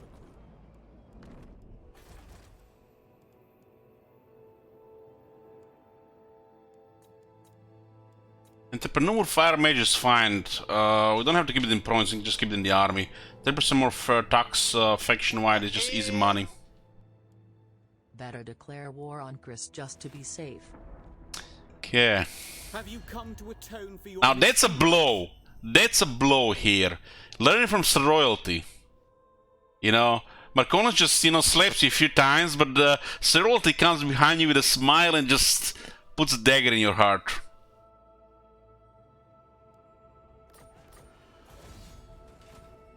The day is ours. Treachery number 9. Effortless for such as I.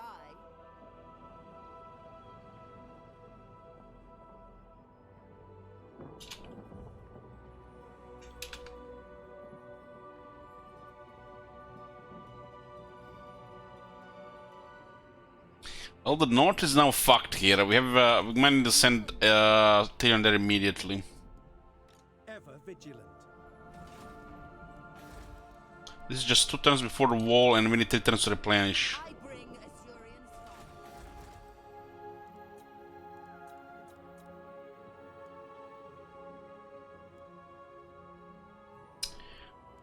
I don't really care about mages and melee performance. The maneuver gives 3% faction-wide tax rate. Oh my god. Have you seen that shit? Holy shit. What the hell? So we have only fire entrepreneur here. Only fire guy, and we can get 1.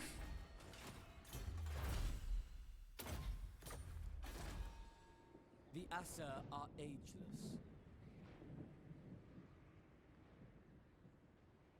Take me down. Should get the fire entrepreneur for the army. In the army, fire entrepreneur will give still 3% faction-wide tax rate. Still just use B as a wizard. Every province will make 3% more money. So 3% more on 847. Just in Eataine. The first one will just pay for itself with the entrepreneur.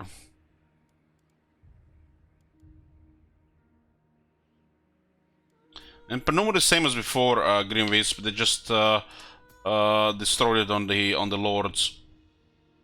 They made it 50%. They didn't balance it on the heroes. Heroes are the same as before.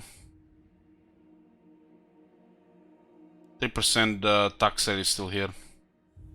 Is this tax rate as you expand that just adds up? The lords are just trash trade now, which you don't ever get. It's just broken trade, absolute dog shit.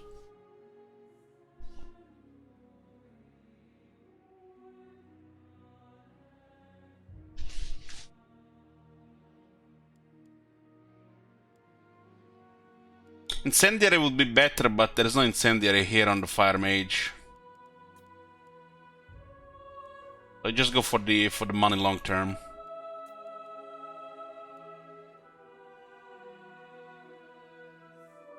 By the White Tower.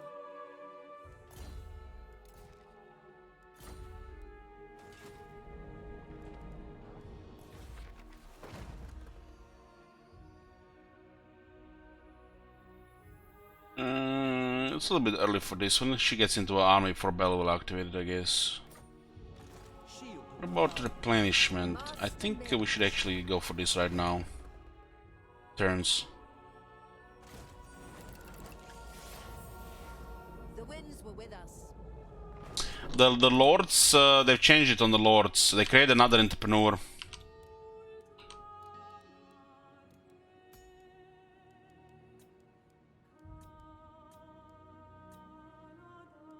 They basically kept it at 60 and made it dog shit 15 influence trade.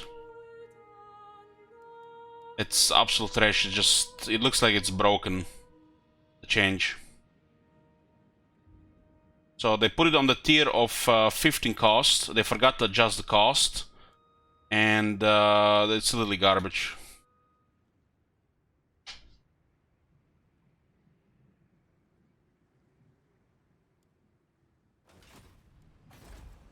Mage of Ulfwan. I guess if you put on normal difficulty, Entrepreneur Lords do something, but on with the supply lines, they're dog shit.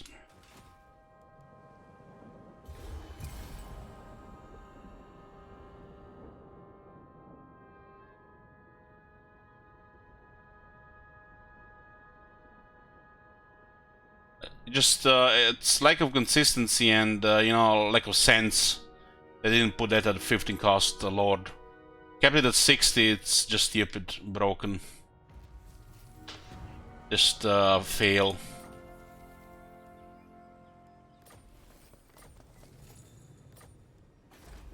Mage of Ulfwan. Oh, we got lucky with a disciple of Phoenix, I think, because it's 1025. Diplomacy again. Merconos, you're gonna end up in the doghouse. We have non-aggression and trade with Tyrannok, trade with Illyrian. And yeah, there's a bunch of Bretonnians here on the coast. Red Fleet in the south, Mucilon as well. They're probably gonna start breaking treaties now. You're assuming Merconis is not watching from doghouse already? I think he's in the on his laptop in the doghouse already. You'll rush that. Champion of the Ever Queen. What the hell? Shield against the darkness. Theft to Tyrannoc and then break treaties with them X3. Theft to Tyrannoc.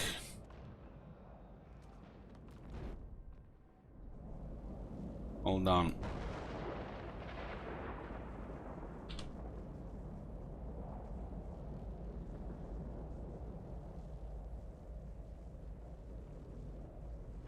It's 110. Why is it off?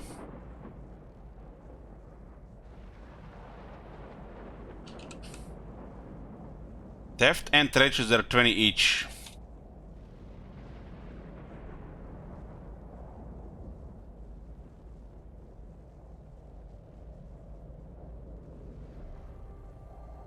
Quick make a pain hard before Alex snowballs. Scrapernator, go away.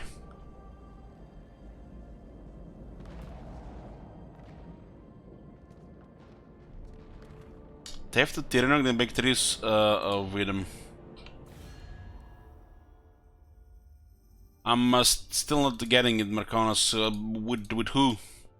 So you want me to give Tyrannoc 10k and then break the trade?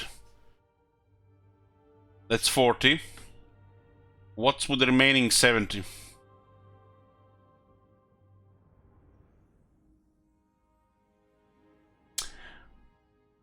Ah, Tyrannoc.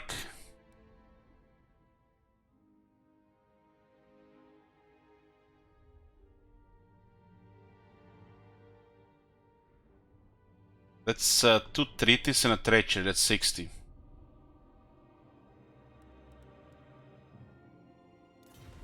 You want me to give them all the money?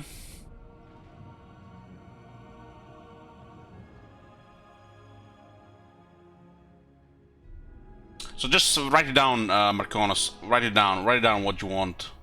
Because, you know, it's confusing. I don't want to do mistakes and have to do extra thing. We got 28,000 in the treasury. Can I offer assistance? You wrote theft to Tyrannoc and then break trees with him. 3 times. So basically,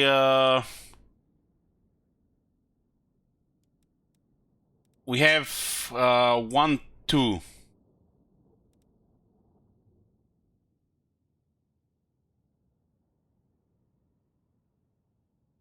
Okay. Your wit and wisdom will be a welcome distraction. Sit, please. We got 10,000, one theft to Tyrion.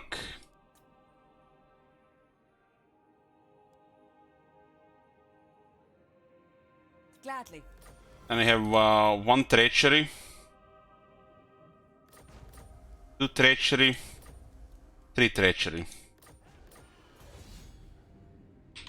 And treachery number 4, which makes it 100. Your petition reluctantly. Actually, I almost did a mistake there. Cancel treaty here, yeah. Yeah, that's 5. So 4 treachery and 1 theft. Mathlan is at play. Okay, now it's definitely getting messy. Just update this. 13.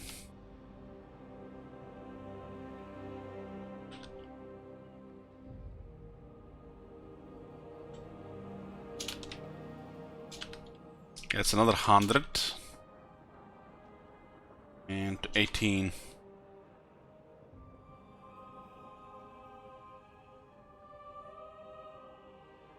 Sabotage.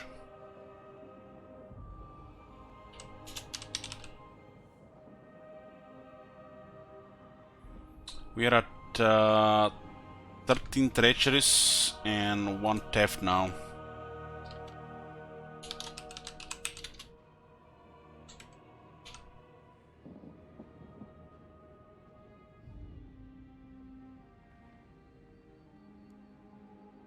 Okay. Well, Eataine is gonna getting fucked now. We can go save both provinces. Kotik is 1 turn before the wall. What the hell? The red names send their regards treachery to Ronok. State your case quickly, You mean Illyrian Seralty?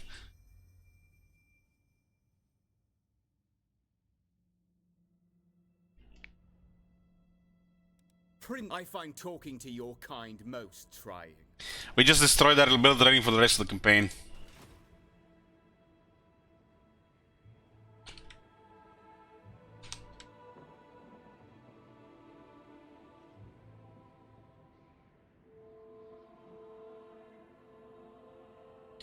Treachery number 14.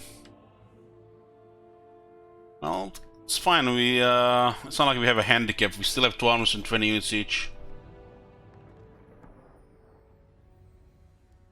Servant of the king. We have to protect Tower Lycian here. Far beneath an archmage. Tyrion, heir of an Aryan. A fine anchor. Oh my god. We cannot wait. Sailing for adventure. I guess this is fine out here. We need abandoned settlement, $100. Well, you start the campaign and turn 20 and people just spam abandoned settlement, it's done. Nah, that's doesn't work. Nah, that's like end of the campaign. What the hell? Sabotage the walls and Hundi. Sabotage the walls. Where?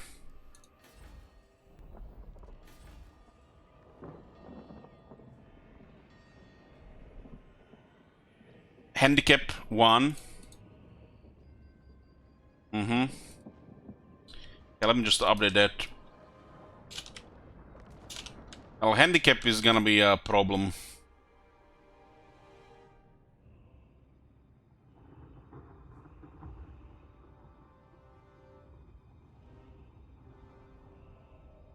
What is a 21?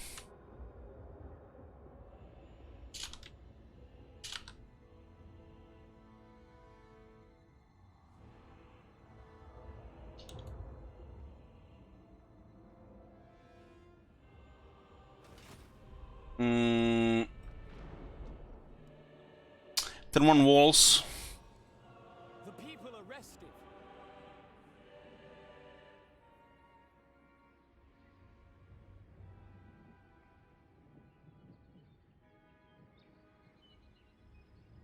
Mm-hmm.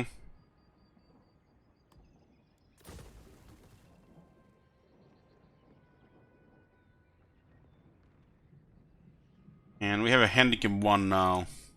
We just update the sabotage list command.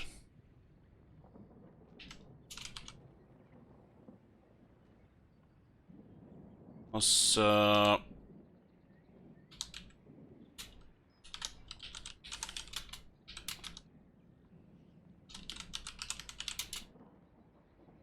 think this is all updated now.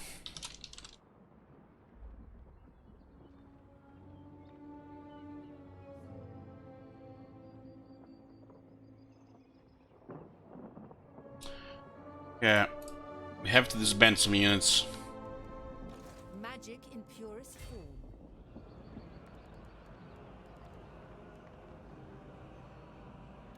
The armies are kept now at 19 units. Trained by the White Tower. Alariel's champion.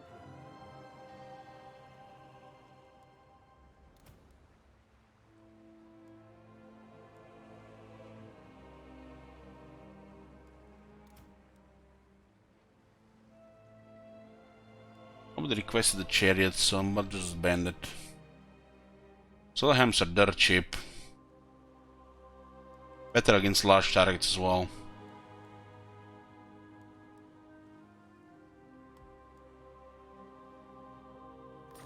The Reaper.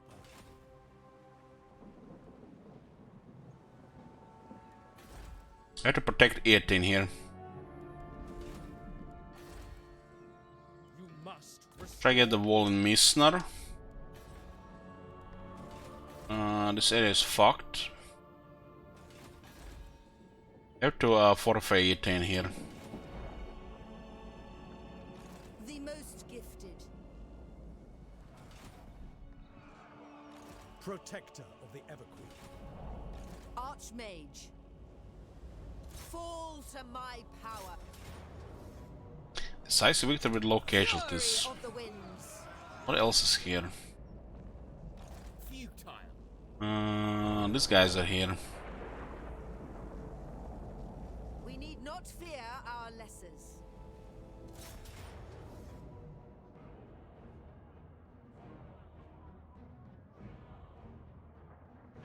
This auto result is not good because of the proximity. Minus 50 here, wow.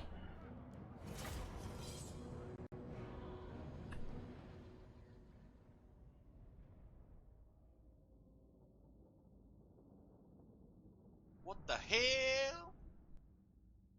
Theft. Give all the money you got for sabotage to Marconos.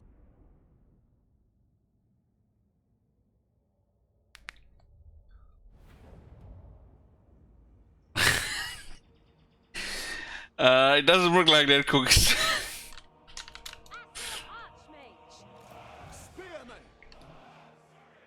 But thank you very much.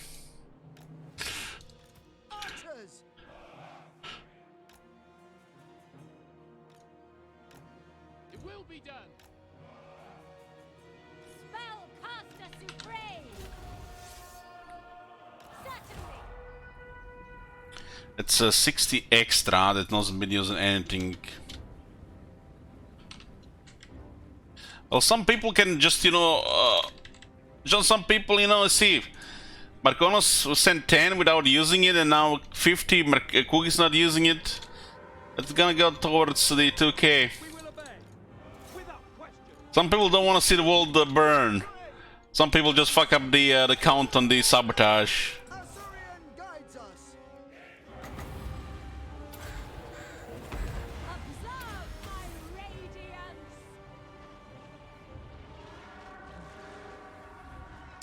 Marconos is stretched pretty much. Stretched that he wishes he was a dwarf. It will be done. At once. Loyal. Understood. Asaurian sends me. Understood. Asur Archmage. Witness true magic.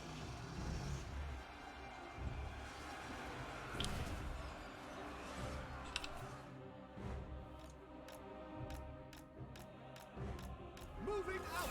Kill them.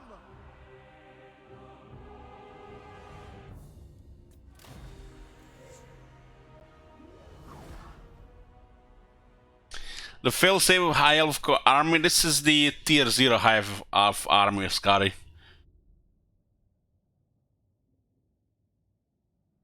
It's just cheap army because there's nothing else.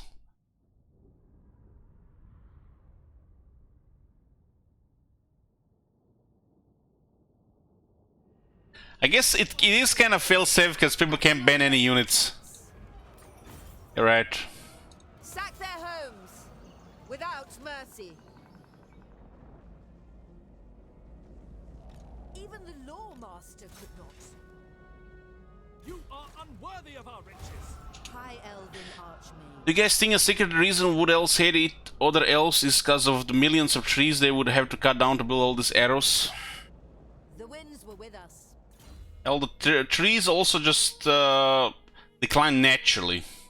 You know, just be fallen logs in the forest.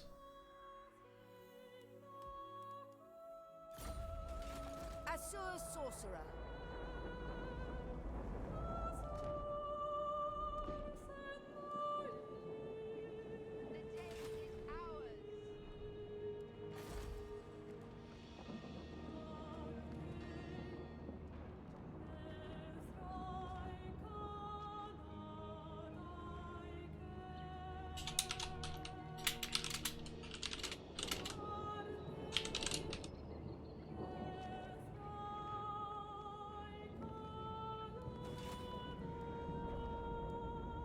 This one is a little bit too close here.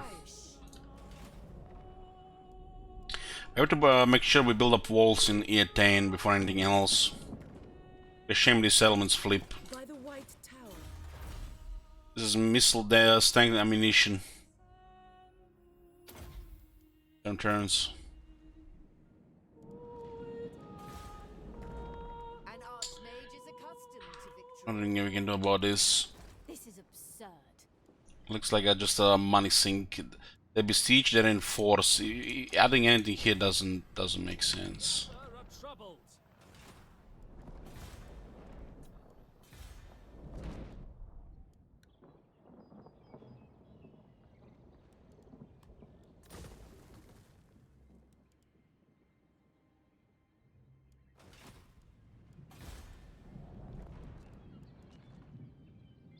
I don't think we can fortify this one properly. Lesalia.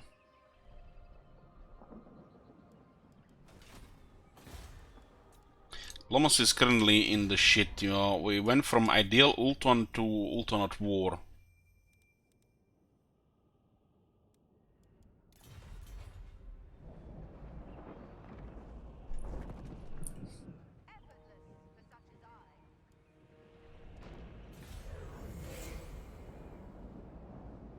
My people have striven to keep you from our realm. When your ability rating gets bad, a faction will declare war more often. So he might have been like 4 out of 10. Our ability rating went to shit, it goes like 7, 8 out of 10 per turn. So it's a much higher chance for him to declare war because of ability rating.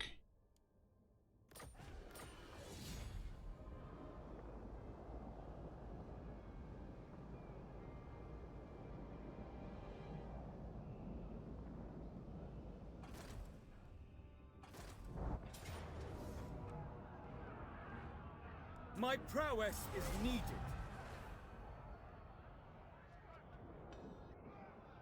Can't deal with all sides here, so we're gonna have to go from Eataine.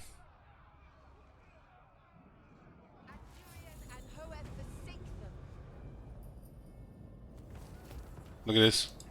Misguided. What the fuck is this? What the fuck is this? These are no true Althwani, master of magic.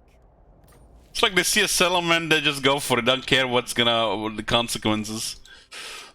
Far beneath an arch. Shield against the darkness.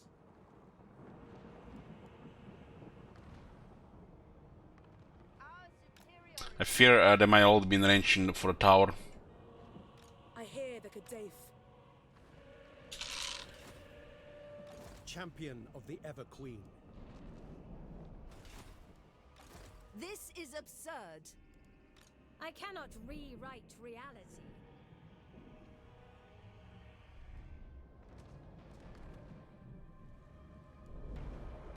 magic in pure.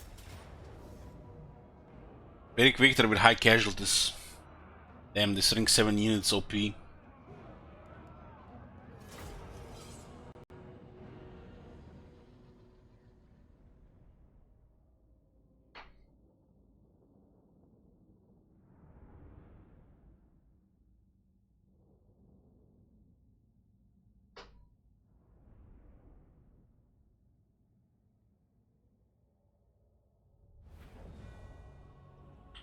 Assyrians fire! Archers! They don't do much, they are heavily outnumbered. The most potent spells. It is destiny. The winds flow through me.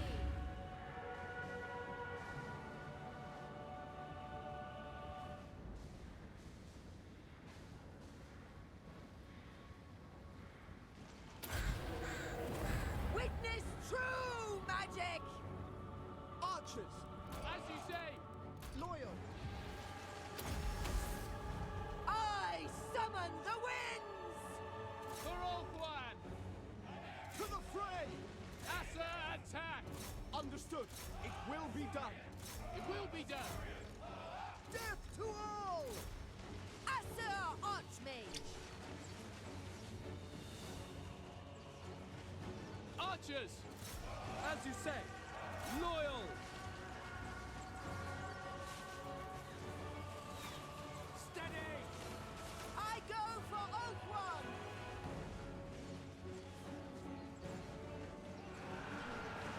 The nice guys with shields not blocking anything but just slowly dying to projectiles.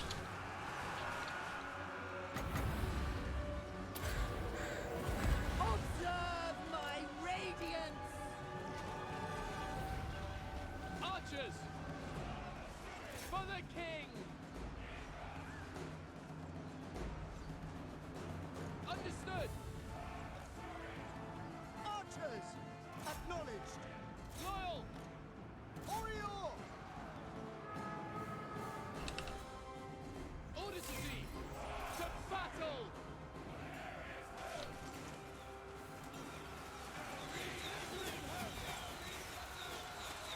Shield yourselves! How he just running without getting any stay or anything. Asa Archmage.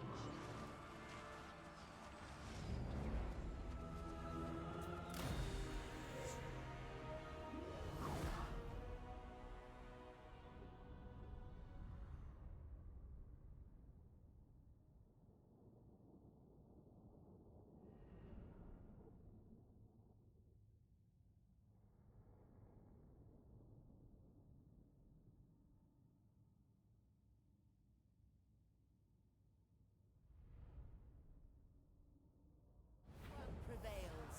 Assyrian protects.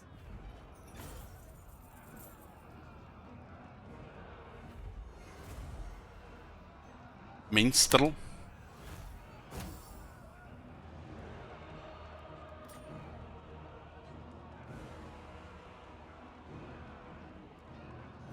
Break them. For Assyrian.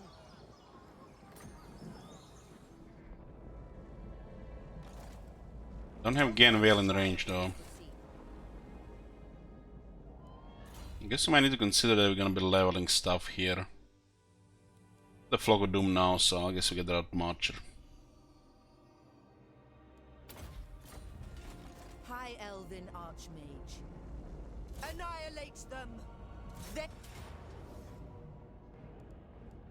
strike them down. They might have a march here. They will suffer the might of Cavalry.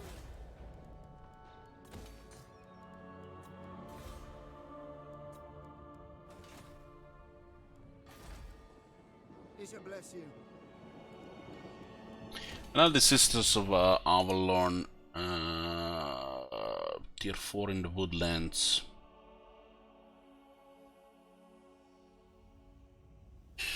Just get that and click, click, click, click, click, click, click, click. We are ill at ease. Be Hopefully they don't have this in range. Military presence 4.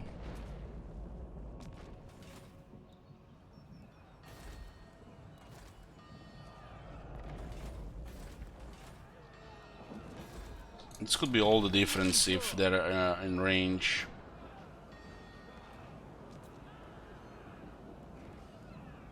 Is this guy moral? Lord of the Phoenix Court.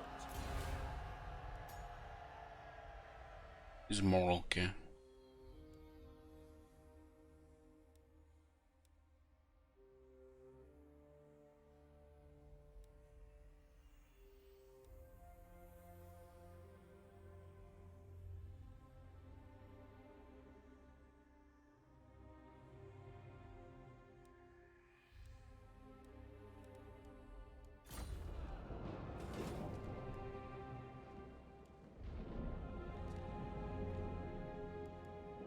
How can I assist you?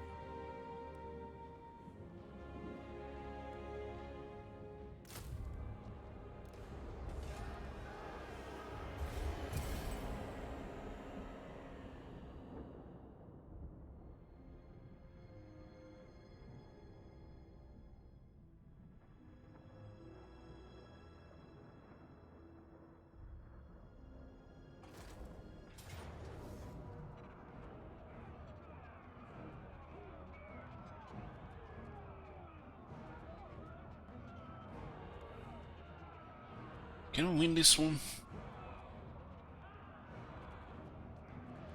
6 lot and Seaguard.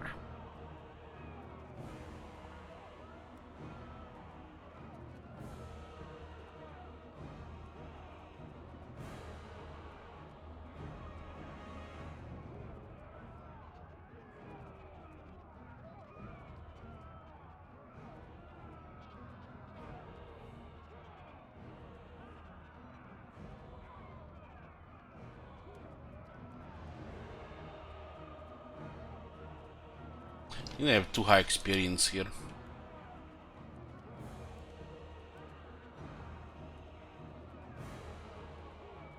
It's 5.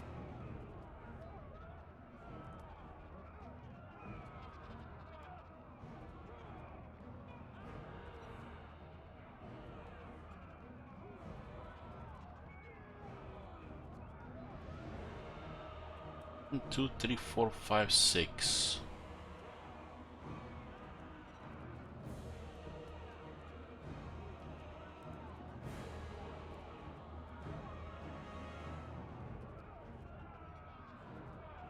Possibly winnable. It's not like we need money. They did take it the next attack.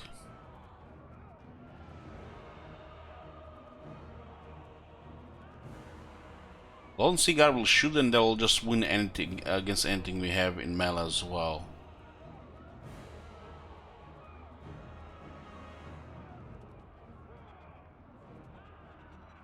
Then just get directed by the Silver Helms.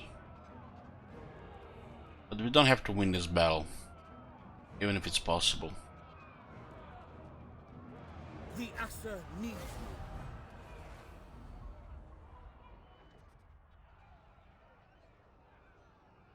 Seria got overrun.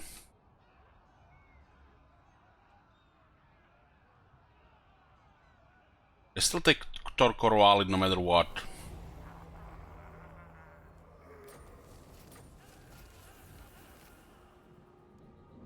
Prince. You need me? Army here, they're everywhere. They're everywhere. Lord of the Phoenix Court. We can't even disband this guy. Can't even remove the item. Can I offer assistance? Making my way. Far beneath. Targeting and jail from the other side. This is absurd.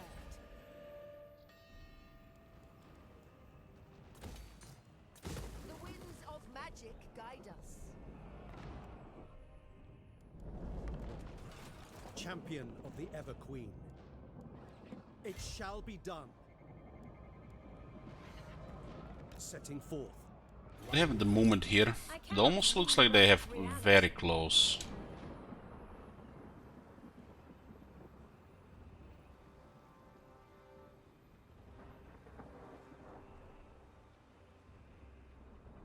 I think it was 2 turns away, Fist. It's 2 turns away. This is absurd. But I was unlikely because of the 6 slot and cigar with rank 6. Even if we use a lot of armor to shoot them down, they're still gonna be over half unit alive. You must restore order.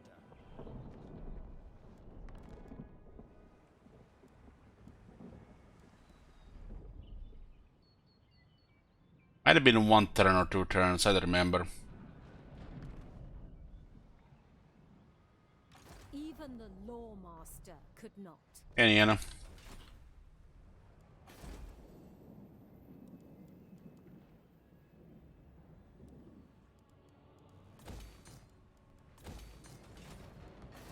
We have to get rid of this. Cavalry and Eataine are now the most important stuff here. The Everest in this area is too wide to defend with the middle. We have too many enemies here.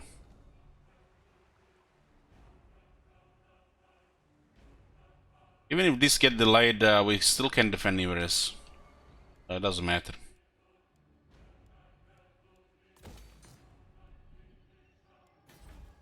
We'll just have them send more units there. I am there. We need not fear our lessers.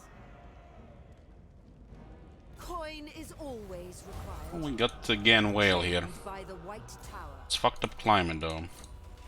Master of magic.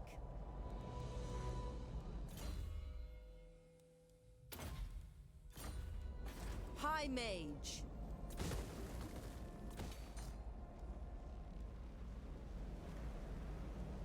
Maybe they ignore it for a turn and go for Torfino instead. Magic in purest form. Let's look at they're gonna go for Torfino here. We're getting attacked by too many factions, and we can't cover all the sides. So we're gonna have to build up from the center. One army defending, one army bringing down one faction at a time. Like this whole side here is just lost. Nothing we can do about it. The Cavalry is more important and easy to defend than the other side. I have to take the regions around the gates, otherwise we won't be able to defeat them. By the White Tower. It's way too early. Ready for orders.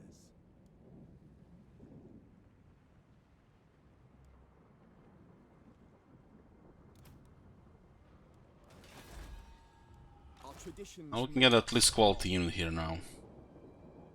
They're so cheap. So cheap for this guy. At your service.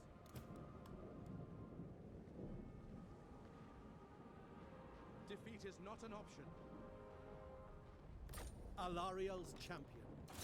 The winds hearken to me. Champion of the Ever Queen. Try diplomacy. The reliability rating is destroyed. These are recent wars.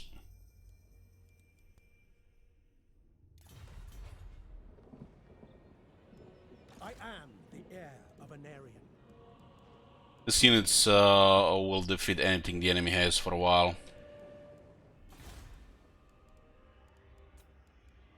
We'll just build up Eataine for now.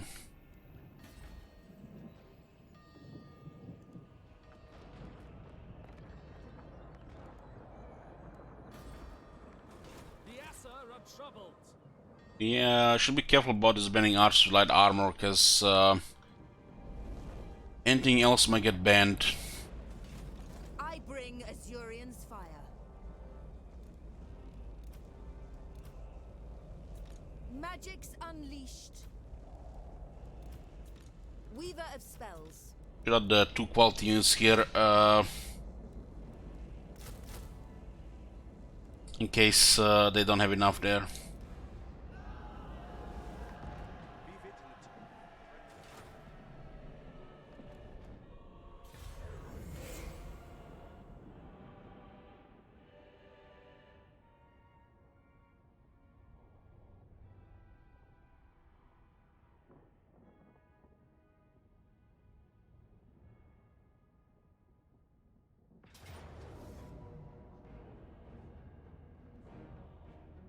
sacrificing him because we can disband him.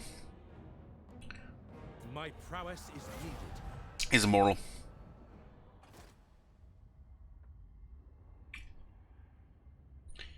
And I think it's gonna be good for the first part here. We did nearly 9 hours today. Was a stream before this one.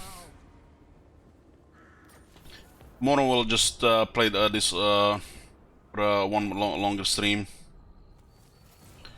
Part 1, we are live, 10:28, but everything is burning. The fact we have a second army going might be fine. Tyrion, heir of an Arian. Okay, this is good it for part 1. Thank you guys for all the support, and we'll continue tomorrow. Probably start around 2 PM. We're gonna play this all day. Thank you for watching and see you tomorrow.